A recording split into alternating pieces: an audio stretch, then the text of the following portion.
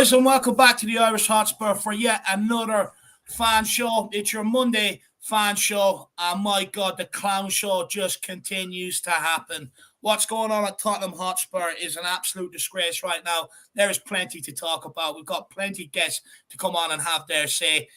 Jack, because I won't be around on Thursday for the watch-along because I'll actually be at a wedding, I gave Jack the night off today and drafted in Dermo. So, Dermo, how are you, my man? I'm lost after yesterday. Absolutely diabolical performance, Dave. I mean, I've never seen us play as bad or as non-committed, passionate or anything in my life. Yesterday was just a piss take. That's what it was. Pure piss take. Look, we'll get into yesterday as we go through this statement, Dermo, from the club. And basically they said, Sunday's performance against Newcastle was wholly unacceptable. It was devastating to see. We can look at many reasons why it happened, and whilst myself, the board and the coaches and the players must all take collective responsibility, ultimately the responsibility is mine. So we'll take that first part of the statement. I mean, look, it's about time he came out and took some responsibility about what's going on. And me, I'm one of them. Once the players step over the white line, for me, you know, it's morely on the manager and the players what happens. But, you know, yesterday's game, Dermot, for me, it was a reflection of that scoreline yesterday was a reflection of the decisions made at both clubs. You look at Newcastle, they chose to get in a goalkeeper, get in a back line, back Eddie Howe, got a good system around them, you know, and sprinkled their midfield and forward line with a bit of talent. You look at Tottenham, the last 4 years, we've chopped and changed directions, chopped and changed different managers. We've got so many different players that represent what each manager what system each manager wanted to play. And, you know, that resulted yesterday. Nobody knew what they were doing. But look, you know, it was an absolute disgrace. To say it was unacceptable and devastating, I mean, that's the least he could say. Yeah. It was humiliating. It was disgraceful. It was embarrassing. It's something that should never, ever happen to us ever again. I mean, it was an absolute joke. And for me, you know, what happened yesterday is mainly on him in the last 4 years and what he's done. It really shows. I don't usually blame him for what happens. No. I don't. No, it shows, Dave, that the last 4 years has been a joke. Really, it has. And if we knew then if we knew now what we knew then before we stopped Poch, we should have stopped with Poch. The last 4 years has been a failed experiment where he was trying to chase something with 3 different defensive managers. We've forgotten what attacking football is like. And yesterday is a proper example of a club that's run badly, from top to the very bottom. Yeah. The players have to take full responsibility, and so does Levy, for the decisions they've made. The managers do, the players does, even the kit man does. Everyone should hang their heads low today with shame, and they should be coming out and apologising. Where's the players' apology? Where's the players coming out and not? Well, why haven't the fans been refunded? And do you know what? You know, not only did they have to sit there and watch that misery that travelled down to that game yesterday, all their trains home were delayed. So they had to stay up there even longer in the pissing rain. You know, no refund for them whatsoever. No. I mean, if I was a leader in that dressing room, I would certainly be saying to everybody, right, money out your own pockets. Let's refund these bloody fans.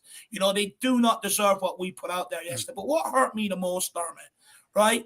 You know, we were 2-0 down or 3-0 down after 8 minutes, you know, and it ended up being 5 after 20. But at the end of the day, you know, everyone accepted out there what was going on. Not one person, you know, you had the balls to start berating people. Not one person had the balls to even pull the team into a huddle like Arsenal done when they were 2-0 down against Southampton during the week, you know, and refocus everybody, or, you know, ask questions like what the fuck is going on. Nobody took ownership of it. Nobody took leadership. They could see that it was crashing badly, and not one person took leadership to say to people, you know, come on, guys, let's dig in, you know, start pointing at people, telling people what to do.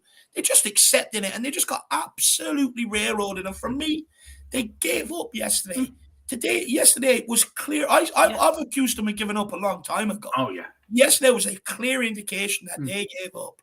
They want to be on the beach. And if I was in the club right now, if they want to be on the beach, fucking send them and pay for their holiday.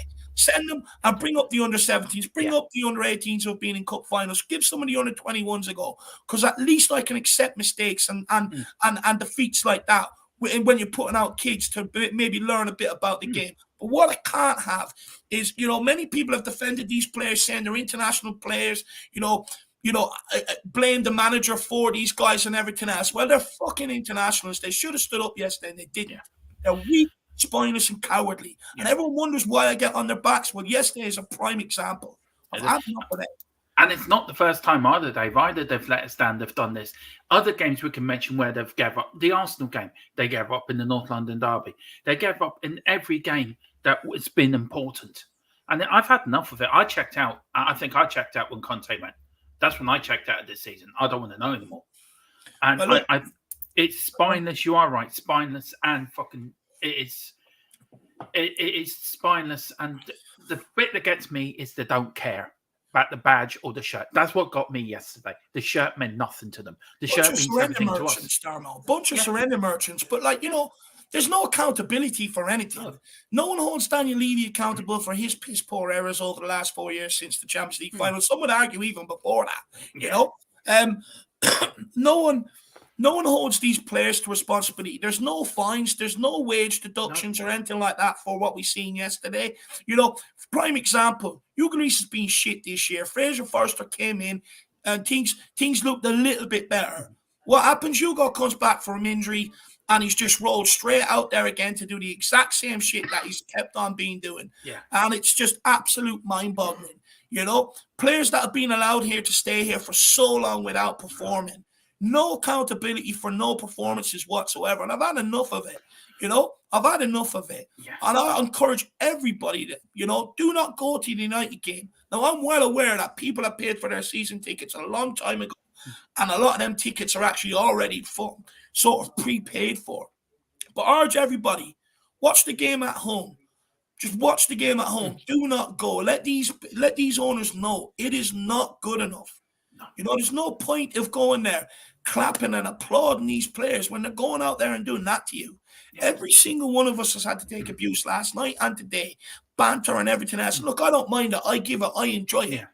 But it's just, they don't care. They just do not care. But let's move on to the next parts of the statement because it's the bottom part I actually really want to talk about.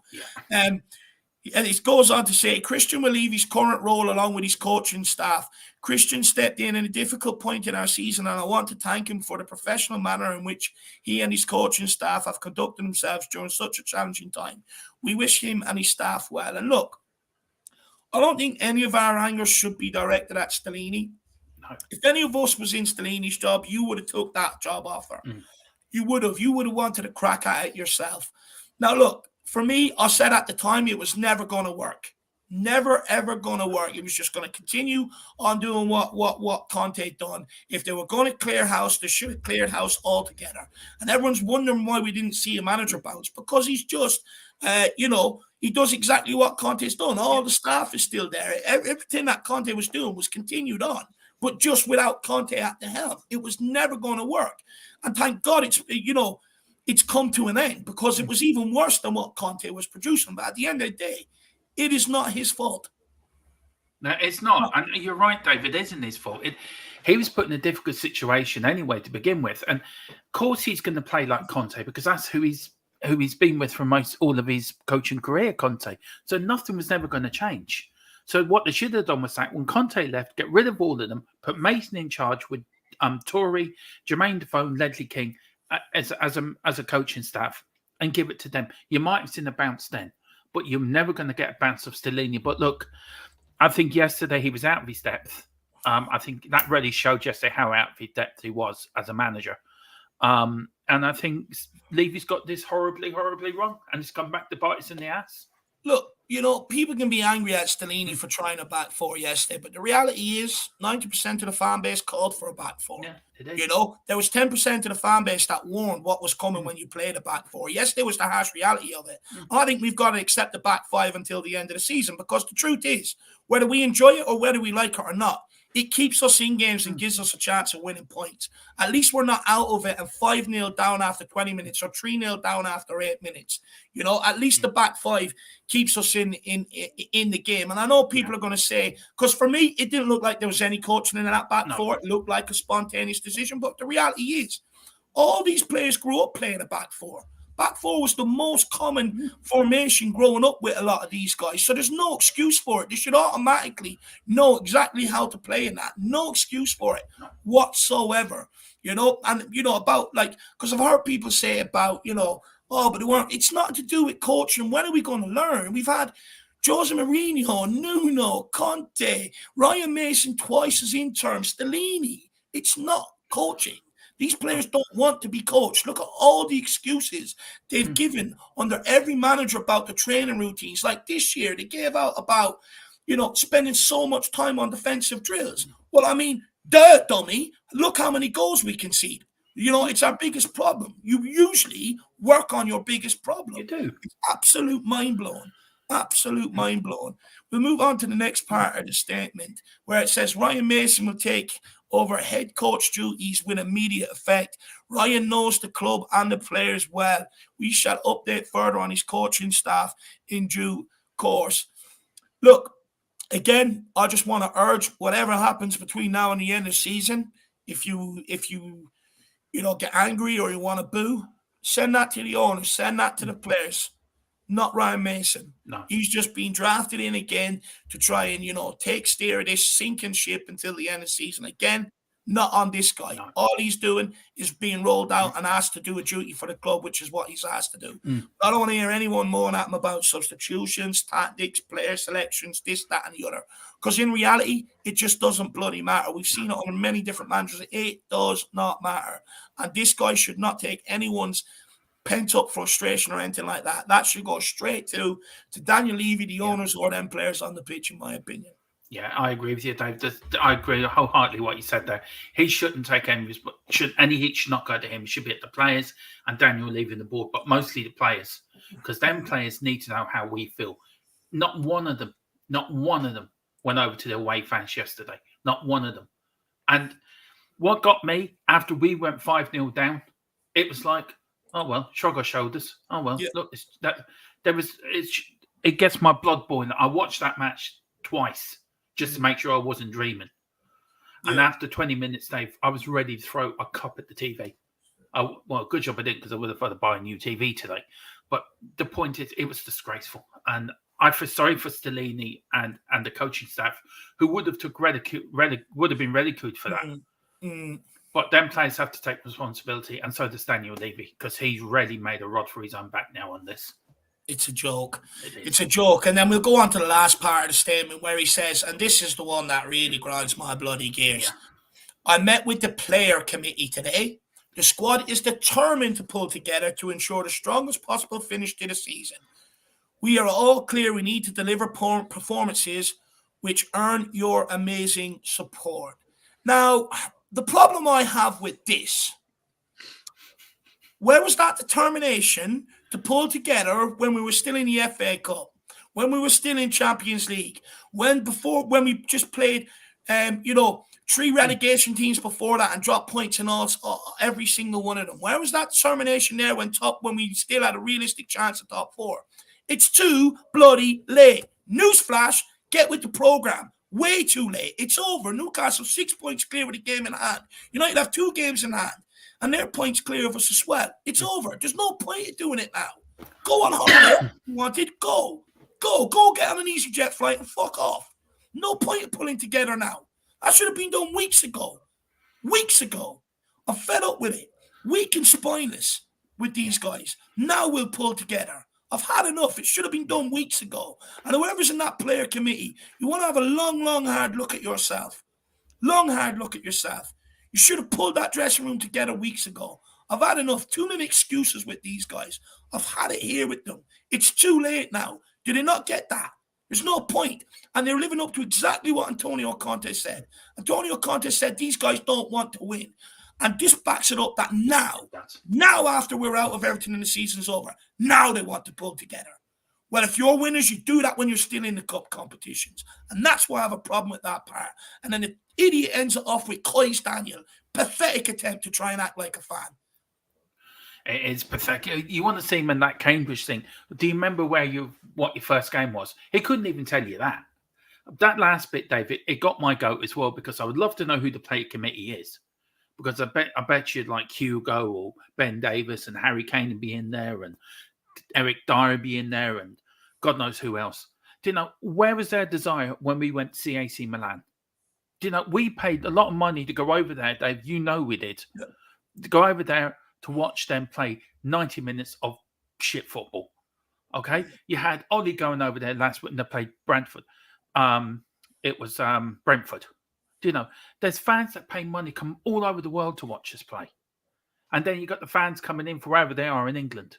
Where was the determination then for us? Where was the focus for that?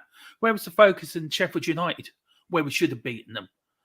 Do you know, it really boils my blood seeing that. And it's an insult to any common sense Tottenham fan, that is. That is pure an insult. He can take that statement and shove it up with the sun don't shine, because I ain't happy with that. Honestly, I was seething. I felt like just running straight through my front door with it closed, by the way. I was that angry, that angry. I couldn't believe when I said it. Now they want to pull together. It's too bloody late. I'm fed up with these pathetic attempts to try and save face all over the place. I've had enough of it. Had an absolute enough of it. And look, where I'm at with it now, where's Daniel Levy's resignation? But however, Mia made a great point in the build-up before this. Doesn't matter if he resigns as chairman. Him and his family still own 29.4% of E-League. So whoever he puts in place, he's still going to get them to operate the way he wanted the way he wants this club to operate. So it doesn't matter if he resigns. But what I think should happen now is I think that, you see so many different factions, different groups starting up, wanting change and everything else. And some that have been there for quite some time.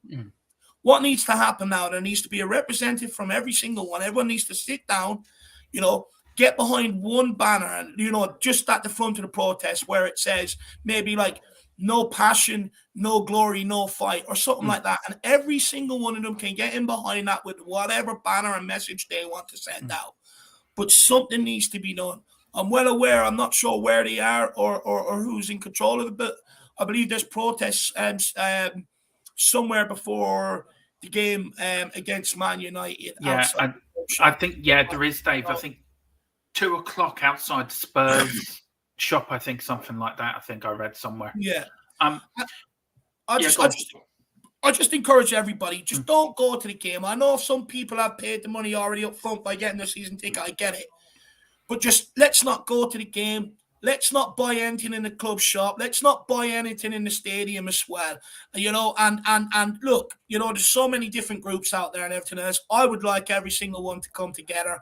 Just put one banner at the front and everyone else can march behind it, whatever other banners they want. And if you don't want to do that, just at least pick someone that wants some sort of change. I don't care whether it's Enig out, Levy out, whether it's change for Tottenham. I do not give a shit at this point.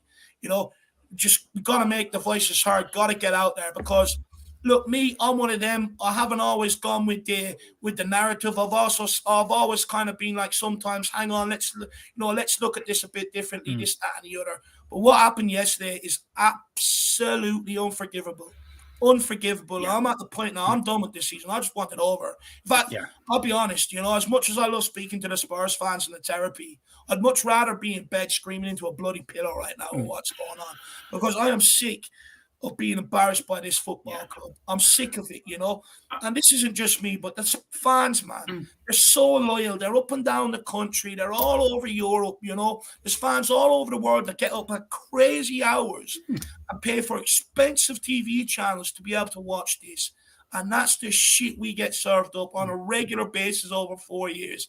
And it's no longer good enough. We've tried bringing in a big manager like Jose Mourinho to win trophies. But then we start giving mediocre signings like a Matt Doherty, a Sessi on the road, and never signed him anywhere else at any other clubs he's been at, players like that, and we wonder why he failed. See, look, Antonio Conte was a bit different. He had a lot of personal issues going on, a bit different in that regard, and ultimately ended up sacking himself. But the reality is, we can sit here and pretend that Tottenham didn't need defenders. They needed defenders and a goalkeeper. We didn't do it, and it's absolutely killed us this season. I said in the summer, when the business end comes around, watch this defense crumble, and it's absolutely obliterated into smithereens.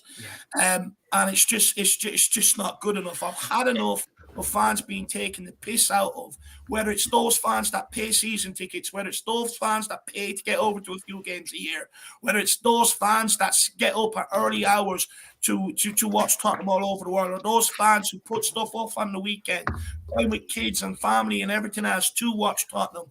I'm fed up with all of us being taken for a ride. I've had enough. Yeah, do you know what, Dave? Yesterday for me was the straw that broke the camel's back for me. I just want the owners out now. The owners out, a clean sweep completely. And you are right, we have to get behind something. Either it's Levy out, Ian out, change for Tottenham, whatever.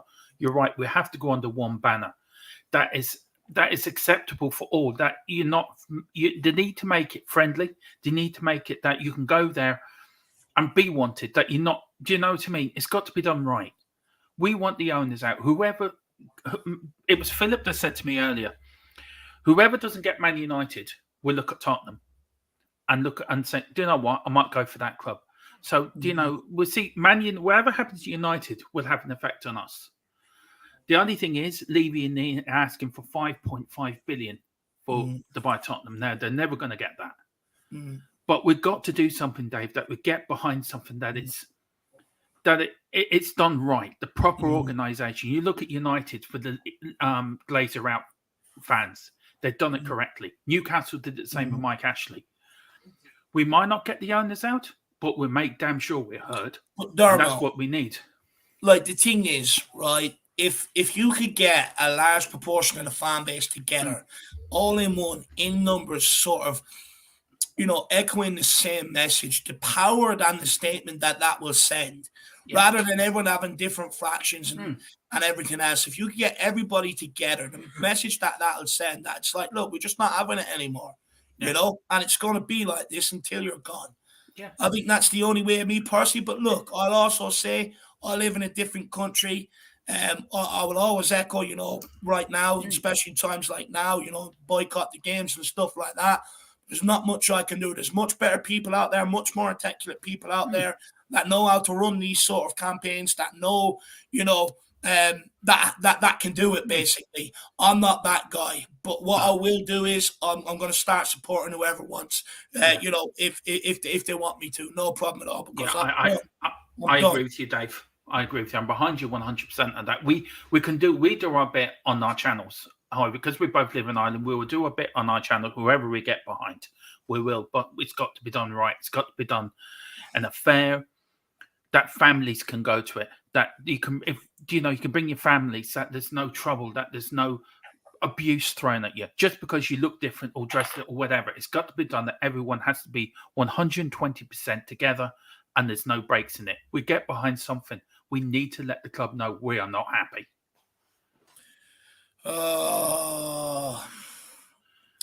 I'm just done, man. I'm absolutely done. Anyway, look, I'm going to take this message from Stuart Wheeler and then I have one more bit of news to bring up, which is going to compile your misery. So if you don't want to be put in any more misery, tune out now. But Stuart Wheeler says Tottenham Hotspur in the 1990s, we only finished in the top 7 once, and that was 7th. First decade of Enoch, this was up to 3 times out of 10 top 7, or top 10 finishes. Since 2000, we had 12 out of 12. And you know what? I hear you. I hear you on that, right? I do hear you on that. What I would say, Stuart, is the thing is, right, on one of these, I say they've sort of built the club, in my opinion, sort of well up until sort of, I would argue, even though we got to the Champions League final, I would say up until that season. Because realistically, that Champions League form, or to get into the Champions League final, how lucky we were along the way, by the way. And I know they say you were on your own luck, but it masked over our league form that year. Our league form was shocking, and the decline on the pitch was you could already see it starting to happen. We already lost Wanyama and Dembele that season. And you could already see the decline starting to happen. And for me, that's where the expectations come from the Spurs fans. And I don't think anyone should be told you shouldn't have them expectations, because they were raised up like that. However, the last 4 years, for me personally, and this is my opinion, the last 4 years they've completely undone all that. And right now we're falling further and further and further behind. And what I would argue, we got Harry Kane 12 months left on his contract. If he opts out this summer, Next season is going to be a long, hard season because you're going to feel the impact of not having someone like that who can grab them goals for you. And we'll end up being a mid-table club back where we were when they first bought this football club. That's what I would say to that, Stuart. I don't know whether you agree, disagree. That's just my thoughts on it. And then the disabled team says, I feel your pain, lads. Honestly, I do. Do you know what, man? I was so annoyed yesterday. I actually didn't know you had a YouTube channel. I went and checked it out yesterday, and you do some good videos for Leeds and stuff like that, man. So big yourself up. It was nice to see after all the anger I had yesterday, buddy. Really appreciate the support as well. Honestly, I've just had enough of it, man. You know, we give up so much of our time. Do you know what? We give up everything. You know, we give up going to parties, birthday parties, sit here, do watch-alongs, streams, you know, give up stuff to be able to go and support the club and try and get over there and stuff like that. And look, we're not the only ones. There's everyone else. Everyone does it. And that's what we have to accept. It's hurtful, man. It's hurtful. All we want to see is the same passion that we have for the club on that football pitch. And it can be done. But they don't want it. You see Newcastle fans, ownership, players all together yesterday. We need to get back to that. We had it under Poch and we've lost it completely. We need to get back to it. Just hurting at this point. I remember one game, Dave, just very clear. I remember back in 1984 when we reached the UEFA Cup final and Danny Thomas missed the penalty. You heard the whole of White Hart Lane just singing there's only one Danny Thomas. That was everyone. Steve Perriman said that night, the team, the players, the club, the fans, everyone was one. Everyone was one. We're not like, it's like civil wars broken out with our club now. Everyone is so divided, so torn apart. And with yesterday, and then with the Poch, he could be going to Chelsea. That's just added more misery onto me today hearing that news. And then yesterday, it's just call it quits now. As you say, bring up the under-17s, under-18s, at least they care. And you know what? On this King Huddle, I hear you, my man, right? I'm not going to sit here and deny that they, you know, built us a new stadium. And look, you know, it benefited people like me, right? I struggled to get tickets for White Hart Lane. In fact, they were nearly impossible. Now I can get them, right? It's benefited people like me having the stadium. I'm not going to sit here and deny anything you've said there, but the reality is we're falling down from there. We are falling down rapidly from there. And that's the problem. That's the problem, my man. But I hear you. But look, the next bit of news, this is from Fabrizio Romano's Twitter page. Talks are progressing very well between Mauricio Pochettino and the Chelsea board. Process is ongoing. Not done yet, but it's getting closer. Pochettino has told his backroom staff to get ready. So it looks like everything is hotting up on the Pochettino to Chelsea front. I'll be honest, I'm devastated and I'm gutted. Yeah. Do you know what? Fans have been calling for this guy's name for so long. So long now. Now, in fact, they're actually that disappointed. I don't think there was any Mauricio Pochettino chance actually in the Newcastle away game that fans were that hurt. I just never thought Poch would accept the Chelsea job, to be honest with you. I thought maybe with the loyalties he had for Tottenham, Arsenal, Chelsea, West Ham, people like that were a no-go. However, Football London, which Charlie Gold works for, they came out and they said that Tottenham didn't even make contact with Pochettino, and Pochettino would have been open to the idea. So, you know, at the end of the day, he sat around, he's waited long enough. We didn't contact him. I don't blame him. He's got to get on with his career at some stage. You can't wait forever, can you, Dave? And look, this is I'm devastated over this news. I'm really out. I would have loved Poch back.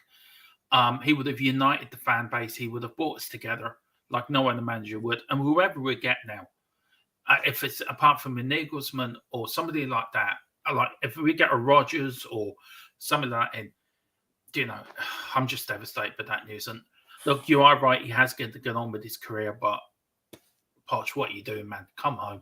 Just come home. We need you. Well, there has to be, you know, someone has to reach out to him first. But, you know, I was saying this for a while. I didn't think Daniel Levy would ever reach out and contact him because it means that he's made a mistake. It's an admission of guilt. You know, and it gives fans even more reason then to go, you know, get him out of the club. This is why. That's why he's never, ever going to do it. Never. You will not see Pochettino back here with Daniel Levy's chairman. And then these are Ryan Mason, 6 games in charge. United at home, Liverpool away, Palace at home, Aston Villa away, Brentford at home, Leeds away. I just encourage everybody, them home games, don't go. If you can, just don't go. I know it's hard because for some people it's all they have. It's the only time they get out of the house and stuff like that. I get it. Yeah. Maybe just go to the pub and have a pint to watch the game or something instead if you can. Because, the more people that keep filling up this stadium, I don't think you'll see the change. No, I agree with you. I agree with you, Dave. Just don't go. Please don't go. Stay at home. Watch Dave do his watch along. Him and Jack and Sean. Just go to the pub. I tell you what, they're a better watch than what Tottenham are at the moment. I tell you what, I'll tune in just for the crack with them three. But we got to send the board a message. Listen to Dave. Listen to myself. Don't go. Watch it on telly. Go to the pub. Spend time with your family. Go out for the day. Do something different. Just don't go. Send this board a message. We've got to do it now. Something has to give. It's true, and the saddest thing of it, it's the fans that have given up. You know, that the people that deserve the most are the ones that have given up, and I don't blame them. I do not blame them. I've always said, Dave, Bill Nick would be looking down on these club now, crying. He'd be seething.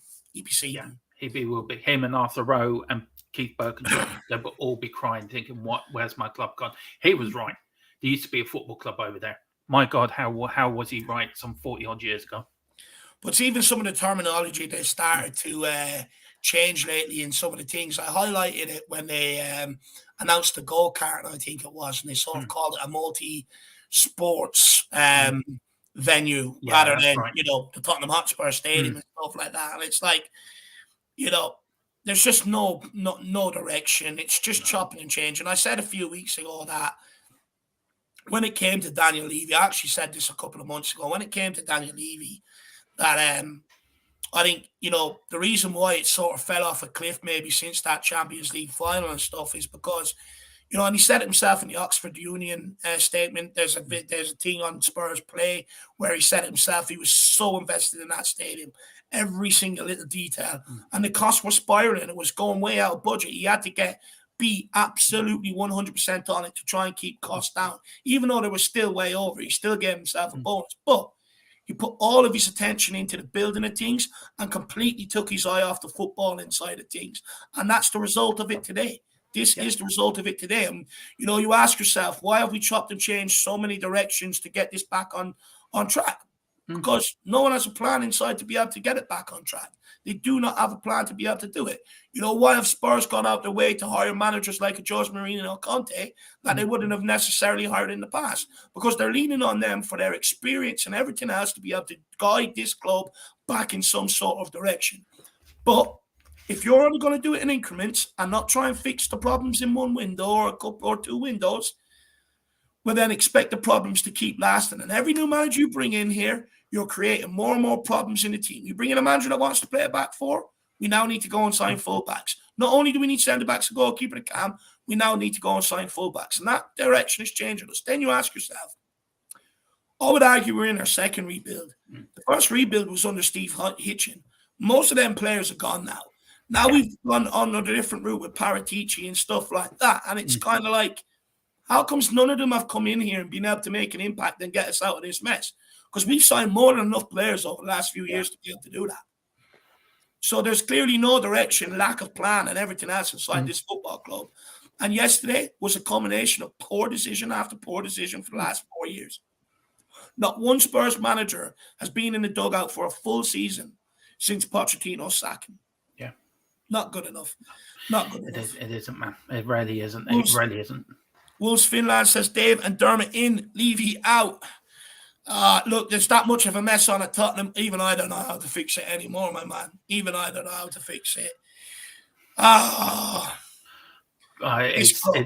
It's head scratching, isn't it, man? It's just head scratching. I've had enough. All you can do is laugh. Just end the pain. Just end the pain. Just end it. Anyway, let's start getting on the guests. Let's start seeing what they have to say. Yeah. If everyone does enjoy the stream, if you want to get questions in, if you want, your talker points really to stand out there, feel free to get it in a super chat. It's a great way to support everything we do here, or a channel membership, either small fee every month. But don't worry, like I said, I know times are hard. I know people are fed up with Tottenham as well. You probably just don't care either, which I don't blame you. But the least I ask is just at least engage with us in the chat as we go along. But look, let's start getting on the guests. Let's get on the first guest. And the first guest is Mia. Let's get her on and hear what she has to say. How are you, Mia? Yeah, not too bad. A bit more depressed after listening to you lot. Like, I try and be the balanced one. Do you know what I mean? I'm quite a balanced person, I would say. I'm quite fair with my assessments, but mate, that was depressing as anything. It's just a harsh reality. Boy, yeah. I don't want to accept it, and I've tried my best to resist it, but it's the harsh reality. Do you know what I would say is that I agree with you that your people's voices need to be heard, but I think that if whatever way people feel like they need to do it. So if someone like you who can't go to games, email them every single day with your like how disgruntled you are every day. If they get like 30,000 emails a day saying how upset people are, they're going to be like, oh, darn. If it means that you want to protest, protest. If you want to march, march. If you don't want to go to games, don't go to games. But the point is that everybody can have their voices heard, whatever way you think is the best way to do it. That's what I would say. I would say that whatever way you feel is the best way for you to show that. If it means not spending money and not going to games, do it. You know, that's, I think that's really important to stress, that everybody can have their voice heard. If it isn't going to a protest, there is another way of doing it. So just know that if you want to get your voices heard, there is ways to do it, other ways, other avenues that you may take if you want your voices heard. I actually think you raise a very good point there. Look, you know, this is why I say I'm not articulate enough, you know. But I think you do raise a very good point. There is something that everyone could do. You know, you're absolutely spot on.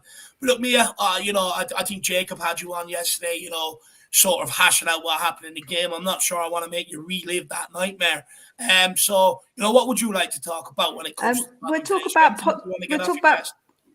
about Pochettino, because this one's a very interesting one for me, because I very much disagree with what Dermot says. So we're loggerheads on that fact. Is that I didn't want Pochettino back. I don't believe that he is truly would. Like, I don't think he would truly unite the fans, because I don't think that all the fans want him back. People put him on a pedestal and forget all the negatives parts of Pochettino that he did do. I think people just remember, it's a bit like an ex when you remember all the good times and you don't remember some of the bad times.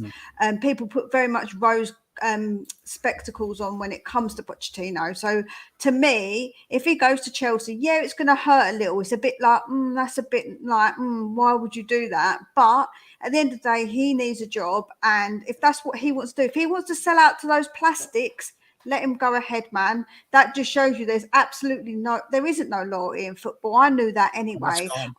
That's gone, man. I'd never thought it was so. If he went to Arsenal, I think that would be the worst. That would be a Judas moment.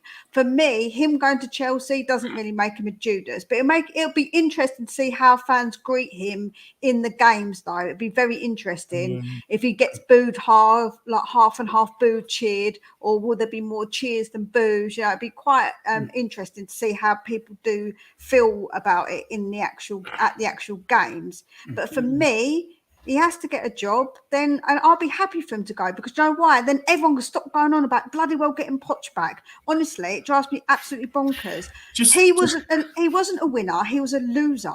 He didn't win us anything. He had the opportunities and he didn't win us anything. I don't want somebody who's got the same idea. I want someone to come in fresh, new ideas, you know. I don't want Poch back.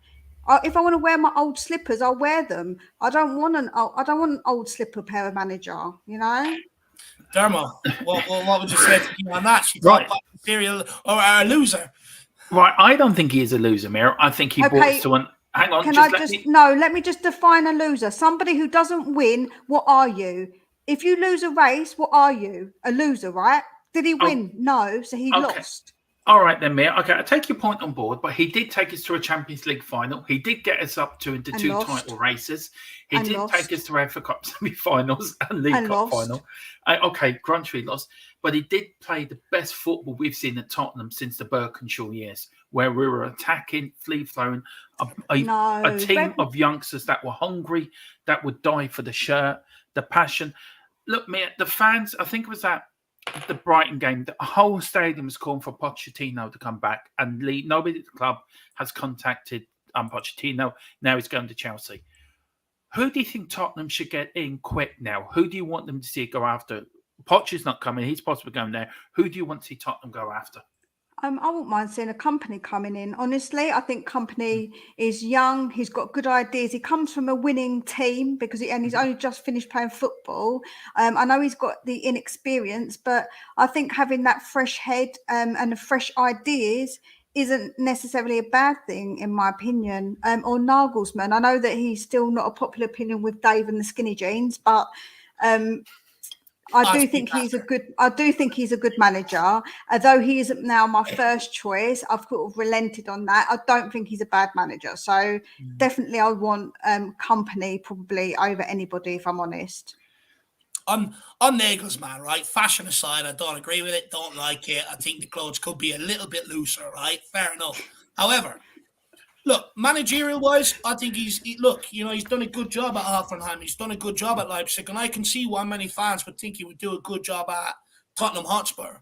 However, his personal life ruined his job at Bayern Munich, ruined it. And we've seen this year with Conte having off-the-field issues, how badly it can affect Tottenham. That's why I don't want him anywhere near this football club. And that's why I think when you say Company, look, I would love a Poch return. I know I've said in the past that you shouldn't go back to your ex, but for me, I think he does deserve a chance. I think he deserved a chance for a proper rebuild after the Champions League final, because to be fair to the guy, he did go 3 windows without any signings. He did oversee us going from the old stadium into Wembley into the new stadium. So there was a lot of sort of stuff he had to contend with while managing Tottenham Hotspur, and he kept us up there competing, which, look, I give him credit for, and I did think he did deserve the job. But, look, I do think that this needs a refresh. It needs someone that comes in with new ideas, wants to play the football that Spurs fans want them to play. However, we will have to make signings for that to happen. But Alex made a great point on Sabbath's channel on me yesterday, and I sort of agree with it. Do you think Spurs fans are pining for Poch so much because we haven't had anything to take football-wise in terms of we've had Jose, Nuno, Conte and the style of football? We haven't had any good football to watch. So that's sort of the only good football that Spurs fans remember. It's the last good football we had to watch. And that's probably why so many Spurs fans are pining for Poch.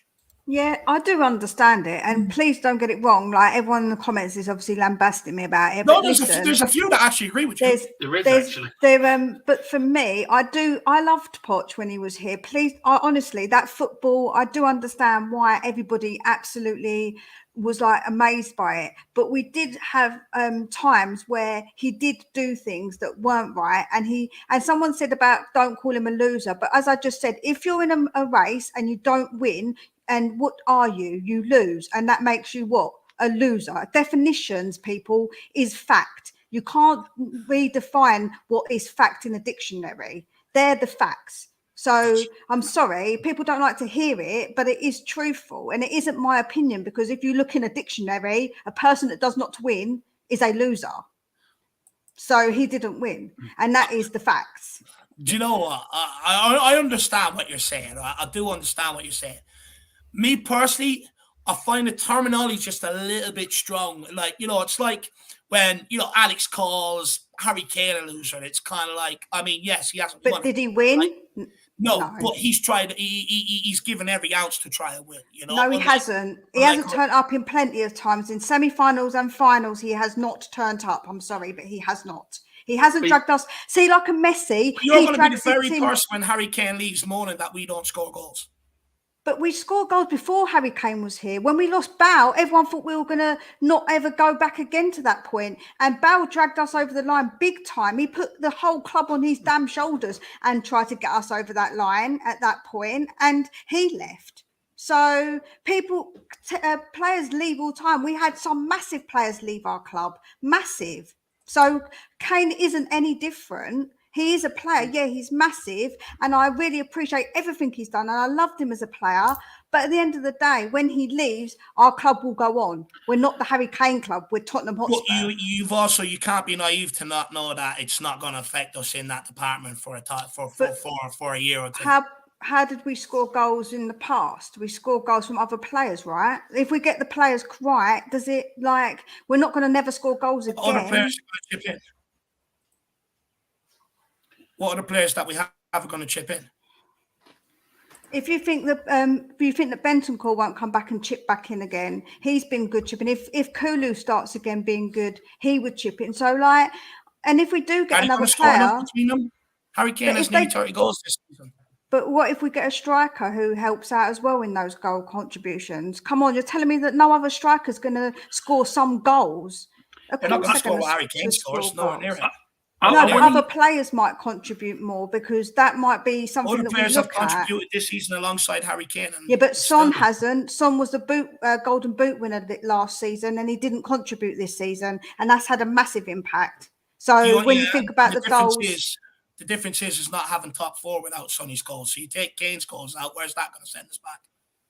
But if you had Sonny's goals and you got a striker in and you had some other people contributing, it really will help with the goals. Like the fact is that we can't hold on to Kane forever. If he goes, at some point we're going to have to get used to the fact that he will not be with us, right? And that we're not going to have those goals. So if it's this season or next season, if he doesn't sign a contract, we're going to have a point where we don't have those goals. I understand that, right? But in my opinion, we got to stop doing this, right? You know, I get Tottenham goes on without Harry Kane, but that's just a saying. Of course it's going to go on without Harry Kane.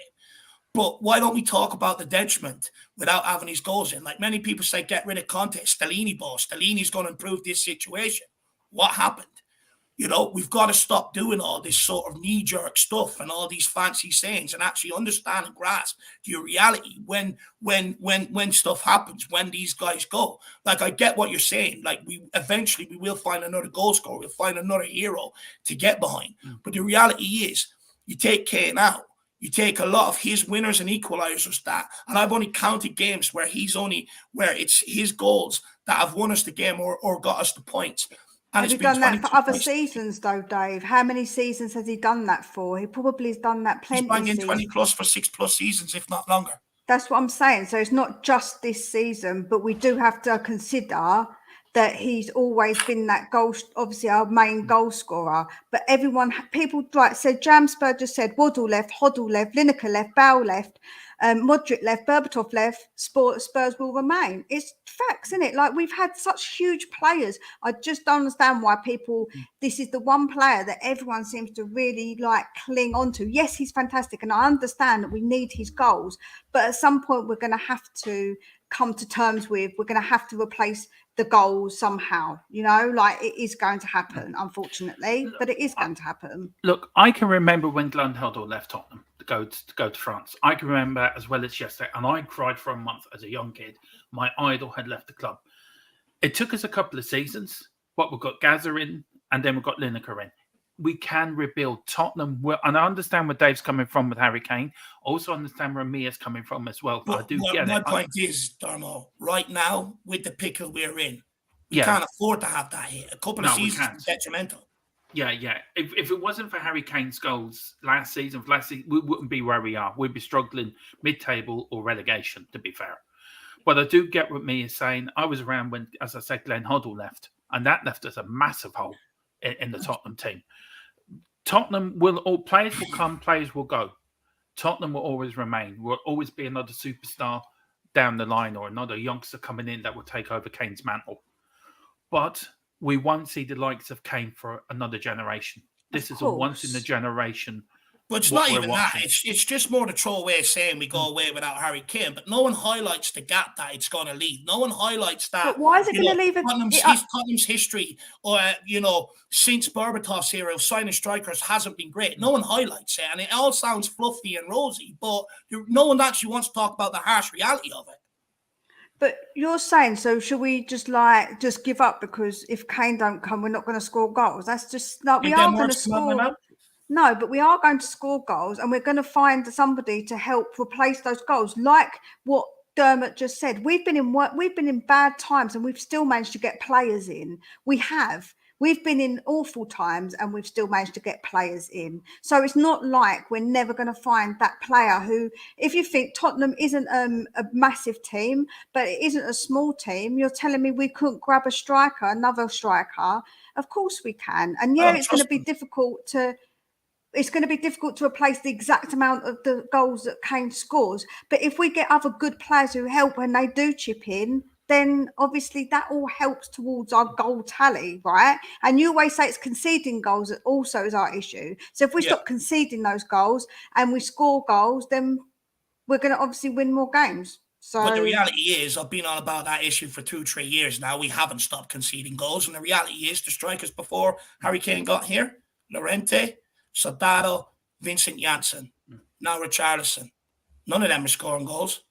I don't trust the club to replace Harry Kane. They were there, no, but Llorente got put in as a backup to Kane. He wasn't our main striker, was he? Kane was injured for large periods, and we had to use Llorente. Yeah, we had to use Llorente, but he wasn't there instead of Kane, is what I'm saying. We've had other players before Kane come along as our main striker.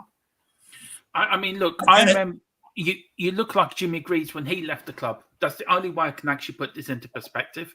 When Jimmy Greaves left Tottenham to go to West Ham, yes, we had Martin Shivers, but it took us nearly 10 years to get Steve Archibald and Garth Crooks, who scored regularly goals for us over 20 years. And Greavesy was missed dreadfully. Martin Shivers was the nearest thing to Jim, but he wasn't Jimmy Greaves. Harry Kane is our Jimmy Greaves. I've said it before and I say it again. I do get that, Dermot. And it will take, you could go out and spend 100 million on a striker. But are you going to get the same player what Kane does? He drops back. He sets up goals. He scores goals. He links up with the midfield. Yesterday, he was clearing balls off the line in the defence. Kane is an all-round player who brings everyone together with his passing. He's got the best passing I've seen since Glenn Hoddle.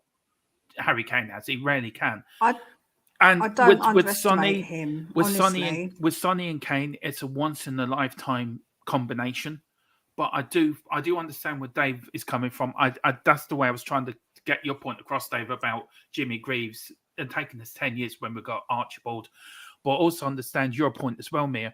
Just on the last point question for me, Mia. Dave's right in saying that we need to look at the defence. Should we just look, if Kane stays or if Kane goes, do we start from the back? Like any decent team. Let's get our back line sorted first. Yeah. Then everything else can sort of slot into place. So should we start at the back? And where should we start first? Where's your first signing in if you're going to rebuild from the back upwards?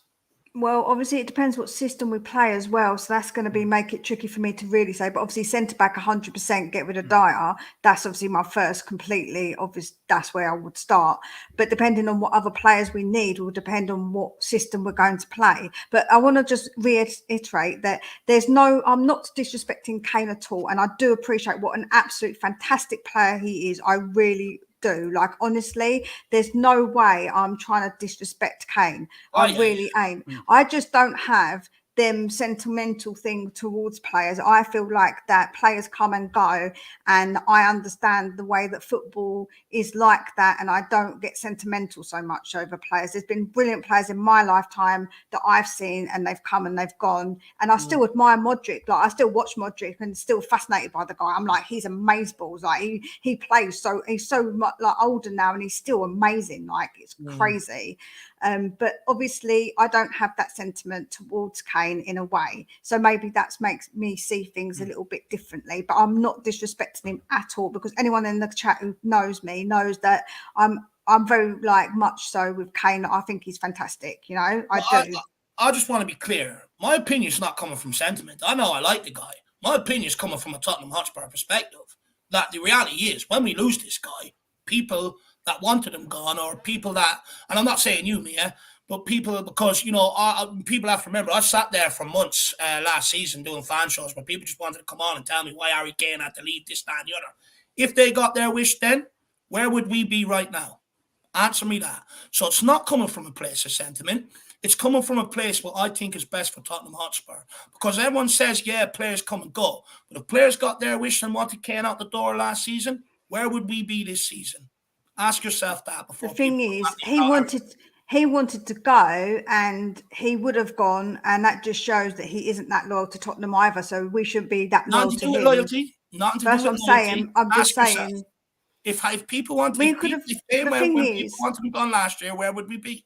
If I didn't say that I wanted him gone. I just said if a player doesn't want to be here, then I don't want him here, because I just feel like at the end of the day, I don't want a player or manager or anybody here that doesn't want to be here.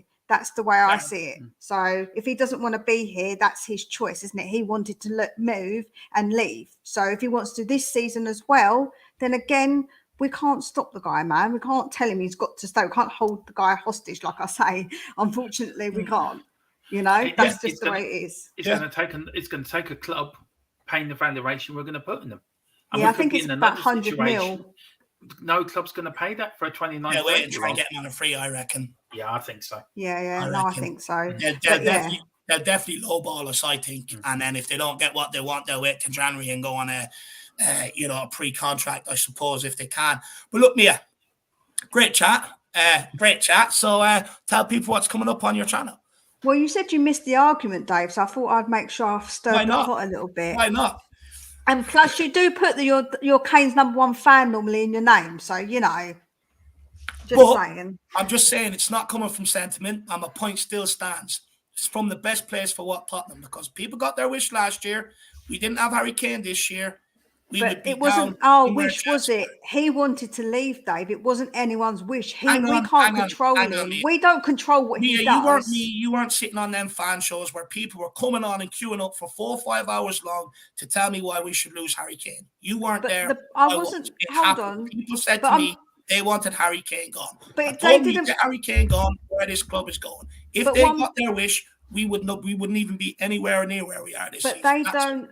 But they don't make that decision. So no matter how much I say it, it doesn't make it so. It's up to Kane. If Kane wants to leave, then that's obviously down to Kane. That's not down to anybody else. It isn't me saying it or you telling him to stay that's going to make him stay. It's going to be his own mind and his own decision, right? It doesn't matter. I'm not debating that. But so even if I wish it, if it doesn't come true or it does come true, then the consequences of that isn't down to me. It's down to the person who made that decision, and that would be Kane. I don't know if you want Harry Kane out and you want to say you want him out and you don't realize what's coming around the corner. I think you do got to take. If I wanted him to stay, and he stayed, it doesn't mean that I'm the cause of that consequence. That's because that's Kane wanting to stay. That's nothing to do with me. Anyway, I'm not sitting here arguing about Harry Kane all night. What's coming up on the channel? Yeah, so I'll let other people go. I've done plenty of content around what's been going on at Tottenham. So if you want to hear my opinions, I do always try and keep things quite reasonable, logical. I know people might think I'm being a bit angry or whatever now, but honestly, me and Dave just get heated. We're passionate people. So this is every time, don't it? It's just passion. It's just passion together. It's the way it happens. That's it. But honestly, I welcome all opinions. I don't discriminate to any opinions. I like to hear other people's opinions actually, because I think it's good. It makes good for good debates. As long as you're going to be reasonable with your debates and not get silly and say you don't know ball, because that's obviously something that really bugs the heck out of me. But yeah, I'm always all ears. So come over and definitely come and join me. And even if you don't like me, just subscribe, because I really need to get to this 1,000, man. Seriously. Come on, me. I don't think there's anyone out there that doesn't like you, my dear. Don't be thinking like that. Everybody. The thing is, do you know what I always say to everybody? It's an opinion. I'm not attacking no person. There's nobody personally that I dislike. It's just an opinion that I'm disagreeing with. It's not you as a person.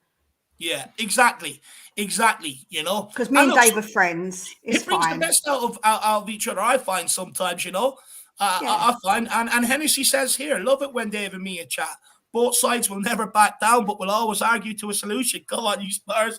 Love the panel as always. And that sums it up, Hennessy. I couldn't sum it up any better, my That's right. But me and Dave we talk as friends, We don't need to always, it's not, I'll ring him up and see how he's doing. We have really good chats for hours on end. So, Yeah, 100%. Look, this is every Monday, every Friday. You enjoy it, tune in for it. I just call it? It's been a score draw. This one, I'm calling it a draw. I can't decide the winner on this one. Oh, you bloody would! You bloody would. I have to put up with Dermot. He's a diva behind the screen. He's a big diva. I know. But just letting everyone know. Fucking hell. But look, we better keep this moving, Mia. I really appreciate your time this evening. And look, hopefully we'll speak again soon. I'm sure we will. Who our manager is. Fingers crossed, eh? Hopefully. See you, Mia. Speak to you soon. See you. Bye-bye. Everybody, big up me in the chat. Absolutely love that. And look, even whether you agree with me or anybody else or disagree, at the end of the day, they're not afraid to come on and share their opinions, and that's what it's all about at the end of the day. But NEC, absolutely love that. Big yourself up, man. I'm glad you enjoyed it. And look, these debates are good to have, Let people, hear all these different points and let them make up their own opinion on it, my man. Big up, Hennessy, and really appreciate the support, brother. And you know what? It's good to see everybody in the chat as well. Just look, so many people, to call out. I usually give you all a call out, but so many, I'm so far behind. So just thank you all for tuning in, guys. And look, if you do want to have your say and you are a channel member, link is up in the community section. Grab that link and get on and have your say. But look, we're going to keep this moving. I believe I said Jerome was the next guy. 5, well, it's probably 5:30 in Australia now. Let's get him on. Jerome, you mad, man. What are you doing up this late? Can't sleep because of Tottenham?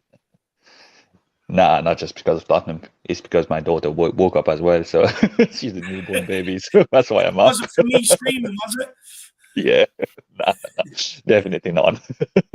But look, Jerome, I mean, where do you want to start with this, man? Where do you want to kick it off? Oh, man. It's like things were bad. But then when I saw you were saying like Chelsea are in like advanced talk with Poch, things got worse. Like even much, much worse. It's like, Jesus, how much can we go even lower with this freaking team, man? It's like, Jesus Christ, I can't believe this. And sacking Stellini, yeah, that would have happened. It's like after that spanking we got, I knew he was going to get sacked. So that's what's going to happen. But to be honest, I'm like, I know we all love Ryan Mason. Ryan Mason should not be we should not say anything about Ryan Mason. Yeah, He's just been not given his the fault. job. Not his fault. But seriously, you had Poch available. He's ready to come. He was saying he keeps saying he would love to come back to Tottenham and finish the job. And we still, like, that board is so brain dead. They can't even admit they made a mistake and can't get the guy back. On Like, that, Jerome, answer myself and Dermot, because I think this is probably our biggest question. Why have Tottenham not contacted Pochettino? Considering that relationship was there, considering he said he would love to come back someday, why did we not contact him? Why have we allowed that move to Chelsea to happen unchallenged? I'm pretty sure the board split. The board split. There's one part of the board that wants him back. There's another part of the board that doesn't want him back because they do not want to admit we made a mistake. So it's just split between the board. So that's what we mean. Every time we waste time arguing among each other. Now, who we got to get now? Nagelsmann? Company? I'm sorry. Nagelsmann failed at Bayern Munich. Will he be coming here at Tottenham and make a better job? Like with the players we've got? I highly doubt it. And Company, he won the championship with Burnley. That's good. He's a winner. We'll say he's a winner, right? But when it comes to Tottenham, is he going to ruin his brand new career as a coach and not winning anything with us because with the players we've got, he can't get them going? What's that going to do? It's like I don't understand the way of thinking of his club. We give new contract to players that don't deserve anything and players that disrespect us, that goes somewhere and disrespect us. But coaches that say something, we sack them because we said we disrespect the club. But players are given a contract. What the hell is this? This club is a joke. We don't run things properly. The board can't do things properly. They can't agree among each other. And now we're letting Poch going to Chelsea. Great. So and No, go on. Yeah, what Mia was saying was like Poch is a loser. Well, if you don't win things, you're a loser. But does that mean Mourinho is a loser? Conte is a loser? Because when he came to us, we didn't win anything. So does that mean we're both losers? No, we're not. We are serial winners. It's just when they come to us, when they come to this club, there's no backing, there's no support, there's nothing given. Crap players, everything. Look at Newcastle. When they beat us 5-1, right? the team we had on the Poch, they beat us 5-1. And that team we have now, completely different team. Look at us. We still got 5 players that was there and they beat us 5-1. We still got 5 players still sitting there. We don't change anything. We don't do anything. We just keep the same players that we have, thinking the glory of Poch will get back to us again, and we'll be like, oh, we'll bring some big name managers to see if we can go over the line and win a trophy. No, it's not going to work. It's not going to work for them. They want big players, and we can't afford it. Poch brought players, good players, not big names. Like I said last time, Dembele from Fulham, Trippier from Burnley, Dele from MK Dons, and so on and so forth. Wanyama from Southampton. Like, come on. They are not players that was huge players, but they were good players, good signing. Players that would want to come and die for this club. All we have right now are 11 players on that pitch playing for one another, not playing for themselves, not for the team, not for the badge, not for nothing. That trouncing we got just showed again how bad things are with us. We can't do anything right. We can't play 4 at the back. We can't play 3 at the back. What is the point? What is the point of having this kind of defense? And Jerome, that's why I say, I don't want to see any anger directed towards Mason, because he's just the next guy to be rolled out to take the anger, and it's not on him, it's not his fault. But Dermo, you wanted to come in there, and I have another discussion I want to have with you, Jerome, after. Yeah, look, I was on to switch around about Hugo's statement after the game. And what did you think of his so-called apology, which I think was the most, that blew me. That blew that lit the torch paper for me. I thought, how dare you come out there and pretend you care when we know you don't? How did you feel when you heard that? Because I was disgusted by that. Hugo can do one for all I care. Every year, it's the same crap with him. Every year, he will come and have some brutal, honest comment. Every year, it's the same thing. This year, you can do one, mate. You are a disgrace. You didn't want to come up. Yes, you probably were pissed off or something, but you didn't want to come up. You're crap. You shipped 5 goals, and then you're coming around and saying it's a disgrace. We should apologize to the fans. Every year, I heard this comment every single year. We have to fight back. We have to show more pride. We have to show more spirit and everything. You can do one. On Jose, right? Yeah, exactly the same. So you can do one. I don't care about your comments. I don't care about your brutal honesty, because every time it's the same thing. All that talk, but nothing never changes. Nothing. So what's the point? Do you know what's mad? Sim brought up a stat earlier on where it was like Hugo Lloris had 6 shots to face in the first half. And he saved 1, and that was the one he parried where they tapped it in after. It shows how much of an absolute stinker he had. Now, look, do you believe that they're coming out and saying an injury? Because I've seen points on both, right? Now, for me, I think I was reading an article earlier, and they made a good point where they said the club wouldn't allow Hugo to do media duties if there was a bust-up at half-time, which I think is a valid point, right? You wouldn't roll him out in the media. However, I didn't see any physio treatment for Hugo. I didn't see him struggling once out there. And it did look to me that Fraser Forrester was rushed out to get ready. So where are you at with the Hugo Lloris situation? Do you believe the injury, or do you believe there was an argument? I think there was a bust-up. I think there should have been a bust-up somewhere. It's like probably with him, with the defenders or something. Something must have happened. Must have been a bust-up. So I don't believe it's like, I don't believe anything about his injury or something like that. He was just pissed off. That's all there was to it. And by his comment, you can see as well. Yeah. Look. For me, I think he walked in. He started ranting and raving, and someone just turned around and was like, "Shut up, sit down. You've cost us more than anyone else this season. Who are you speaking to?" And this is what I was saying all along. Having a problem as a captain like that, because I can't open his mouth and berate people, because he's the biggest culprit of it this season, and no one's going to respect him when he does open his mouth because of it. And it leads to this shit. It leads to the infighting. It leads to the high turnover of players that we've seen over the last few years. Everything's a knock-on effect from it. What do you make of I'm not going to say treatment of Sarr, right? Because look, somebody had to come off, right? And it wasn't Sarr's fault yesterday that happened. But how do we make sure Sarr doesn't go down the wrong path? And what I mean by that is, letting this affect him, getting into his mindset, and maybe stunting his development. Because something similar happened to Sessegnon when we were there against Wolves, and since then he's never been the same player. I'd argue his shit before then anyway, but since then he's never been the same player. Well, it's hard to say. It's like those kind of things can definitely ruin somebody's confidence. It's like you take him off straight away after what happens. It's like, yeah, for a young player, it's kind of hard. But we'd see how Saul reacts. Because to me, it's like he didn't have much game time, anything. I think under another manager, maybe get more game time, like in different position than what he is. Maybe he can show us his true talent then.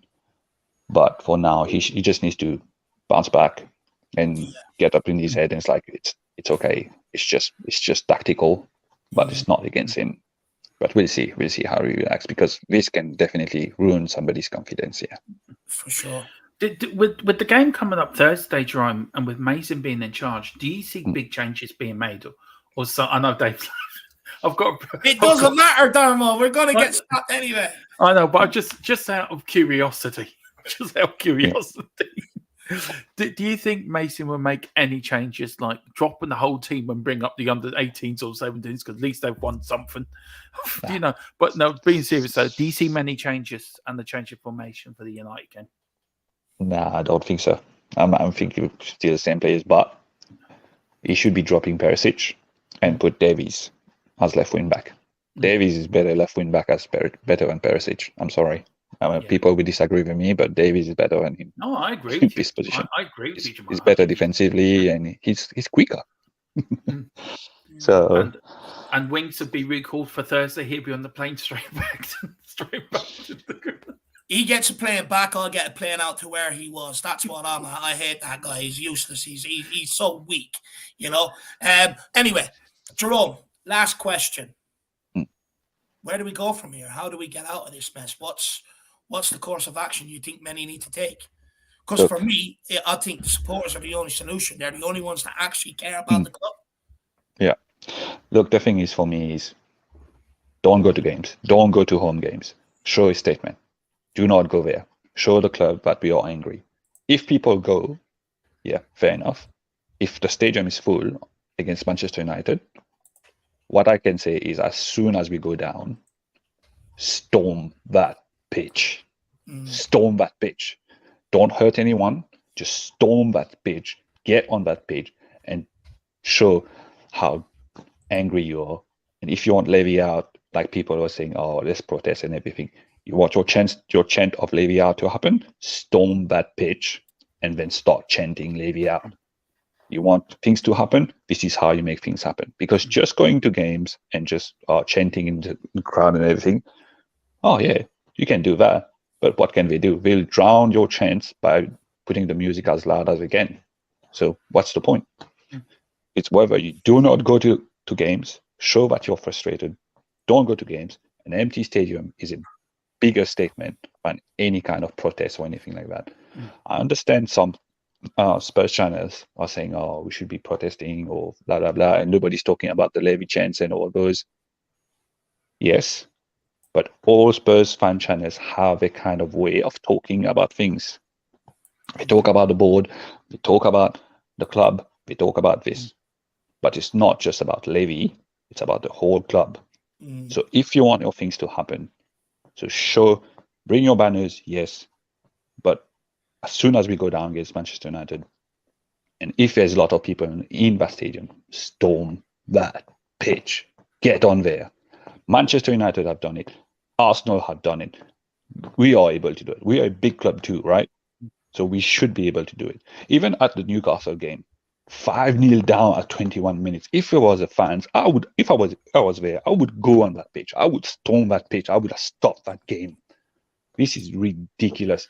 Like, we should have been so angry. Fans have traveled 8 to 6 hours to go there and watch this nonsense. Just one question I got on that, Jerome, for super chat. Sorry, Dave, just come to my head. No, we're Do you think we as a club, as fans, should follow the Man United sort of blueprint, how they've done it? They set up a separate club for the protests, protests against the Glazers. When there's been demonstrations, they've all come together, they've all marched together under one banner.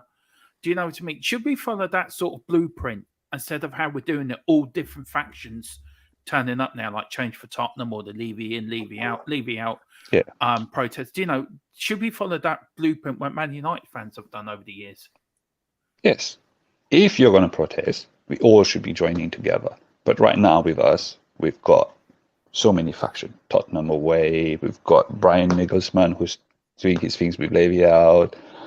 And all of those factions, like all of them are doing their thing. It's like, oh, I'm the one saying like we want Levy out, and the other one's like I'm more serious about being Levy out and everything. But at the same time, they're all doing their own things separately. None of them are like joining together. It's like joining as a whole, but it's all factions. So if you want to protest, yes, protest, but all of you should be joining together, protesting, and as a big group, and do it.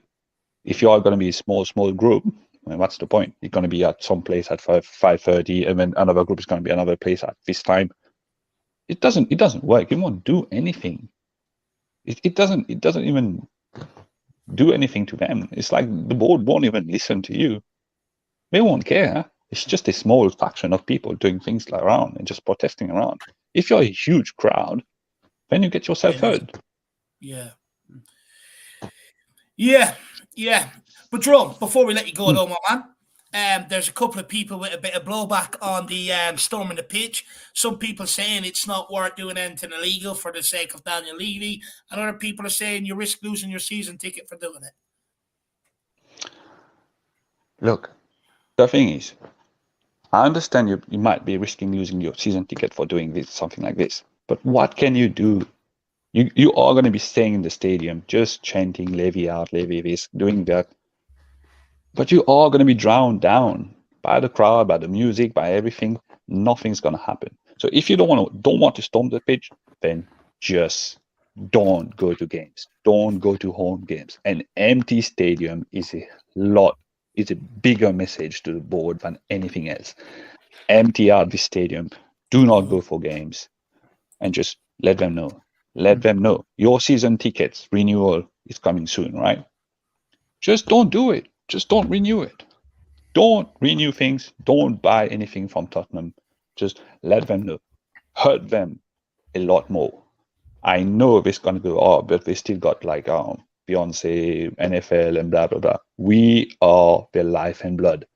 We go to games every week. We go to that stadium and spend money there, buy drinks, beers, food, and whatever there is in that stadium. We buy merchandise and all those things. We are their life and blood. If we stop, no matter how many concerts, NFL games there is, they won't be able to survive without us. So we have to be able to show a statement and say, we're not going to come until things change. That's it. If you don't want to have pitch being stormed, just don't go to the games. That's it. Fair enough. Well, Jerome, thank you very much for calling in so early in the morning, my man.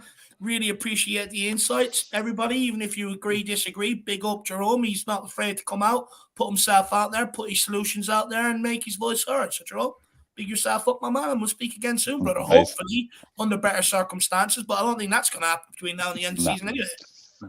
Big up, Jerome. It's always nice Anything else you want to say, actually, before we let you go, brother? I don't know, man. I don't know what else to say about one. Let's get the season over already, and let's just hope we get somebody good as a new manager. Yeah. And Poch is not a Judas, okay? Let's just make sure of this. Poch is not a Judas. He's not one. Yeah. Well, that bit will rumble on forever, I think. Well, look, Jerome, we'll speak to you again soon, my man. Thank you very much for giving up your time. Thank you. And we'll speak again soon. If you can actually email me, I want to have a quick word with you. Yeah, sure. No problem. Cheers, Thank man. you. See you. See you, Jerome. Bye. See you soon, my man. Bye-bye. Everyone, big up Jerome. Big him up.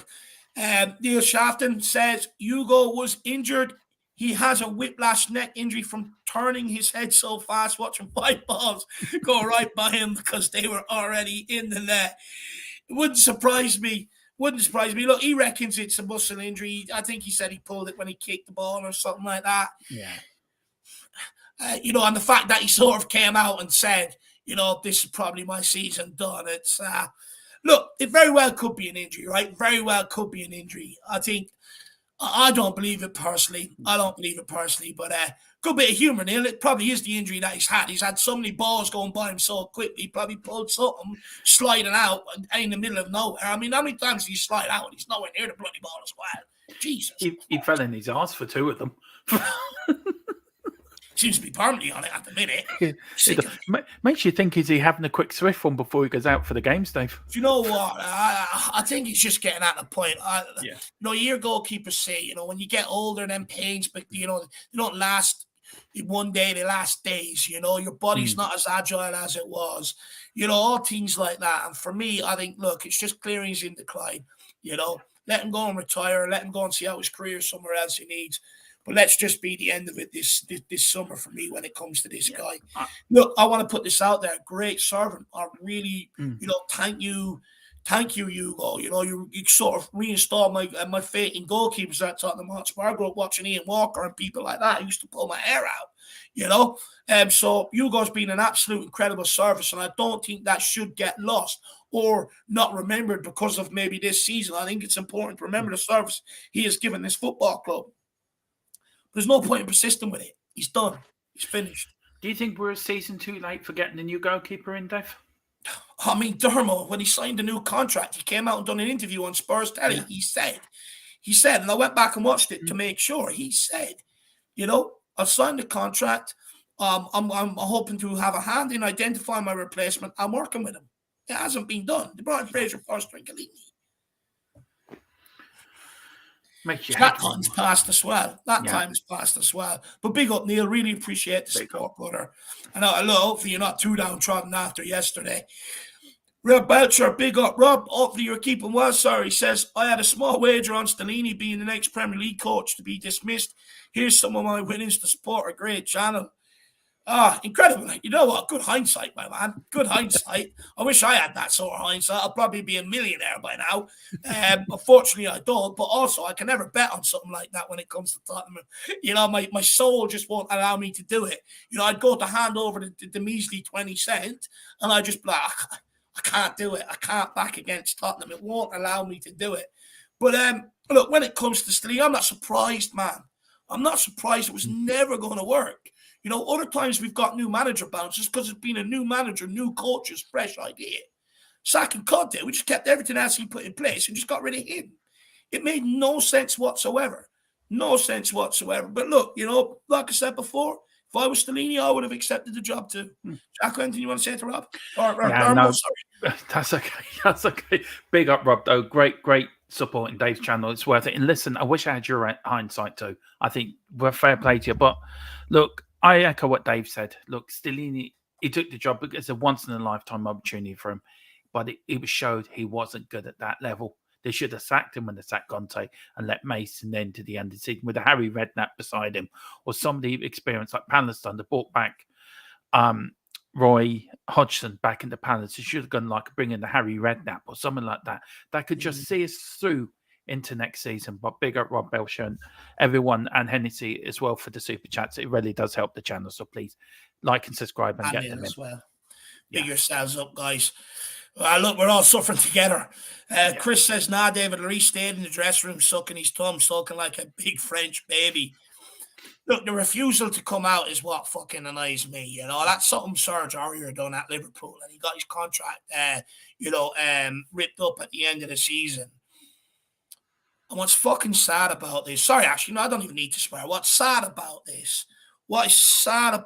is a player that's given that much service, great service, for it to end in a way that it ended with Serge Aurier, considering what he done for this club.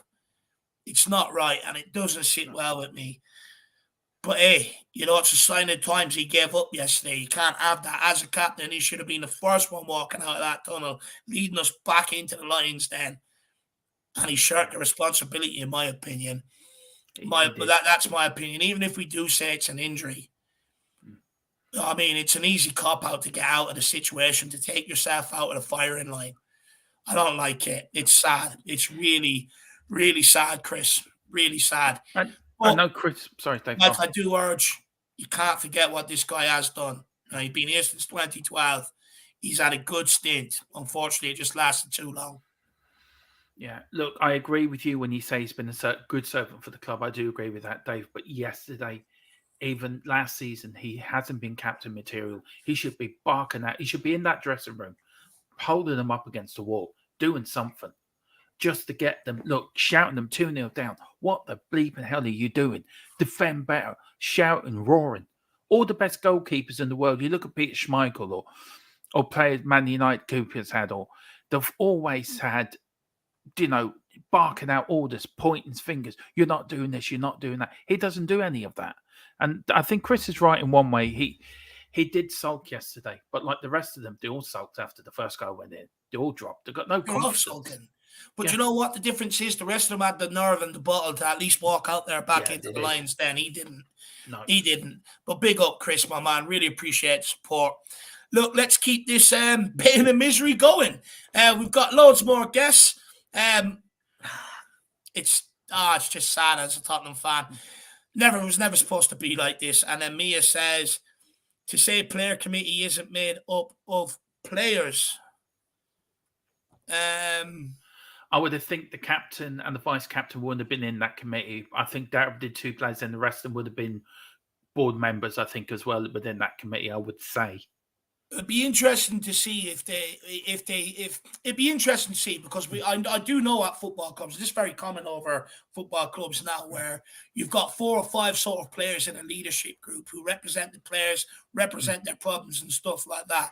Did I mean that? Which is what I took from it, because for me, it makes sense that he pulled, the players up, the players from the hierarchy, pulled them up and had a word with them. Or is it representatives of players? And if it's representatives of players, pointless. Bring them up. Bring them up.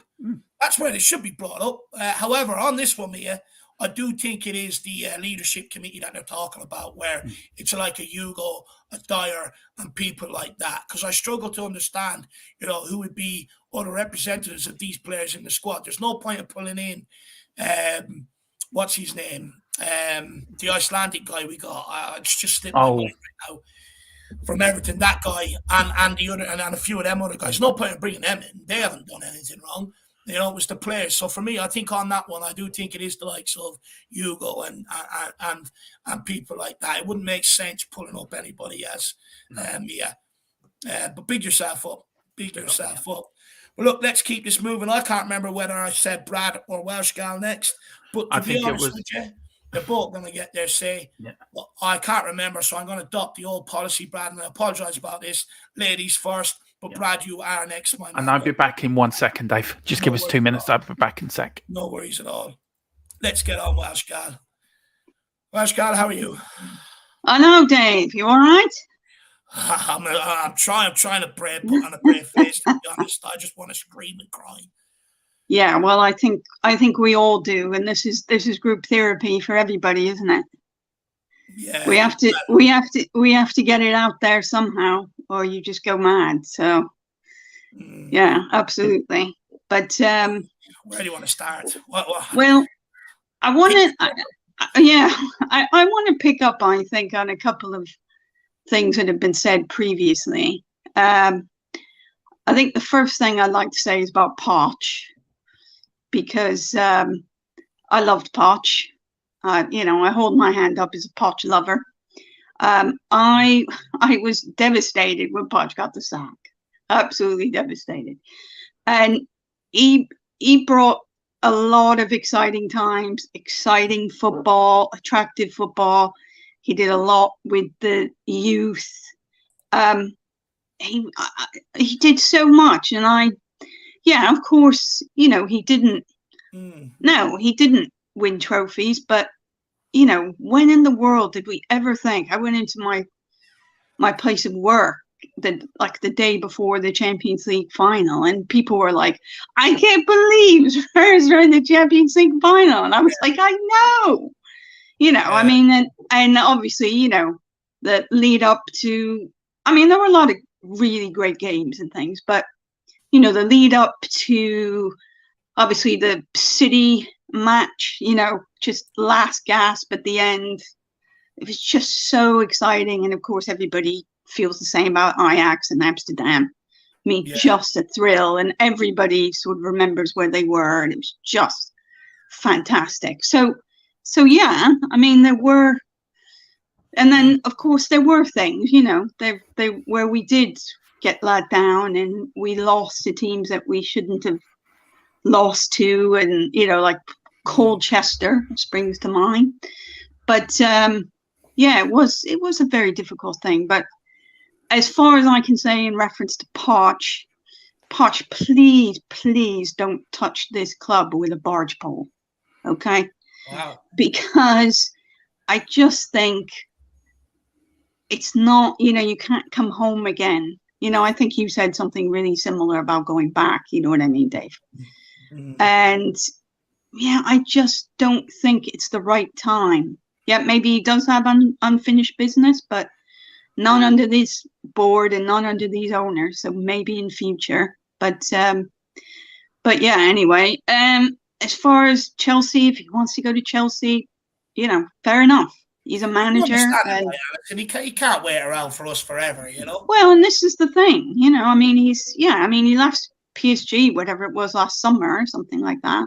He still lives in London, people were saying. Obviously, he wants a job in the Prem. But, it's one of those things that a job's a job. And the days of Sir Alex Ferguson and the days of Wenger and all those guys, I mean, Klopp's been there, 7 years, which is a rarity now. A lot of these managers are not even making 18 months. I mean, look at what happened to Graham Potter at Chelsea, Yeah. But yeah, it's just, I don't know, it's just such a difficult thing. But yeah, I suppose, and then the other thing that I wanted to say about what Jerome said, with the greatest respect to him, I don't think storming the pitch is the way to go. I think that's a little bit irresponsible. Nobody wants to get arrested for this club. I know people are passionate, but nobody wants to get a prison sentence or to get banned, for years or life or anything like that. But, I was thinking of, I think, as I've said before, I don't have a television. I listen to all the games on the radio, but I do watch the highlights and things on YouTube. And I did see the Sevilla fans recently, and every single person in that stadium was wearing white. I don't know if anyone noticed that. I mean, that is a huge coordination of them getting behind their team. And they were, jumping up and down, and all the commentators, everybody was talking about how fantastic, a support that they were and all that. But, so it's, I don't know, it's one of those things you sort of think, all right, don't storm the pitch, don't do anything like that. Support the protests, go to the protests if you can. People should just come together. As far as I've heard, because I'm in touch with some people that are very much involved in Levy Out, it all seems like it's a good thing, they're making their voice heard. There seems to be more and more people coming in. So if you can, if you are in London and you can get down, please do. Wish I could, but I'm a little bit too far away. Wales. Where else? But yeah, I mean, even if something as simple as maybe, fans just like turning their back to the pitch or something, just some kind of symbolic gesture. I mean, I just made that up, but you know what I mean? Something like that may have an effect. Cameras will pick that up. Commentators will talk about it. True. I heard Ricky Sachs from Last Word on Spurs. They interviewed him. I heard earlier, I was listening to Radio 5 Live, Monday Night Club, and Simeon from Weird Top TV was on. You never know where you find that guy. What was that? You never know where you find that guy. No, but you know what I mean. I think that's great though. People are being heard, and all these channels. Everybody that has a football channel, a Spurs channel, you've got a huge platform. I mean, you know, you guys, you and Jack are on the road to 10K, and you know that's a lot of people. So there's a lot of reach on these channels, and of course, Twitter. I mean, I'm not on social media myself, but you know, Twitter does have a lot of effect. Maybe you know, in some ways positive. You know, a lot of negatives, but yeah, just do what you can. You know, and like you say, you know, these people that are getting up at, God forsake, you know, when Paul comes and does the, you know, the match build up and the watch along and all that, he's up till like 4 o'clock in the morning, bless him. So, you know, people just don't deserve that. So yeah, anyway, but yeah, in reference to Larice, I mean, does anybody know what the real story is, or is it just all speculation? Look, there were rumors that there was a bust up at half time and Ollie Skip stood up to him. Then you've got, you know, the coming out from the club and that, and Hugo Lloris is out himself saying he's injured. I don't think anyone actually really knows. Yeah. I think, look, realistically, you can only take Hugo Lloris for what he said in the line come out of the club. Yeah. Anything else after that is probably reading between the lines and stuff like that about bust up and dressing and all. Yeah. But for me, when I just look at it, it just didn't look right. It just didn't seem right. And I think that's where probably why people maybe don't believe the injury line, because Hugo Lloris was very quick to rule himself out for the rest of the season without actually knowing the extent of it. Doesn't seem right to me. Yeah, well, who knows? I mean, there may have been something like that. But yeah, you go in there. I mean, the debacle, the embarrassment, the humiliation. You go in there, and then, you know, if people started mouthing off and pointing fingers and all that, I mean, who knows? You know, somebody might just be like, I'm just going to punch you in the face, you know? It happens. You know, it happens, you know? It happens. But, go on. But no, I was just going to say, I mean, you know, tempers are high and nobody wants violence and nobody wants that. But where's that passion and where's that aggression on the pitch? Where is them going in there and saying, you know, man, we've absolutely got it like fish. You know, we've had a kind of whoop ass opened on us. And why can't we come out there and show, you know, St. James Park, very raucous and all that. They totally get behind their team. And from what I've heard, the away fans, the Spurs away fans have been absolutely brilliant here wherever they have been. You know, and bless them for going far and wide and spending all their money to see that dross, you know. But yeah, so it's so disappointing, and it is top to bottom. I mean, obviously, you know, Levy and then Levy's statement and all that. You know, his little chats at Cambridge and all that just made him look like some kind of fat cat toff, as far as I'm concerned. You couldn't run reaching that this week and then watching the debacle on the weekend. It just sums up Tottenham. No, I know. Without even meaning to be Spursy. Yeah, no, I know. And then, you know, it didn't just, oh, we're really sorry.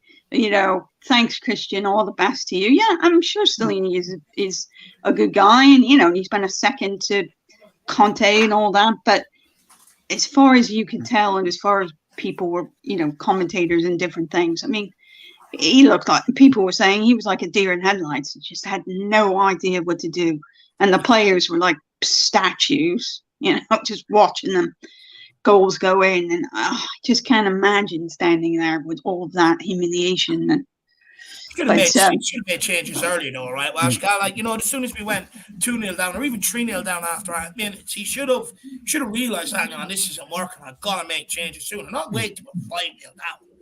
No, I know. I mean, it was just, what was it, 21 minutes or something like that. I mean, it was just absolutely an annihilation. And I do feel for Pep Madasar, a good lad who's done some good work when he's had some minutes. And I like him. Maybe people disagree, but I like him with Skippy. I think that seems to work. But getting hauled off and all that, that's a bit tough. But I suppose, if he seems like a good kid, he seems to have a good head on his shoulders, and you think you're going to take that experience and just work harder and come back even stronger.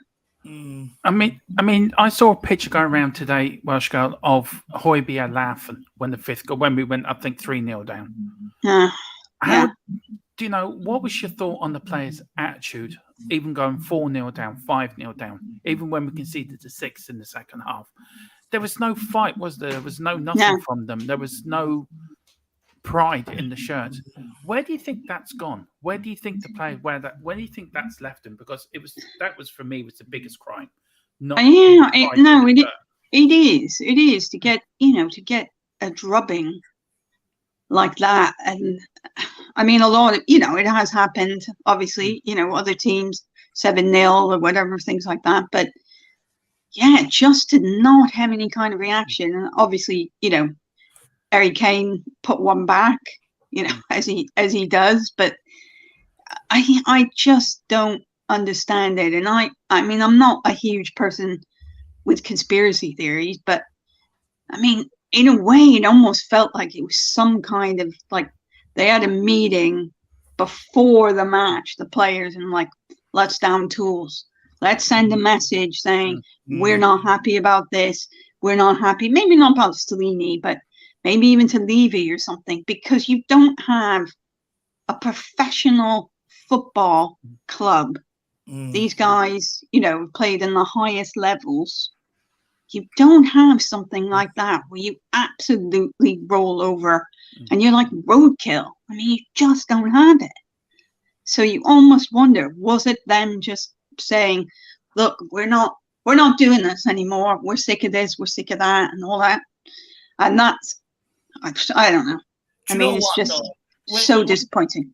When you've got a temporary guy in charge, and look, I said this, I don't know if anyone remembers, but I said back a long time ago, when that contract between Conte and the club weren't signed over the World Cup, I've seen the warning signs coming from back then, and I said, knock-on effect this is going to have come after Christmas and stuff like that towards the back end of the season, and whether the players do it intentionally or not, they're going to slack off.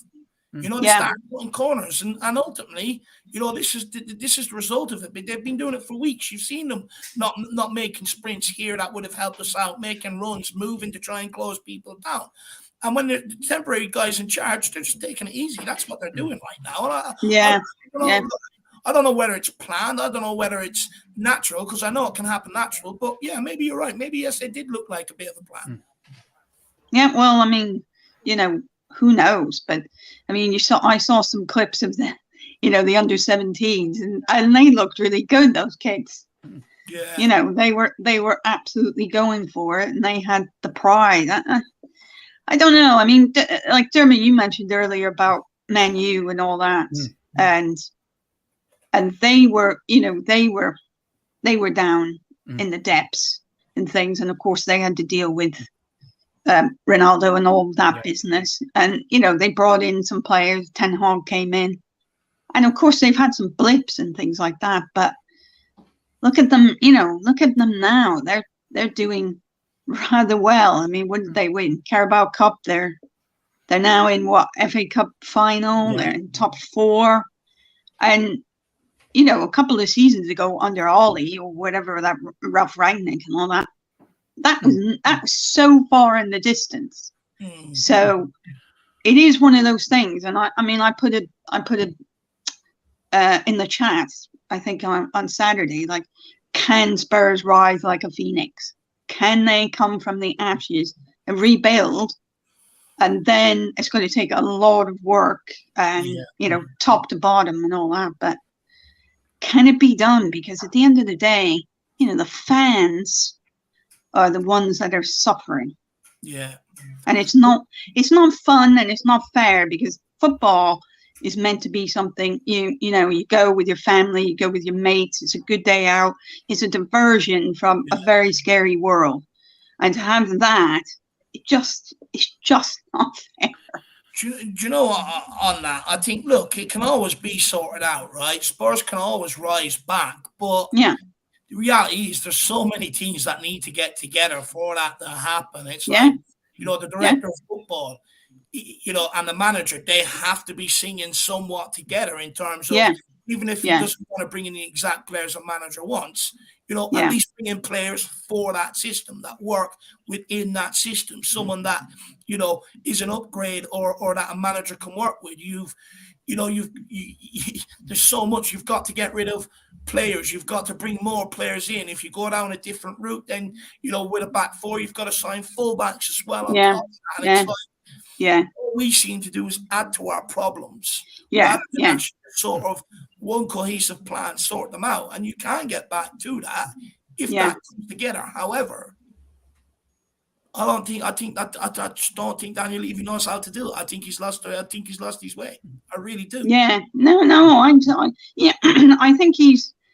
I don't know. I think he's so big on that. You know, he's such a tough negotiator and all this business. You know, when somebody says whatever 20 million and he says, "Oh, I'll give you 13," and all that lowballing stuff.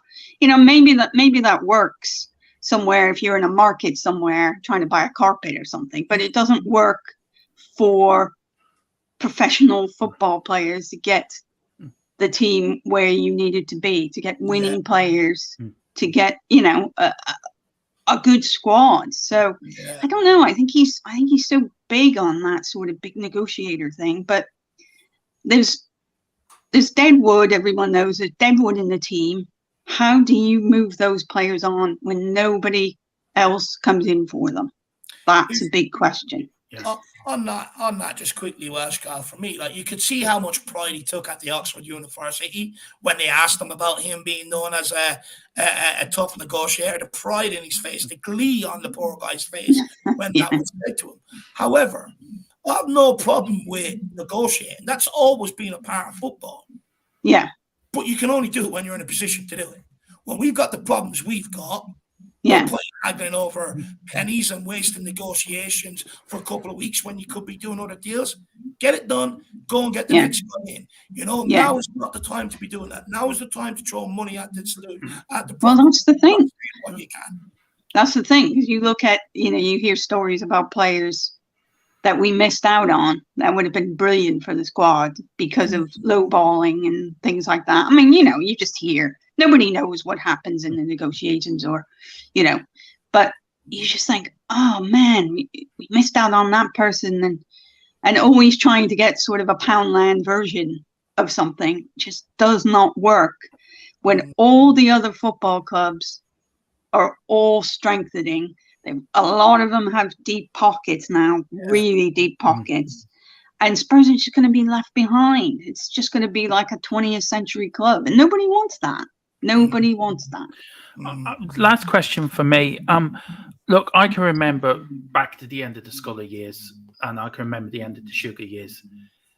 I think this is the lowest I've felt as a Spurs fan since late 80s, early 90s. Right. Where we nearly went out of existence. Where that's you know, that's how I feel.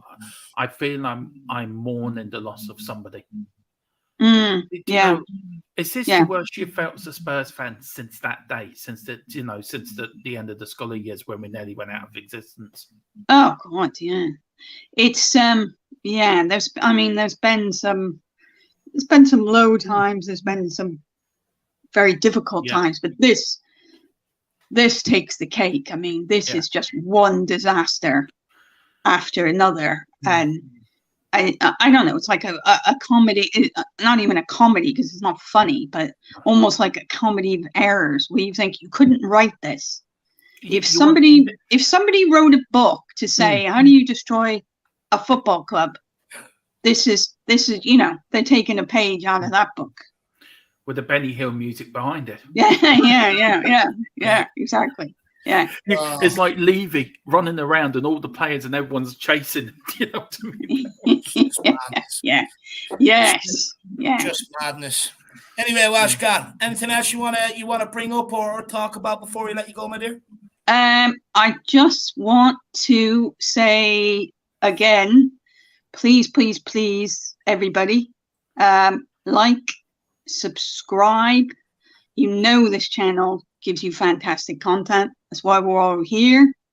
Let's support Dave and Jack and get them to that magic 10K. Come on, people, let's do it. Do you know what? I really appreciate that. You didn't have to do that. I really appreciate that. Thank you so much, Washkan. Look, whether we get there or not remains to be seen.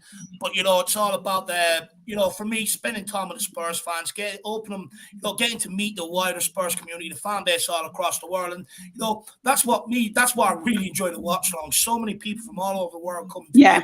It's fantastic to see. Just shame no one in that club has the same passion as us, isn't it?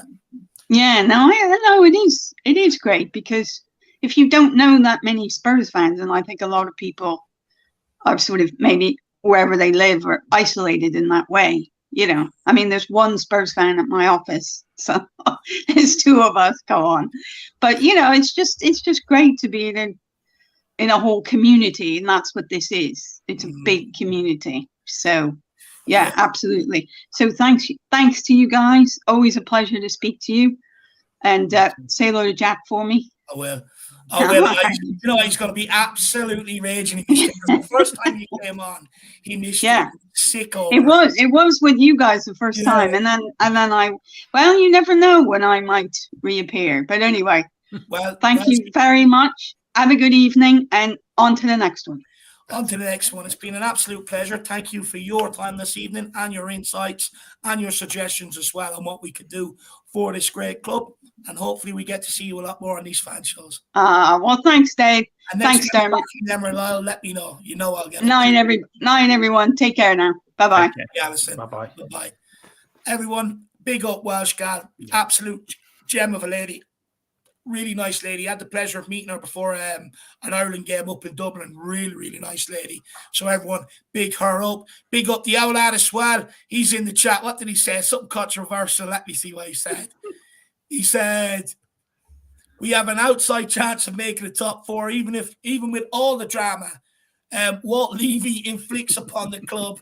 Typical Spurs blowing it for themselves yet again. We just capitulate all the time now. Just capitulate all the time. How many opportunities have they had this season? On another season, we would have been well outside that top four race long ago. The reality is the form turned in October. The fact that we were still in with a chance come the Newcastle game with 7 games to go, I couldn't believe it. And you're thinking last chance, everything that's gone on, the disappointments of the cup exit, manager sacking and everything else. Galvanize, go out and put something in for the fans and just even salvage some self-pride for themselves. Go out and do it. And they fucking bottled it. And what hurts even more, we know they can do it because they've done it last year.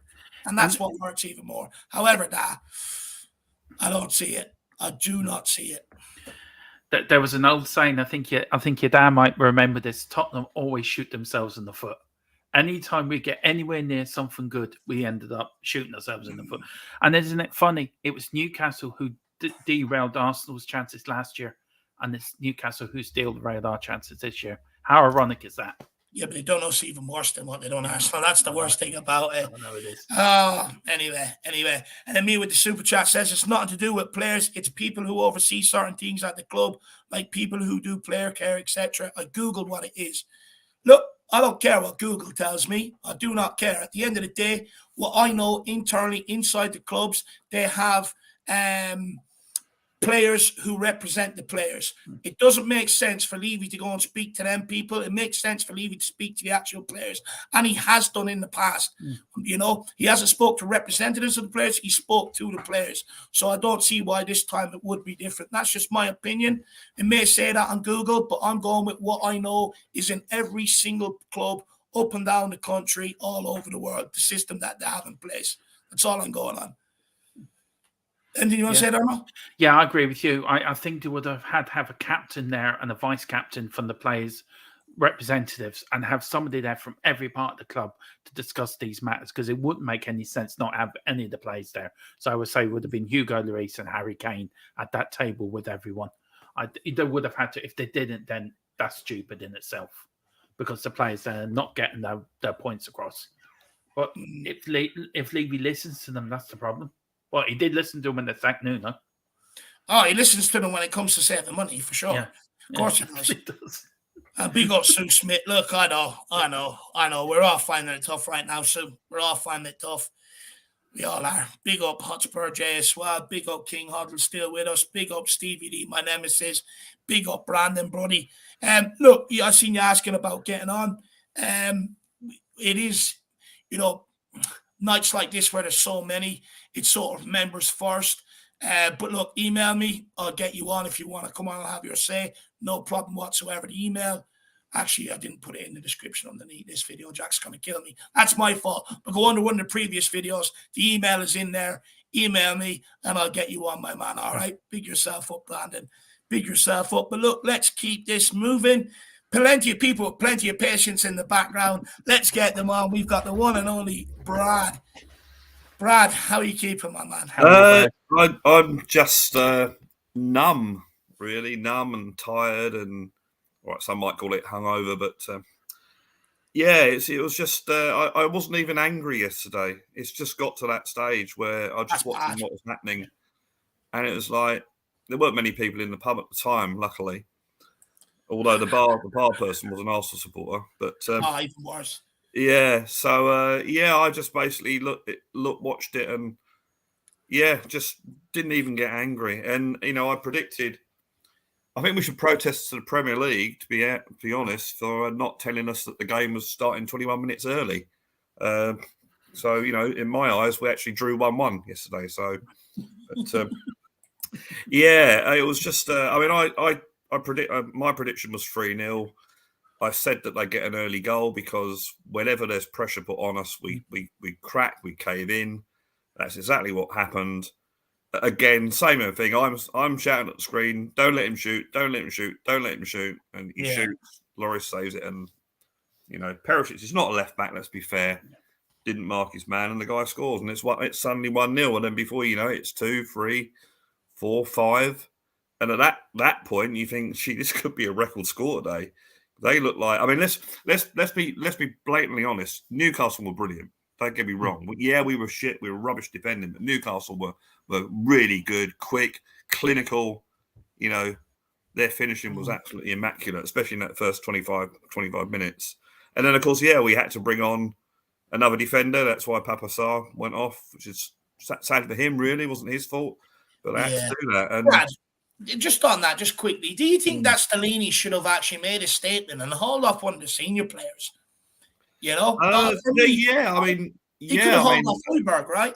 He could have hauled off any of them. Could have hauled off Dyer even if he wanted. I know the whole point of the switch was to go to back five, but he could have picked Højbjerg or a Kulusevski or a Son or a Kane even. He could have done that. Yeah, no, you're right. He could have done that, but I guess it's last in, first out type thing, and that's what he did.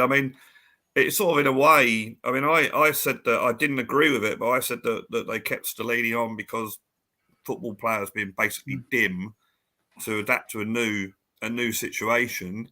I thought that they wouldn't be able to in 10 games. Now you can make the argument that professional footballers they should do, but that's what I reckon they looked at. And yesterday they went to a back four. What happened? We conceded 5 goals in the first 21 minutes. So maybe it sort of proves the point. But I thought they should have got someone in anyway. They should be looking at the new manager now. They've even tried to get the new manager in now. But it was just one of those games. And to make it worse, Man United go through to the final. And then when I leave the pub, it's pissing down with rain. I got absolutely soaked. So I quite literally got home, put YouTube on, put some music on. That's my happy place. Finished the beers that were in the fridge. Yeah, right. And then ordered a pizza and fell asleep in front of the telly. That was my day. And I think that sounds like most Spurs fans Sunday, to be honest with you, Brad. Straight home, finish off what's in the press. Yeah. Forget about and numb the pain, Just quickly, DG says, Yikes, we're in trouble, mate. I mean, where do we even start with how much trouble we're in right now? And, the reason why I think we're even in bigger trouble than what most think is because, look, I think Liverpool will be back there next year. I predict Chelsea will be back there next year. Brighton are on the up. They just keep getting everything right. Aston Villa, they're doing right under Unai Emery as well. This season, we might, after Liverpool, we've got Aston Villa, and we might not even get Europa League or Europa Conference League at this point. And it's kind of like, we're in huge trouble. No manager, no director of football, which obviously means no planning for the summer. So many holes in the squad to fill. And that's only the men's team. You haven't even got into the youth academy. You haven't even got into staff. You haven't even got into the women's team. It's, they're no manager as well. It's just, where does someone start to sort this out, DG? And, the warning signs are there. There's been big clubs that have gone down to the championship and you haven't seen since. We can't afford to be like that. You're getting teams that are coming up all the time. Some of them are starting to stay up, like a Brighton, like a Fulham, teams like that, and it's like you've seen with everything getting decisions wrong for a number of years. Look at the position they're in. We could very easily go down that way. So bad, dangerous times at this club, I would say, DG. Dangerous times. We just need a complete overhaul. And I start with the owners and the board, although I'm not that confident anything's going to happen there. But yeah, Levy in that actually the first time I ever heard him take some form of responsibility in that statement, crap though it was. It's the first time I've heard him actually say something. That was the thing about the Cambridge thing, was he not once accepted any responsibility for anything bad that had happened in the club. Quite willing to take all the the plaudits for the stadium, all that sort of stuff. But anything that he's got wrong, he won't take any responsibility for it. Yeah. I think this. I don't think with not going to the Man United game on. I personally was considering not going, but one of the guys who you might know, Tommy, is coming down for the game, so it'd be nice to meet up with him for a beer before the game. So that's probably the reason keep actually on going, but. When you're getting regular crowds of 60,000 at that stadium, you're going to have to need about 20,000 people not to go to make it look like there's not many people there. So I think it's unrealistic for 20,000 people to suddenly say I'm not going. So I hope that the crowd starts singing the Levy out chants from minute one, no matter what the score is, because I think at the moment. That is the one thing that we can do that will be heard. But I've full respect for all the people that protest outside and that. We all know them, and like full respect. Is it enough though, Brad? Is it enough? Look, the people that are making their voices heard, fair folks to you, first of all. Fair folks to you. However, is it enough? Because, it hasn't stopped them making any of these bad decisions. And it's kind of like... I'm not sure it's enough, Brad. I do think it's going to take hitting them in the pocket for them to even think about listening. But the problem with hitting them in the pocket is that it's going to take a lot of people not to buy things or go or to hit them in the pocket. Yeah, that's the problem. It's going to take a lot. And you don't think that'll ever be achieved? No, because there's 40,000 people on the waiting list. So it's not. If anyone said I'm protesting I'm not going to renew my season ticket, it's not going to be noticed because there's another person waiting to take your place. And it'd be years before you get another one anyway as well, Brad. Well, yeah, exactly. I mean, if I gave my season ticket up now, I wouldn't get another one for the rest of my life. So that's where it comes to. I think what we have to do. Do you think there's anything that can be done in the stadium then? If you reckon you won't get that. Is there anything you can do in the stadium? Because look, not everybody is participating in them chants, so they're not as loud as someone made a really on Twitter today said that didn't Man United bring out the yellow and green scarf, didn't they? And it was seen as a protest against the Glazers. It was the first colours they played as before they were before they become Man United. It was yellow. It was yellow made known. Yeah, it was made known. Yeah, that was what it was for. So someone on Twitter today said, "Well, why don't if and probably money to be made here, but for someone come out with say a purple scarf with Levy out or something like that, and everyone turns up and make it known that that's what it's for." Because I think didn't didn't David Beckham or Ronaldo get into trouble because he actually scored and went over and grabbed a yellow and green scarf and put it round him? He did, yes. And he got into a lot of trouble from that. Yeah, he did. Yeah, so it's things like that. It's someone suggested throwing tennis balls on the pitch like Birmingham fans, and then someone actually made the point, well, Levy would probably sell the tennis balls.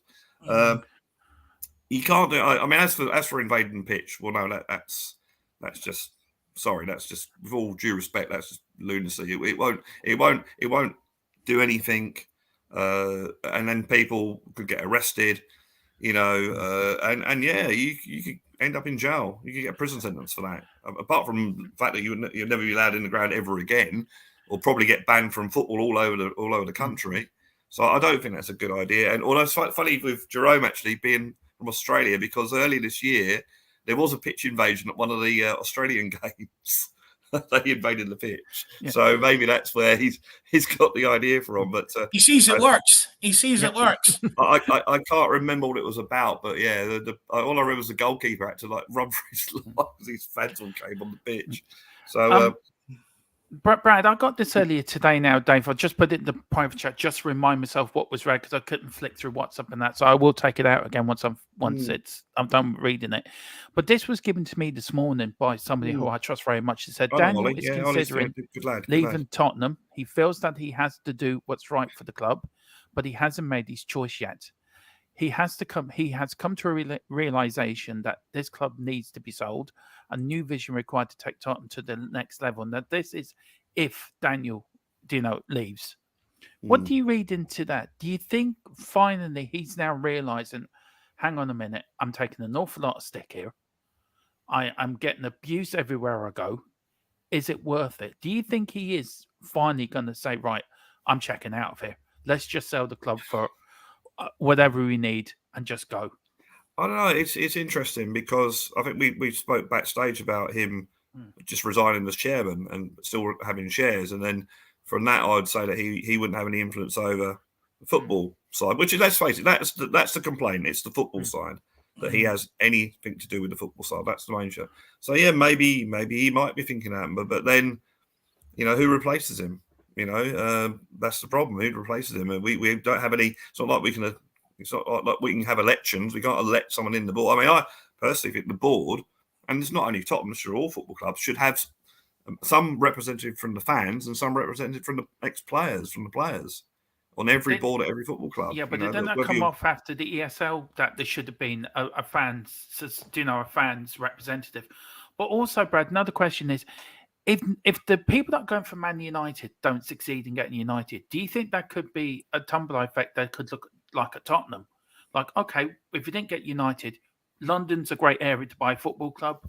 They've got all the other bits, with the stadium, which I don't really agree with sometimes. And if the money goes in the right place, we don't know. But do you think that could be another domino effect? Once United gets bought, then Tottenham will be the next one, and then Chelsea, and then so on and so on.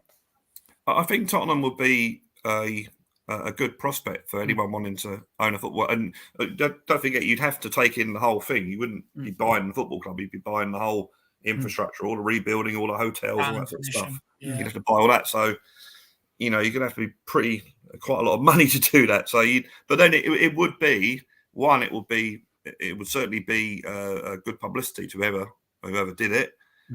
Two, you've got a lot of income. You can make a lot of money from that sort of thing. So it would be a very, very enticing proposition, and that we could have that effect, because I don't think these buyers of these clubs have any sort of affiliation with them. The Saudis or the Qataris or whoever. I might say the Russians, because not them anymore. But yeah, whoever comes in, the Americans, I don't think they will have any sort of it'll be like. And you'll say London is very attractive as well.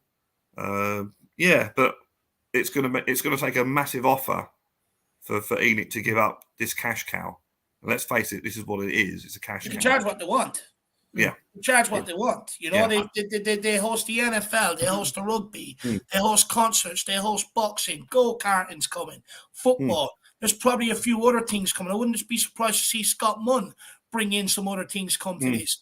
Then you've got, you know, the abseiling. You've got Spurs play, which fans play for. You've got, you know, you've got all the stuff that still has to be built, like the hotel, the cinema, and all that sort of stuff. Selling this club, like, the thing is, as fans, right, and I know we all want them to sort of move on now, right?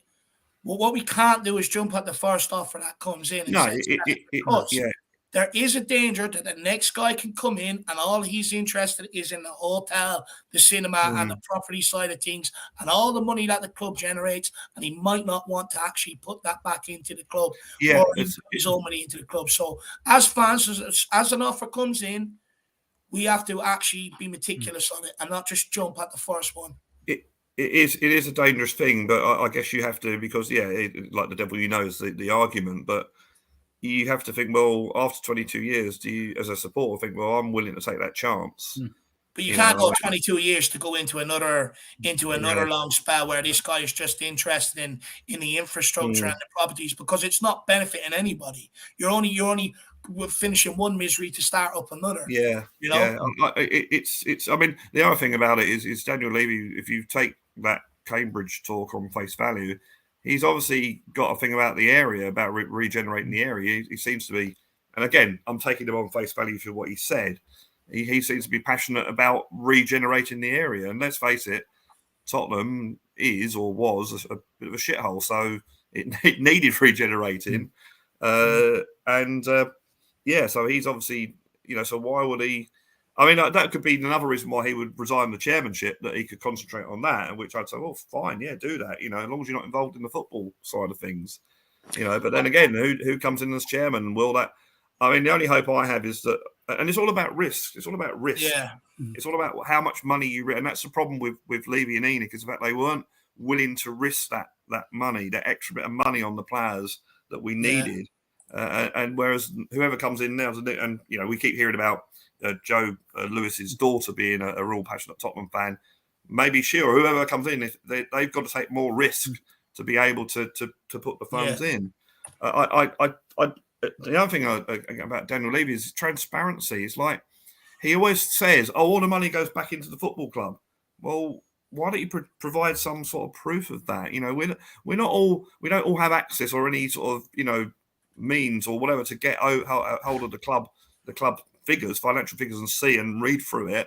You know, we're not all accountants. I mean, I've worked with balance sheets and that sort of thing. I wouldn't have a clue what I'm looking at half the time. So yeah, people aren't, you know, can't do that. So you need to say, well, look, this is the money that's gone into this and this and this. You know, this is the revenue. That's what it's gone into. So the other thing that worries me is he seems to be putting a lot of eggs in the financial fair play basket. Yeah.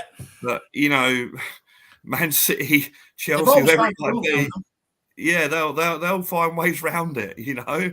Let's face it, they'll find ways around it. So, and by the time that it comes in, we'll be left far behind. So, that's my concern about that, Brad. I share the same concerns, because, you know, financial fair play was sort of supposed to even it out sort of to a degree, right? And then all these clubs just looked at it and go, hang on a minute, if we just inflate it through the sponsorships, then we can just go put that money in through the sponsorships, inflate the sponsorships, and then the club can go and spend what they want. They're going to find a new way. This is what these millionaires do. That's why they're so rich. They find loopholes everywhere, right?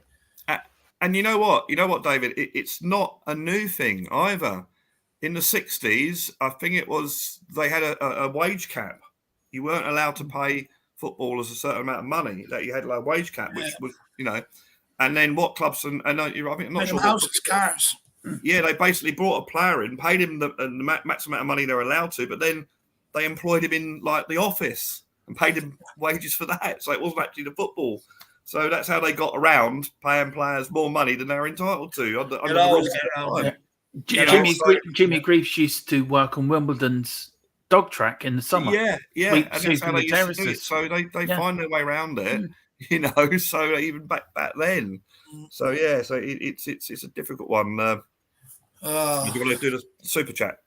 Yeah, DG says Daniel's Insta post says, "Oh, we need to know." I haven't seen it. Do you know what? I didn't even know he had one.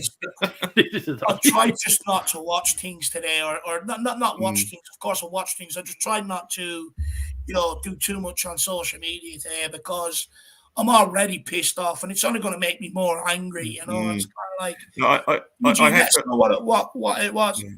Let's know what the story with it was, my man.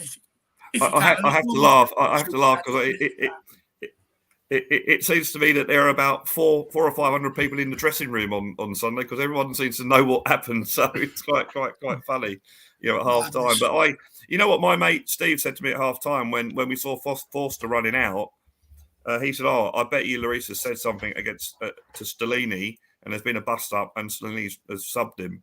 So I don't know how true it is. I mean, if that was the case, then as I think you made the point earlier, why would he bring him out to do the press conference? You know, it seems a bit weird, but we don't know. You know, we'd have to see if he doesn't play for the rest of the season. Maybe it is an injury. So, you know, we just have to take that at face value. The other thing I want to say, just to stir up Mia, is that doesn't take much. Last season, on her basis, last season in the 20 Premier League clubs, there are only 2 winners and 18 losers, because every season, well, the maximum amount of winners you can have in any Premier League season is 4. If you have the FA Cup, the League Cup, the champion, well, maybe 5 if you include the European, maybe 6 in all European competitions. So it sort of loses the term loser sort of loses its value when you look at it that way. But I get her point. But I think people are rewriting the Pochettino history at the moment.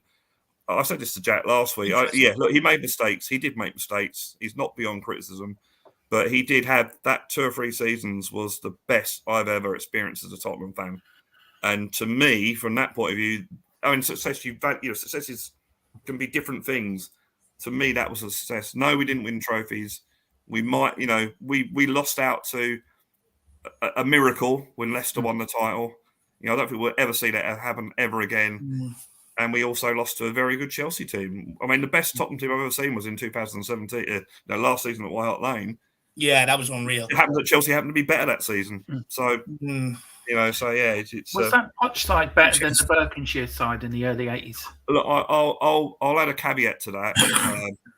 I've been watching Tottenham live at the ground since 1995. So before that, I was in Australia, so I only would see highlights because there wasn't much live football on in those days. It was only the final, so I don't know is my honest answer. But I certainly from watching football live, which was basically from 1968 to 1973, and then 1993 to the present day, that 2017 Tottenham team was the best Tottenham team I've ever seen. And I guess you could look at the record, you know, at home. You know, 17 wins and 2 draws at home, unbeaten at home. So that was a good, and only conceding 28 goals or whatever, 38 goals the whole season. You know, so yeah, that was a go on. What's happening on Blue Sofa Songs, Brad? I know you got a lot of good stuff coming up. I love your latest stuff. It's always good. I know we're planning something in the background. We need to get together to get that off the ground. That's something good that me and Brad have actually gotten together over. We haven't decided on the song yet, but we will get that bit. Once we get that bit over, then we're on our way.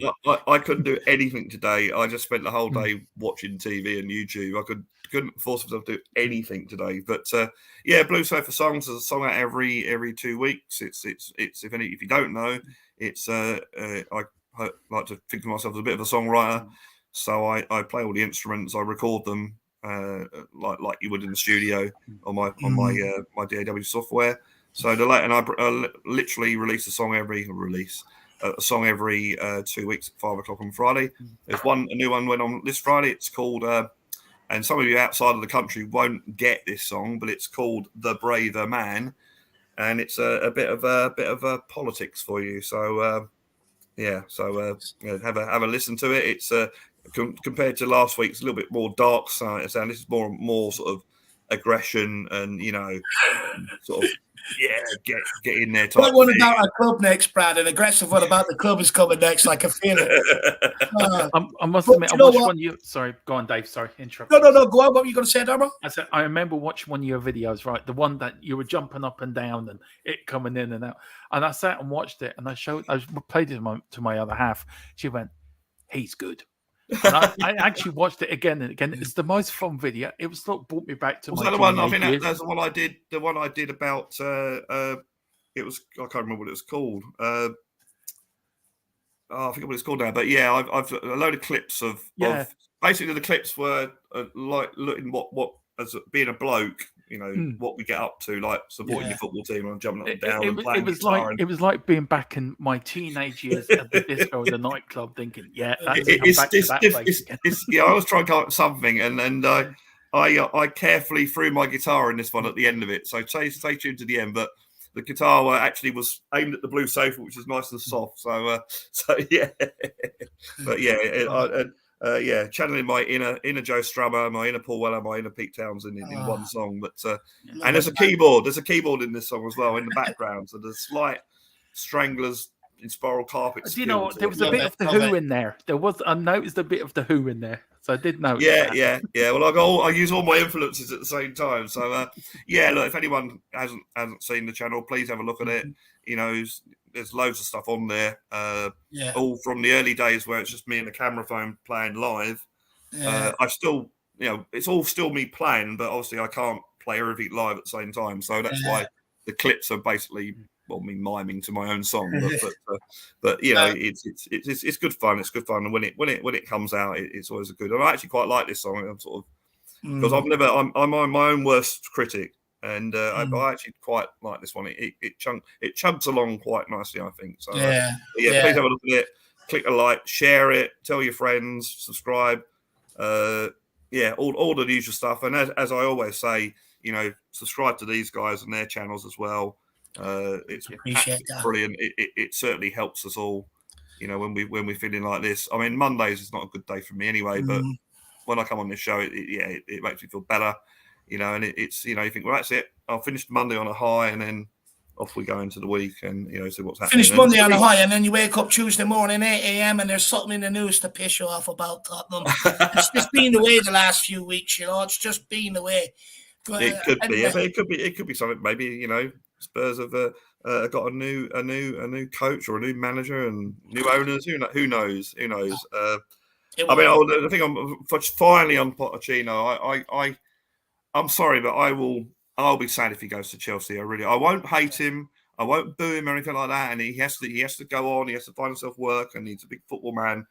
But I just remember when he did say that at the time he considered Chelsea bigger rivals to Tottenham and Arsenal. So I will be. I'm sorry, guys in the chat who said, "I'll get over it." No, I will be sad. Sorry, apologies for being a human, but I will be sad if he goes to Chelsea. I really will. I think many will. But at the end of the day, we got to understand. We can't expect them to wait around. But Brad, people are calling you the common influence, so big yourself up, man. Appreciate your time this evening. Cheers. And look, hopefully next time we speak, we're in a better position, I suppose. All we can hope for. Well, the thing is, my final thought. I know I should always write this stuff down, and I said this yesterday. It's going to be the easiest team talk ever for Liverpool Football Club on Sunday, isn't it? Yeah, it's going to be the easiest team talk. Guys, just go at them for the first 15, 20 minutes. They'll crumble. Yeah, that's all you have to say. And, it's up to Tottenham too. But as I think we've all said, I think Tottenham have given up. I really do. Of course we have. Yeah, of course we have. Anyway, Brad, brilliant talking to you. Finally. Sorry. I actually, according to David Heitner, and he's a journalist. I forget for what paper, is it the Mirror or the Sun or whatever? I haven't a clue. He says Tottenham's player committee comprises of Hugo Lloris, Harry Kane, Eric Dyer, and Pierre-Emile Højbjerg. So that's according to. So I was right in what I was saying. That it's a player committee. Yeah, I knew it was. It's the way all these clubs operate. It's a structure that's it with every club. Yeah. Well, look.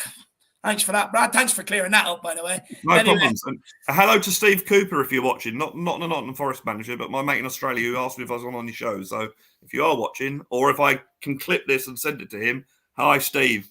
Big Spurs fan, Steve. So big up, Steve. You can actually, Brad, if you go back to watch it, I think there's a clip section. It doesn't actually clip your segment, but you can start it where you started talking. Oh, right. Yeah. Oh, okay. I'll see. I'll have a look at that. Yeah. All right. Cheers, guys. See you, Brad. Have a great night. Have a great week. And who knows? Who knows what the week will bring? Yeah, I mean, I'm not looking forward to it. I want it to be over anyway. But look, Brad, we'll speak to you soon, my man. Yeah, cheers, guys. I'll ring you tomorrow, Brad, and we'll get that other thing sorted. Yeah. I'll be out in the morning because it's shopping day. But I'll be in most of the day tomorrow. Yeah, so, okay. I'll give you a bell then. Yeah. See you, Brad. Cheers, guys. See you later. Bye. See you, my man. Bye-bye. Dave, I've just sent you a message. I have to pop off. I've got something going on here. Yeah, so I do apologise. No, I appreciate your time, my man. I appreciate it, brother. And look, thank you very much. Just give your channel a plug, brother, before we let you go. Thank you for stepping in the last time. You know, anytime we ask you, you're always stepping in, so I appreciate it. No, it was just something I've explained in the private chat with it, so I don't want to say about it over here. But look, no, you can find me and Philip Brady and Ellie and Mia over at THFC Till I Die. Yeah, we've done a lot of work today. We had our podcast, our 5th episode of our podcast come out this evening. I've done a little special video. Tomorrow's coming. Podcast is good, you know.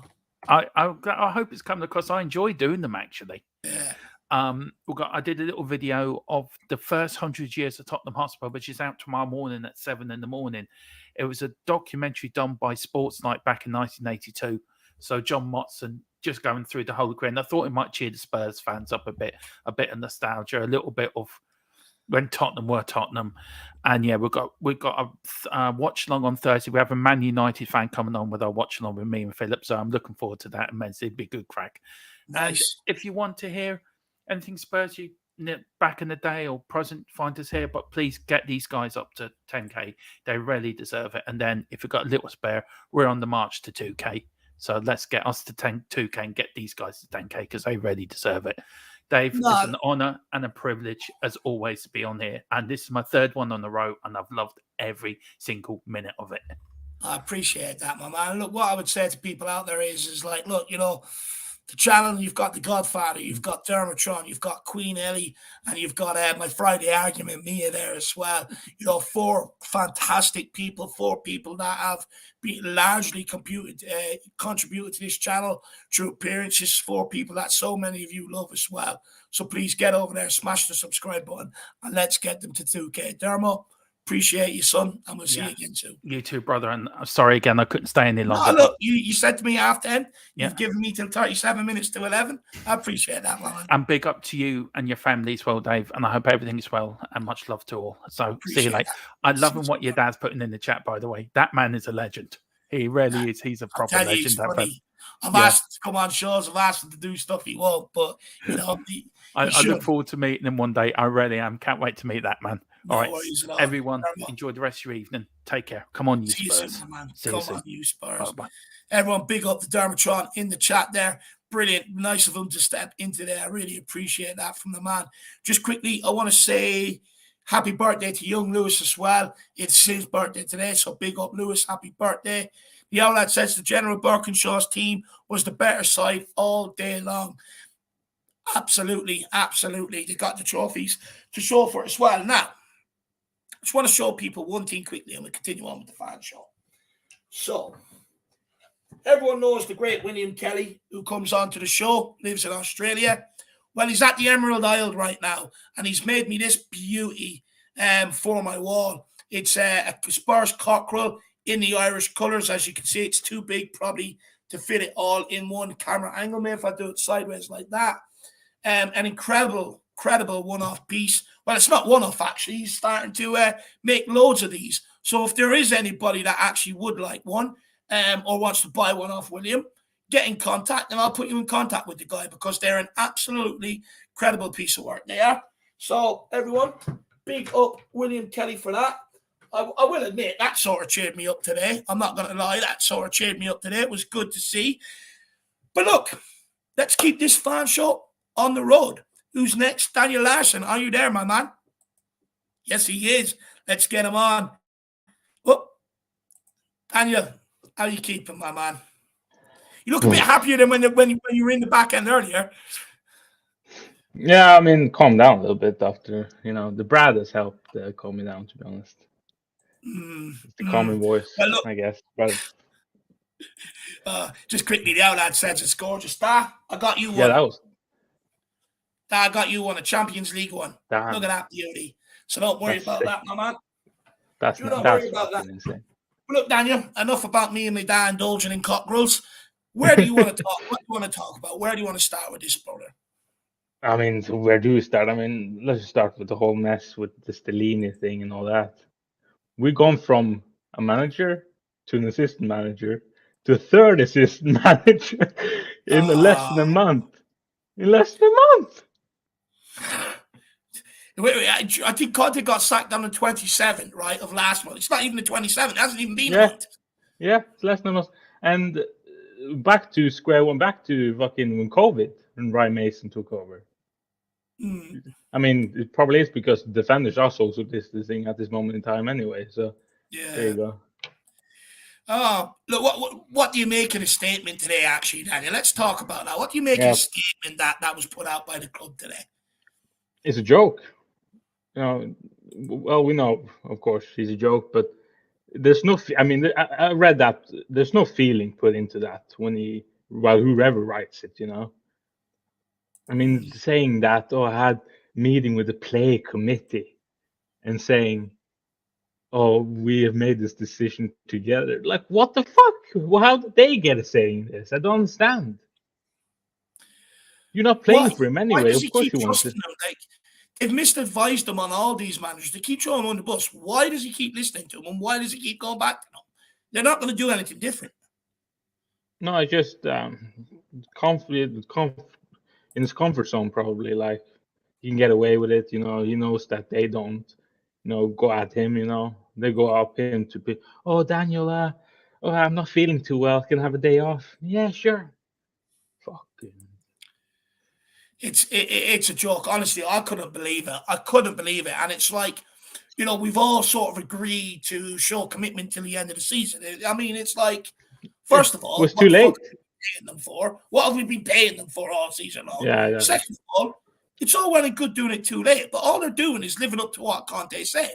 Conte said they're not winners. They don't want to win. They don't want to sacrifice to win. And then they come out and says, okay, now the season's over. Now we'll commit to the end of the season. It's mind-blowing. Mind-blowing. What do you think of Daniel Levy taking some sort of accountability, though? Brad said it was nice to see it. What do you make of it? I mean, I don't know what to make of it. Maybe it's like a little, false. Maybe it's like to say you just mean it, really. You just say it because you kind of have to say it. Fucking hell. But I mean,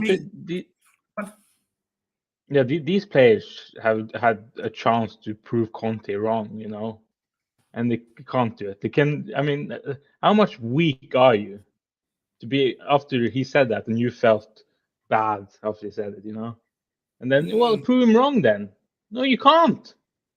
They never can prove anybody wrong. Yeah. Just,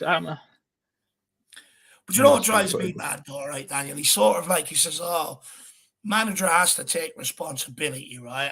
And look, I get it to a certain degree. But when is anyone going to realize the manager's not the problem? We've changed so many managers. It's not the problem. It's nice to see Daniel Levy maybe start to admit that he's the problem. But when is he just going to come out and blatantly say, look, I fucked up. I realize I'm the problem. It just drives me insane. It drives me absolutely insane. What do you think of go on. Well, if he's the problem, then leave. Leave. Yeah. Of course, I know it's been, that he's thinking about it, but just do it then. Jesus. Yeah. If you do want the best for this club. It's absolutely crazy. What do you make on the game yesterday, actually, Daniel? I mean, what's your thoughts on that shit show? I mean, I really just want to do things to these players, bad things. These players are making me fucking wild. They're making me into a bad person because I have disgusting thoughts about them, And I don't want to be like that, but every time I can't see them, I can't look at them. Yeah. They're disgusting.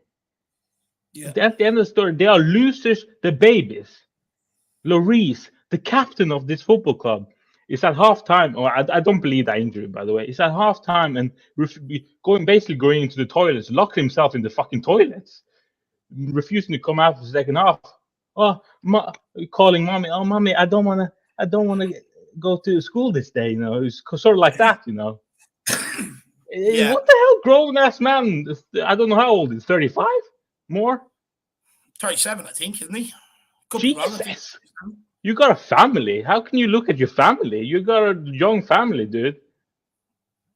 Jesus, have some balls, dude. Jesus. Yeah. I couldn't agree more. And look, you know what? You're not the only one I've heard say stuff like that where they're like, I just can't look at these players. Jack was saying yesterday, can't look at them anymore. I don't even want to see them come out and apologise. You know, I'm just fed up. I've had enough. Well, they never apologize anyway. Never ever I've seen these players apologize. And also one more thing about Lloris. He said out in his interview, I think, we should probably apologize to the fans. What the fuck do you mean? Probably. What's that kind of word? Of course you should apologize. You should pay for us. You should pay for the fucking There should have been the that first came one over. off the gun. What he should have said to the reporter is, before you get into any questions you want to ask me, first of all, I apologise. As club captain, I apologise to all the fans out there, especially those who travel up to watch this, and we'll make sure we all dig into our pockets and reimburse them guys. That's the first thing he should have said. He didn't even have the gumption to do that. And this is the problem. No one takes accountability. No one wants to stand up and take ownership of the problems either. It's just, and the fact that he throws probably in there when it's like, no, you fucking should. Shouldn't even be a probably about it. Well, I could be misquoted, but I'm pretty sure I heard that's what he said. And other players, Højbjerg as well. You know, I've been Højbjerg's biggest fan but I'm getting tired of that, man. I'm getting sick and tired. He just not. I thought he would be the lead in this team, but he said after the third goal in, he's fucking smiling. He's walking around smiling. How dare you? Fucking slap some fuckers. Slap yourself. Even just throw in a challenge. Yeah, no, that'd be nice, Yeah. Daniel. And also, so when they were like, 6-1 up, they were helping players up. Like when they tackled Newcastle player and then helping him up again. Like, I'm sorry I tackled you. What the fuck? Yeah. Shit. Yeah. It's weak. It's just pure weak. I've never seen. I mean, being 5-0 down in 20 minutes wouldn't happen to a Sunday League team. Yeah. It wouldn't. You're right. I've never seen it before. Even like the commentators, I heard, never seen anything like this. Capitulation. And the defenders, they were playing such a high line, by the way. What the fuck was that? Decided to play such a high line and Romero's turned into whatever. He can't. Completely do you know what it is? unaware. He's given up. He's got to the point. He's like, why do I bother trying? I'm coming in here and burst my bollocks. I'm sliding left, right, and centre. I'm hitting people. I'm taking them out, but I'm the only one doing it. Why am I being a mug? He's given up. Yeah, of course. I mean, it's going to affect you know. Yeah, I mean, of course, it's going to affect on other players. When everyone else is shit, and the wing. I mean, playing a 4 at the back with Perisic left back. Why? Don't. And Pedro Porro can't defend. You didn't know what was behind him. Every time you looked, oh shit, there's someone behind me. Of course, there's someone behind you. Yeah, he was bloody atrocious. And then when we start to try and play football, they can't string 2 passes together. They try to pass 1, 2, and then hoof. 1, 2, hoof every single time. And that a new manager is going to teach them that to play. How? If they can't do it now, I mean, it's just someone's going to come in and do it. I can't believe that. If Arne Slot, who plays torpedo football, like that's extreme attacking, these players would just lose. I mean, the few brains that they have left is gone. Forget about playing any type of football until we bring in defenders and a goalkeeper who can actually use his feet or has a good throw on them. You know, forget about it. You 100%. Know, we played back 4, back 5. We've played many different systems over the last 4 years. I told everybody there's a reason why they bring in a defensive coach in here over the last 4 years is because they don't want to spend money on that back line, and they're trying to use these managers' know-how to try and, hide a problem. Well, this season the problem has come to highlight, and it's actually I'd argue it's come to highlight before that, but so many more people have woken up to the problem this year. What you're talking about, 1-2 pass, boom. That's because we don't have players who can play through the lines. We don't have players who will play on the 100%. ball. They don't want to play, Yeah. you know. And then 100%. not only that, not only can they not play on the ball, so they're not offering us anything there. They're not offering us anything defensively. So that, in respect, makes them absolutely useless. What are they good for? Yeah. No, I mean they shouldn't be playing. In my opinion, they shouldn't be playing football. You know, anymore. I mean, they're lucky. They're so fucking lucky. They're thieves. They're fucking thieves. They're stealing a living. Yeah. Getting paid millions for this. But do you know what makes it worse for me, Daniel? Right? Is Sanchez got booed last week. So many people sort of came out to defend him, and that's the way they repaid them. That's the way the squad repaid fans. And I'm not talking about me because I agree with the booing. I tell people, boo them. They're not good enough. Yeah. Make sure they know they're not good enough. You know, let them know.